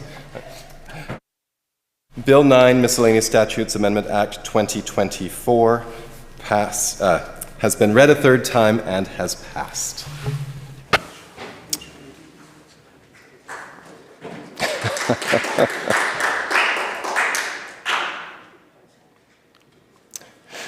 House Leader. Thank you, Honourable Speaker. I call continued second reading of Bill 16 in the main House, and in the Douglas Fir Committee room, we call Committee of the Whole on Bill number 3, Budget Measures Implementation Act. Thank you. Member for West Vancouver, Capilano. Thank you, Mr. Speaker. That was getting a bit confusing for me there for a moment. So thank you, Honourable Speaker. I'm pleased to have the opportunity to stand and speak to Bill 16. It certainly has been a theme of this government this last year to introduce housing legislation. There's been a lot of it. A lot of it is connected, and it's a little bit difficult for us to necessarily keep all of the pieces connected and clear. So there are some questions that this side will be having on this piece of legislation and how it relates to Bill 44 and some of the other legislation. As you know, Mr. Speaker, though British Columbia is in the midst of a housing crisis, we've been saying over and over decisive action is necessary if we are going to be able to build the housing that British Columbians need. And we certainly certainly haven't seen this government do that yet at this point, although there have been many announcements, but the actual reality is we remain in a housing crisis. Now, whether you are a renter, you're a homeowner, you're a single, senior, or a young person, the reality really is stark here in British Columbia. The cost of housing is at an all-time high. And far too many people in this province are burdened by the relentless rise in living costs. It's not just housing, it's everything. It's food, it's everything that we have to go out and purchase to survive as a person and as a family. But housing is the backbone of that. If we don't have safe and affordable housing, we have so many other issues in our community. I was speaking to friends of mine recently who work with women in counseling and counsel women who are often leaving difficult situations in their homes. And so one of the biggest challenges they have is not only the affordability, but actually finding some place where they're going to feel safe in the community, and often end up having to stay in a scenario that that's not safe for themselves or safe for their children. And Mr. Speaker, this dream of home ownership is really fading fast in this province, especially for our young people who increasingly view affordable home ownership in British Columbia not as a goal anymore, but almost as a fantasy. And we saw that, recently with interprovincial migration, how many of our young people were losing to other provinces in Canada. And when asked about why they're leaving here, housing and the inaffordability of housing and the fact that there's not there's kind of nothing to look forward to in terms of actually being able to have that home ownership that so many other Canadians enjoy. So BC United wants to change that by giving that vision back to British Columbians that home ownership is possible. And so we need to look for housing legislation as a whole that is going to be able to provide that opportunity. And you may not know, Mr. Speaker, but 74%, a staggering 74% of British Columbians who don't currently own a home have abandoned the hope of home ownership. And it really is a clear indictment of this current NDP government's housing approach. A blend of nice words, half measures, re-announcements, and burdensome bureaucracy that fails to address many of these core issues. The hurdles that the bureaucracy puts up not only delay the delivery of much needed housing, but this also ensures that the high costs are ultimately shouldered by those who are purchasing or those who are renting. If we're truly committed to making housing more affordable, it is imperative that we look to legislation and policy that will dismantle these barriers. So what does this bill do? As the minister said, it proposes amendments to the community charter, which is going to introduce tenant protection bylaws within the charter. This will compel developers to offer compensation or support to displaced tenants, and this includes rights of first refusal and financial compensation. This is exactly what we've been saying as opposition and what we're committed to in terms of making sure that the displacement of tenants is not something that leads people to homelessness, to not being able to afford or find somewhere else to be able to live, and that's got to be a significant part of how we're planning communities, really, is to make sure that we are looking after the people that we've got in existing homes, so that if there is redevelopment happening, that we work to make sure that we have got some place for those people to land in affordable and appropriate housing while development is continuing to add density. It's a real struggle. I was just looking at the Broadway corridor and what's happening there. we want to densify as quickly as we can, and certainly we saw that with this government with Bill 44, increasing density and increasing it quickly to help to not just keep up with our growing population, but to make up for the deficit that we've got in housing right now. But when we start to take down current housing to make way for denser, higher density housing, it's really difficult. It's complex. There are a whole number of different moving pieces that have to happen at the same time. And so really making sure that we've got supports in place for tenants so that they're not displaced and that they are fairly compensated and that they are fairly treated and there's an appropriate amount of time for them to be able to be supported and land somewhere else is very, very important. Under this legislation also, it grants local governments the power to impose site-specific works and service requirements focusing on climate resilience and greenhouse gas emission reduction efforts. It's important when we're looking at climate change awareness and looking at how we're building our buildings, that we are fighting two battles here in British Columbia, or one battle in British Columbia and one a much greater battle, is the conflict sometimes between affordability and housing and making sure we have affordable housing, but making sure that we're also building housing in a way that protects and sometimes even may enhance our climate and look at the way that we are responsibly bringing down buildings, putting up buildings. It's very, very important. But we also have to be mindful when we are adding additional costs for green resiliency and housing, there is a price to be paid for that. And sometimes the pressure is really on what is that affordable housing going to, is it going to be affordable?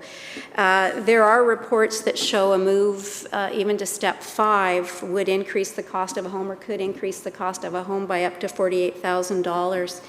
And Mr. Speaker, I was speaking to a nonprofit recently that was going through their community housing fund application. There's been a lot of changes to the requirements in those applications over the last few rounds. Sorry, I'm going to cough. And what I heard is that just off the top, it looks like there's going to be an additional 20% cost to actually providing that affordable housing from the new step code requirements.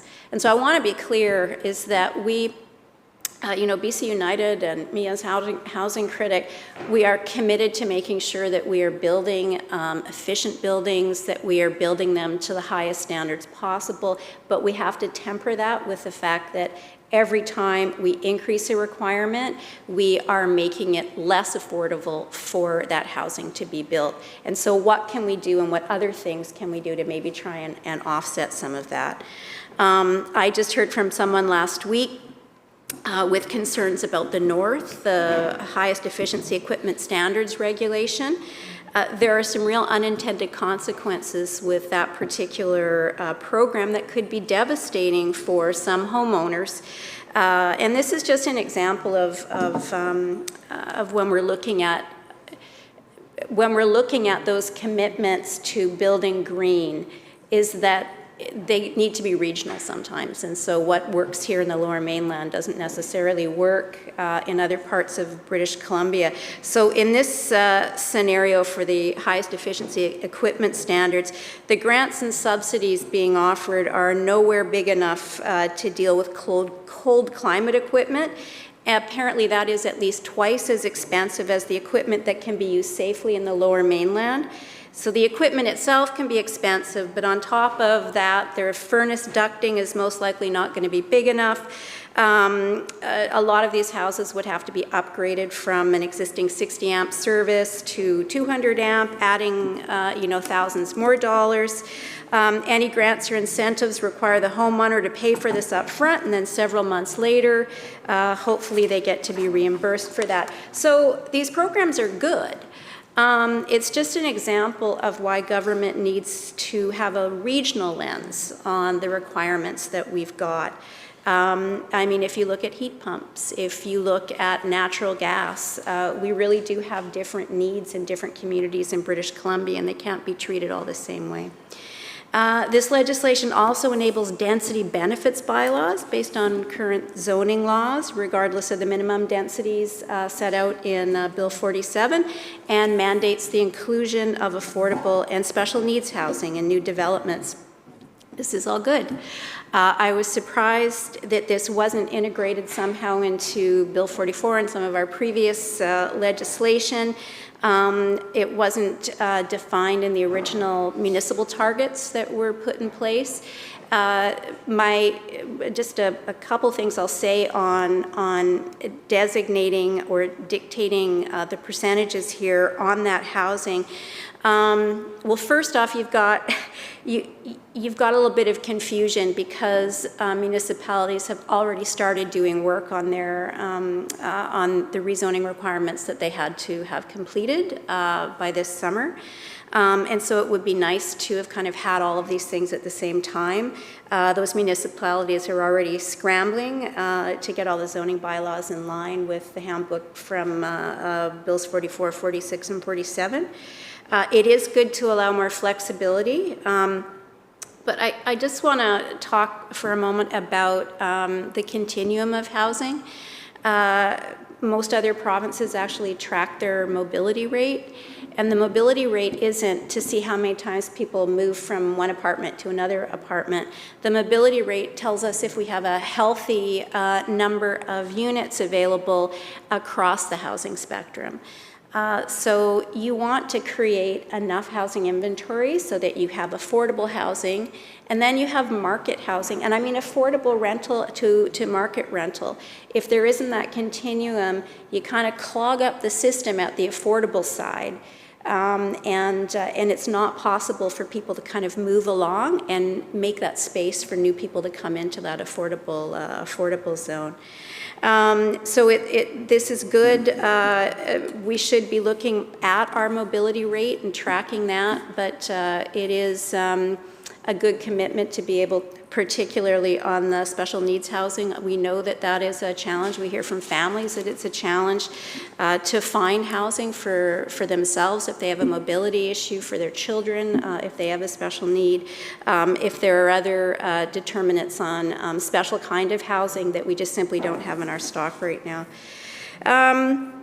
Additionally, this lays out requirements for transportation demand management features in new projects such as electric vehicle charging and secure parking for bicycles and scooters. I must have misheard the minister. I thought he said that included outdoor furniture, but I wasn't sure if that was part of one of the amenities. But this is important. If there is a commitment from this government and a commitment from British Columbians that we're going to adapt more healthy transportation lifestyles, and we're going to be riding our bikes more, and we're going to be using our electric vehicles, it does follow that we have to make sure that we've got the supports in place to be able to make those changes. But we also have to make sure that for the density that we are creating and the density which has been intended under previous legislation here is that we have the infrastructure in place. And that the requirement to provide that infrastructure, if it's being pushed on to the development community or the nonprofits or whoever is creating that housing, that again, it doesn't become an impediment for the ability to actually build, and so that it's not actually adding to the cost of building. So BC United believes in robust tenant protections, especially during redevelopment. However, we really need to make a commitment, and we'll make a commitment to streamlining the creation of housing, which is equally as important so that we get more housing built. In the committee stage, we'll be looking at this legislation. We want to make sure it's not going to lead to an increase in red tape and costs, which we know are already barriers to the construction of new housing projects. And moreover, we'll be looking into the additional impediments to the secondary rental market and to make sure that we're not doing anything that's going to hinder the advancement of rental development. BC United knows that collaboration with home builders is essential to find a balance that protects tenants without impeding development. Further, we hold significant concerns regarding the bill's provisions that could empower municipalities to ban natural gas as a heating resource. Even in District of North Vancouver, where I've lived for quite a while, a couple of years ago, we had a cold snap. I mean, cold in North Vancouver is very different than a cold snap in Quesnel or Prince George, but it was pretty cold and we lost our power for a couple of days. During that period of time, the only heat that we had in the house, and I have my senior mother living with us, was our gas fireplace. And it really kind of opened up my mind to the fact that we have insecurity in electricity. And to not have that backup sometimes is concerning. So that, I mean, that's just something on the North Shore, but I certainly have heard the same kinds of things from my colleagues who live in colder climates. So energy reliability is still an issue. I know this is of particular concern. The high efficiency grant that I was describing earlier was an example of something that happens in colder climates here in British Columbia. So we do need to look at things from a regional perspective. We need to look long term as well at, what are those alternatives that are coming down, if I can say coming down the pipe, literally. If we look at things like renewable natural gas, which in other parts of the world is actually being used as to heat housing. And decarbonize the transportation sector. So we don't want to be short-sighted if we're looking at a plan to move completely away from natural gas in some communities. And we won't forget that the NDP is planning provincial clean BC standards to eliminate natural gas home heating. So all signs point to this section of the bill being a gateway to more bans on natural gas for home heating, and we're just not ready yet here in British Columbia. Such decisions should not be made in isolation. They should be made in consideration with local governments. We are committed, the official opposition is committed to thorough examination of this bill, ensuring it aligns with all of the goals to create more affordable housing, and it doesn't serve as a channel for unnecessary restrictions and an impediment to those people who want to build and participate and purchase in the secondary home market. The NDP's current handling of the housing crisis has really been characterized by bureaucracy and inefficiency, and it really calls for a drastic change. BC United is ready to lead with practical and impactful solutions that cut through the red tape, making affordable housing a real reachable goal for British Columbians. I thank you very much for your time, Mr. Speaker. Thank you, Member. House Leader, third party.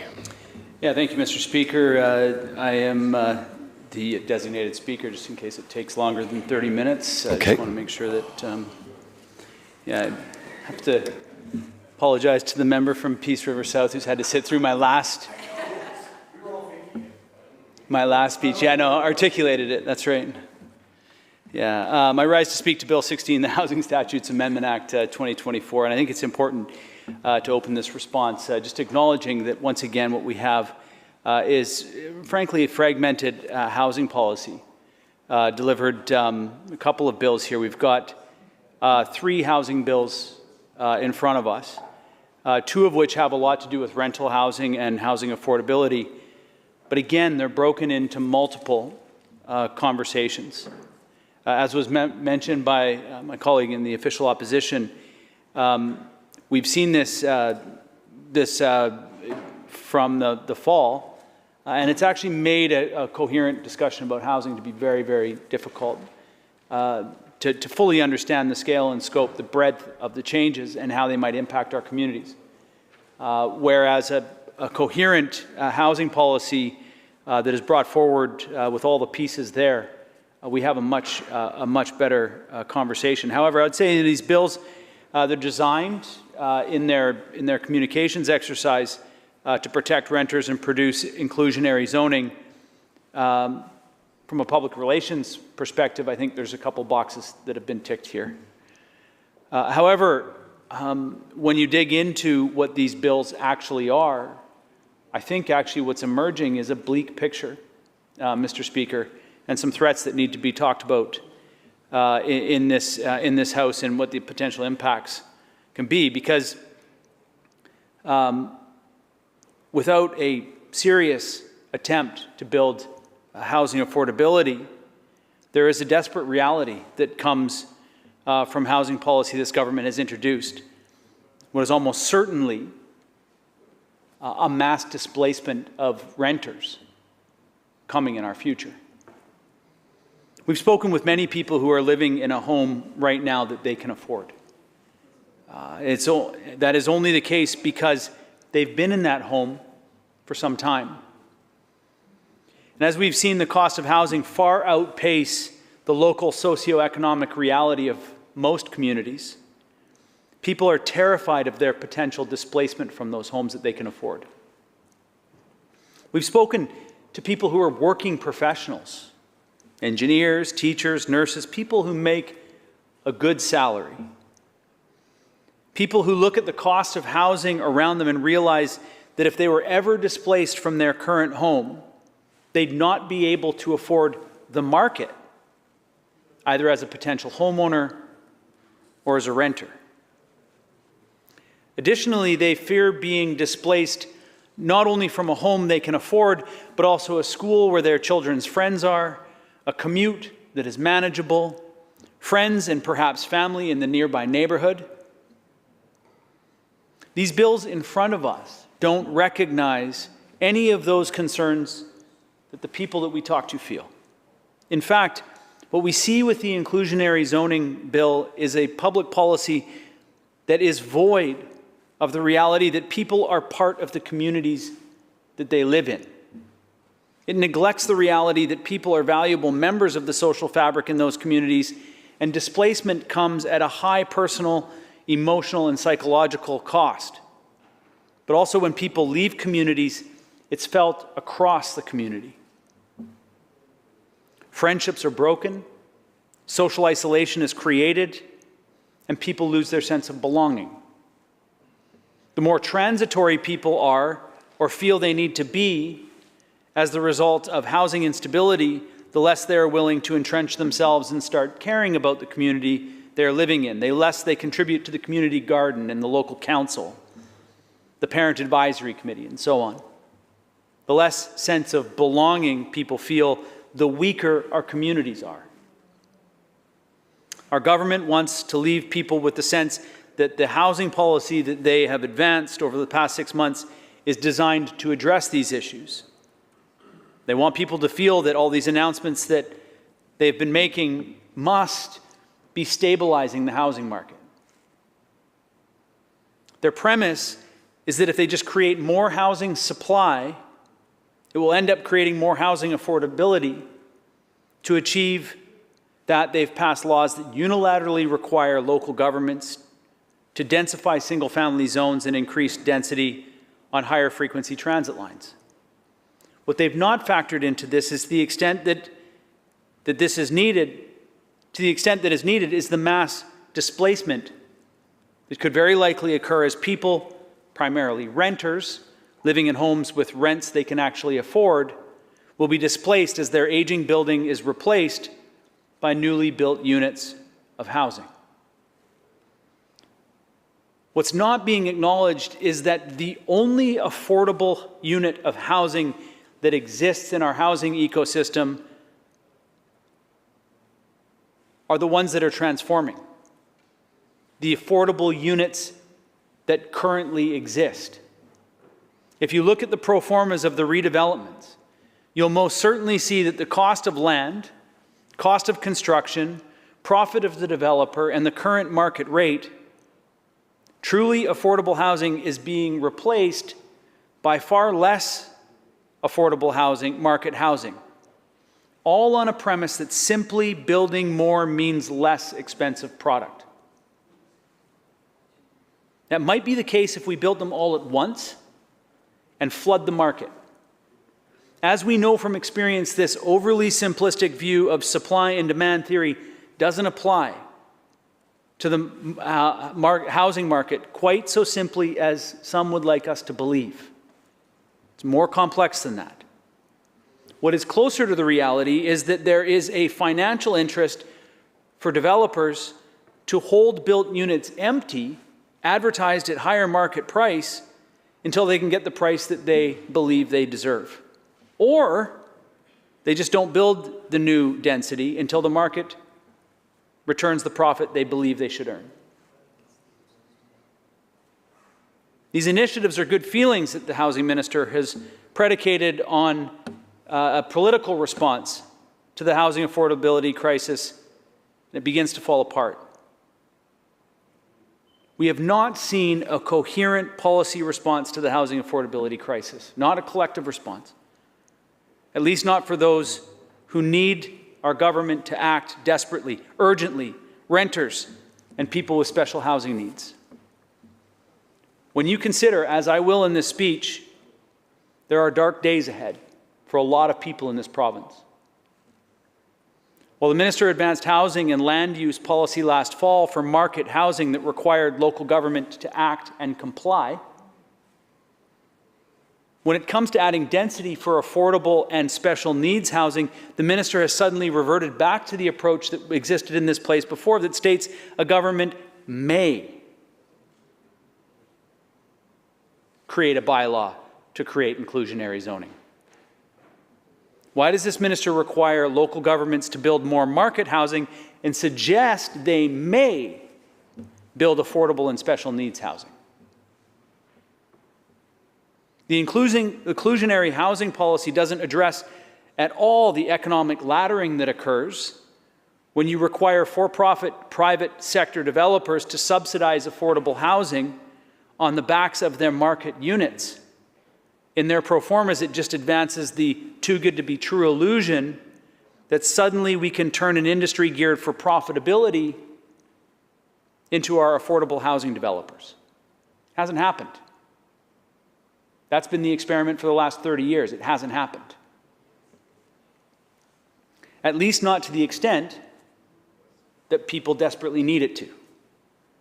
When you begin to apply the situation across multiple buildings being redeveloped in a neighborhood, the price point between the first building and the last building has dramatically increased, as has the cost of the so-called affordable housing that this scheme produces. It's not that we throw the entire model of inclusionary zoning out. It's that we need to be honest about the conditions that it creates. It's likely to produce a percentage of more affordable housing that we need.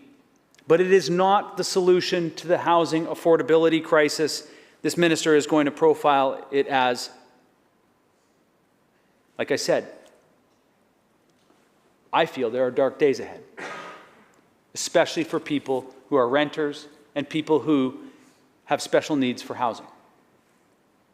When you look at the rules for supporting the people who are displaced by the redevelopment of affordable housing into market housing, there's a reality that the measures are going to be entirely inadequate and potentially cause dramatic disruptions in our communities. These measures that allow for communities to leave it up to the developer to determine how and where they accommodate the displaced tenants simply are not good enough. When we supercharged the market housing approach after the Second World War, we balanced it with a non-market social housing program that created the counterweight to the market housing. It kept the market prices in check. For the past 30 years, we abandoned the non-market social housing programs and turned it over to the private sector development industry who build profitable housing. And since then, there's been this rapidly expanding inequality gap. To the point now, there are those working professionals that I discussed earlier, people who traditionally represented the middle class. Well, those people are terrified. I know the housing minister will point to a few other initiatives, inclusionary zoning, protecting renters from bad faith evictions, BC Builds, for example, as his response to the reality that I'm framing. I again need to note the scale and scope are out of whack, out of context. While he forces local governments to approve new market housing at a scale like we've never witnessed before, the policy moves for non-market social housing counterweights pales in comparison. Arguably, we needed the province to intervene with the greatest force on the non-market social housing side while increasing density where it was most greatly needed, for the market housing supply. There is a real threat that the market housing will be built when the profit can be made, and the market will continue to increase while the non-market housing slowly progresses. You know, I wanted to stand here and just celebrate. When it comes to the housing file, we need something to celebrate in this province. So let's celebrate. These policy changes for renters and people who need affordable and special needs housing are not nothing. These amendments are better than if the government took no action. But it is not the action that's needed to protect renters from a predatory rental market, nor do these changes go to the extent that that is as useful as they could be. I feel like it's one of those bad days of fishing. Thankfully, I haven't experienced too many of those in my fishing career. One or two that remind me. The car ride home talking about how we didn't land any fish, but at least we got some bites. We got action, just not the action we needed to fill the freezer for a long winter. When you look at the changes to the housing legislation that have been tabled so far in this session and the fall session of 2023, there's a bleak landscape emerging, a long winter, especially for the more than 1.5 million renters in this province.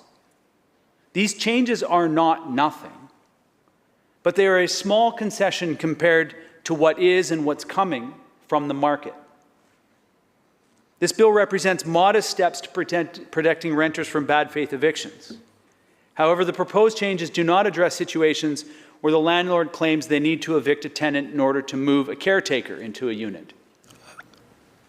It has been an increasingly common tactic in multi-unit buildings since other types of evictions have become more regulated, limiting the automatic rent increases for tenants that add a child to their family. I believe the member might be speaking about a different bill. I'm speaking about the housing policy that's been tabled. I think the residential tenancy bill is not on the floor. We've got the Housing Statutes Amendment Act currently, but I appreciate that. Yeah, there's a couple of pieces of housing legislation that are involved with renters, and I'm bringing them together. So I appreciate that. Limiting the automatic rent increases for tenants that add a child to their family. Requiring notices for evictions for personal use to be filed through a government website to encourage an educational experience, extending the time frame of notice and occupancy for landlords.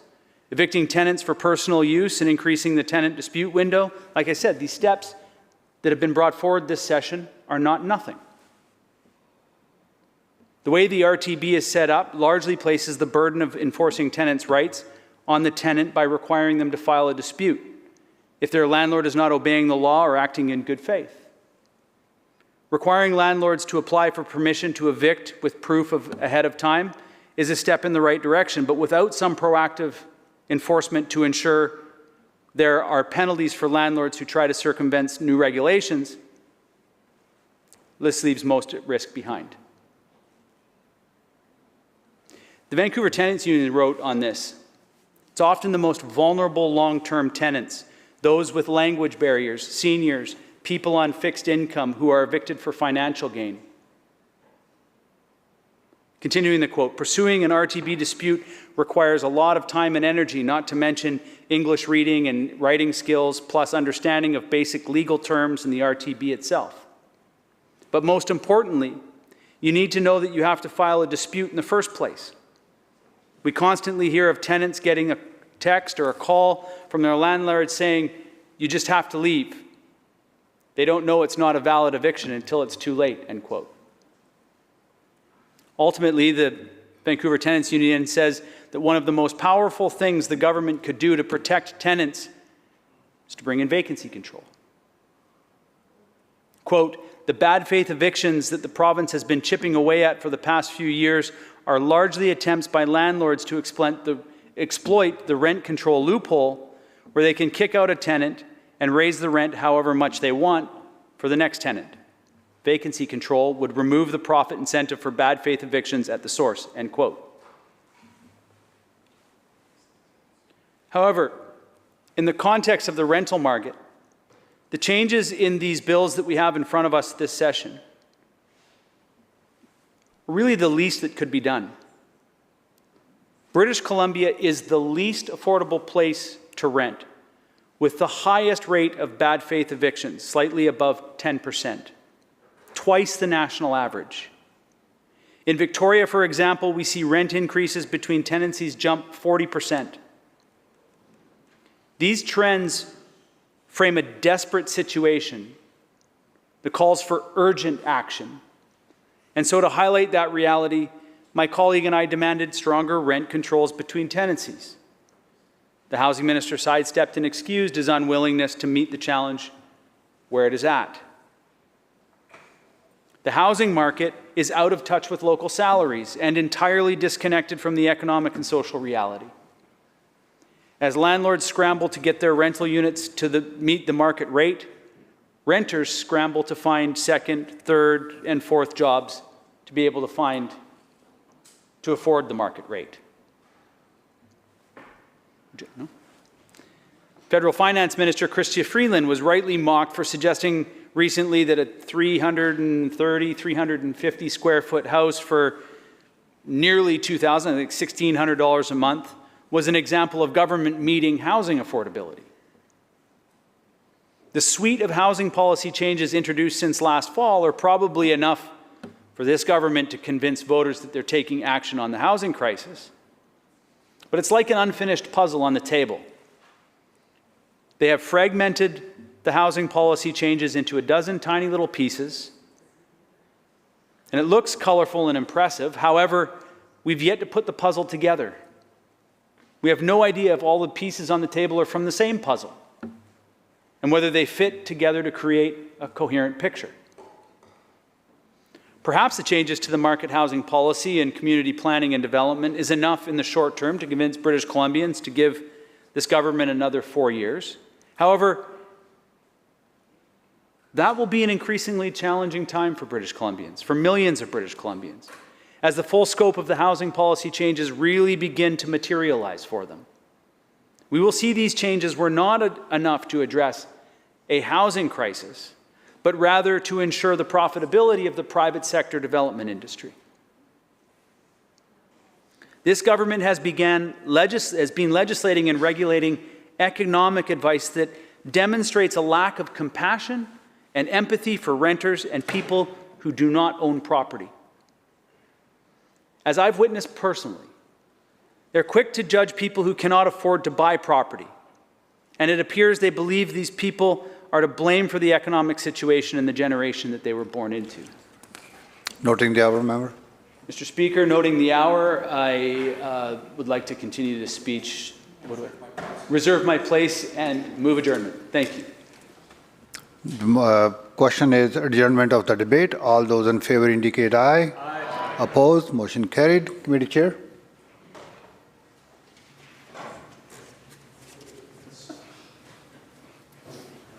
Mr. Speaker, Section A reports progress on Bill 3 and asks leave to sit again. When shall the committee sit again? Next setting. So ordered. Committee Chair. Mr. Speaker, Section C, Committee of Supply reports progress on the estimates of the Ministry of Waterlands Resources Stewardship and seeks leave to sit again. When shall the committee sit again? Government House Leader. Next sitting, Honourable Speaker. So ordered. Government House Leader. I move the House now adjourn. Member, you heard the question to adjourn the House. All those in favor indicate aye. Opposed? Motion carried. This House stands adjourned until 10 tomorrow morning.